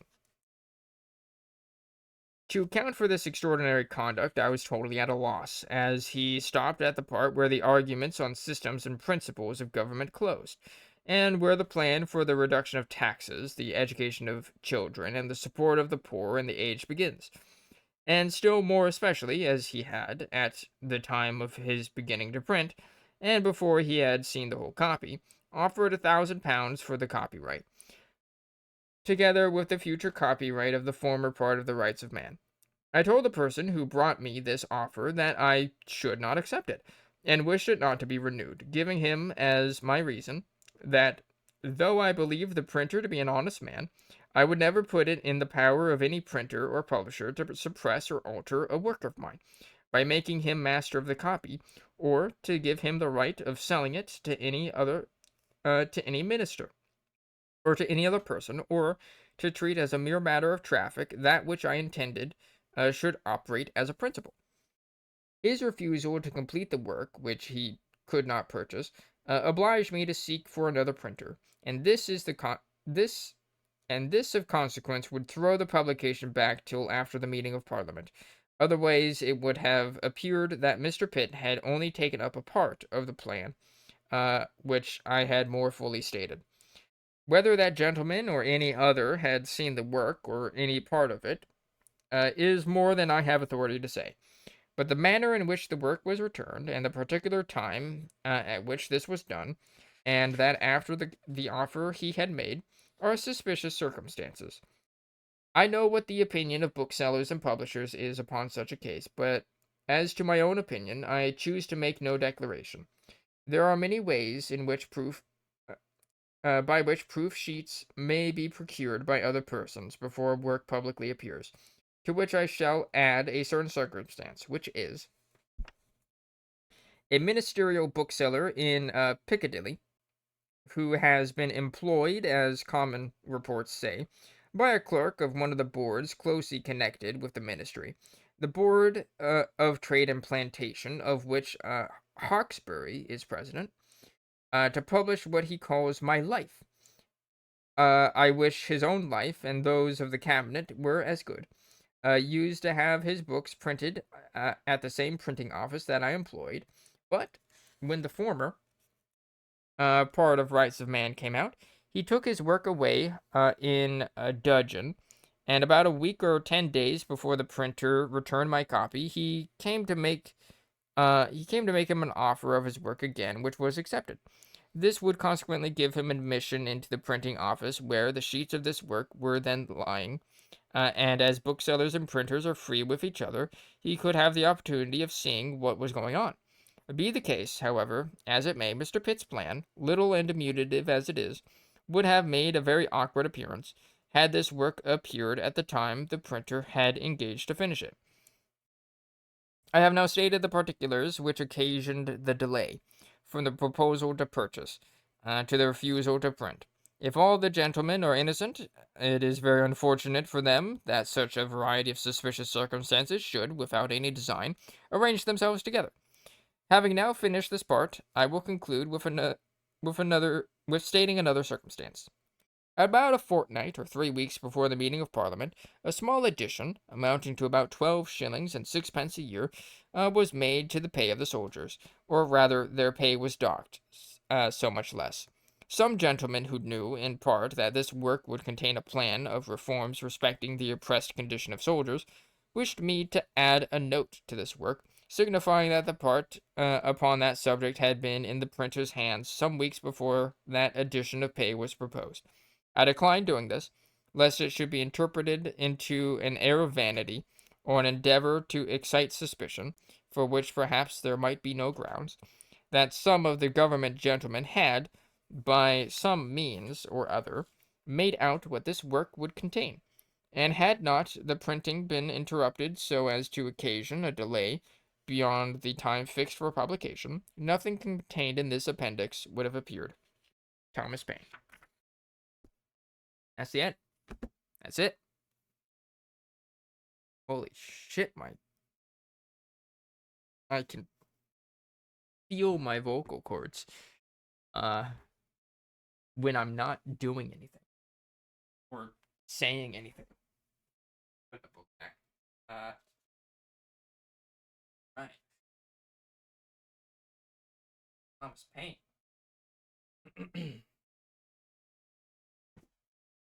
Oh, that took 9 hours and 50 minutes. Well, 9 hours and 49 minutes, including breaks. I had like what, 5 breaks or so during all of that. Not bad, not bad. My voice is fucking dying, but yeah. Ugh. Big stretchies. All right. So yeah, that was the second part of The Rights of Man by Thomas Paine. I really dug it. It was really nice. Um, very enlightening, one might say. Uh, very good read. The tax part was kind of boring. But you know, all right, I guess. Uh, but yeah, that was a good read. Many things were learned. Some nice discussions were had. Some not so nice discussions were had. But all's well that ends well. I am gonna rest my voice. So we are gonna end it here for today. Uh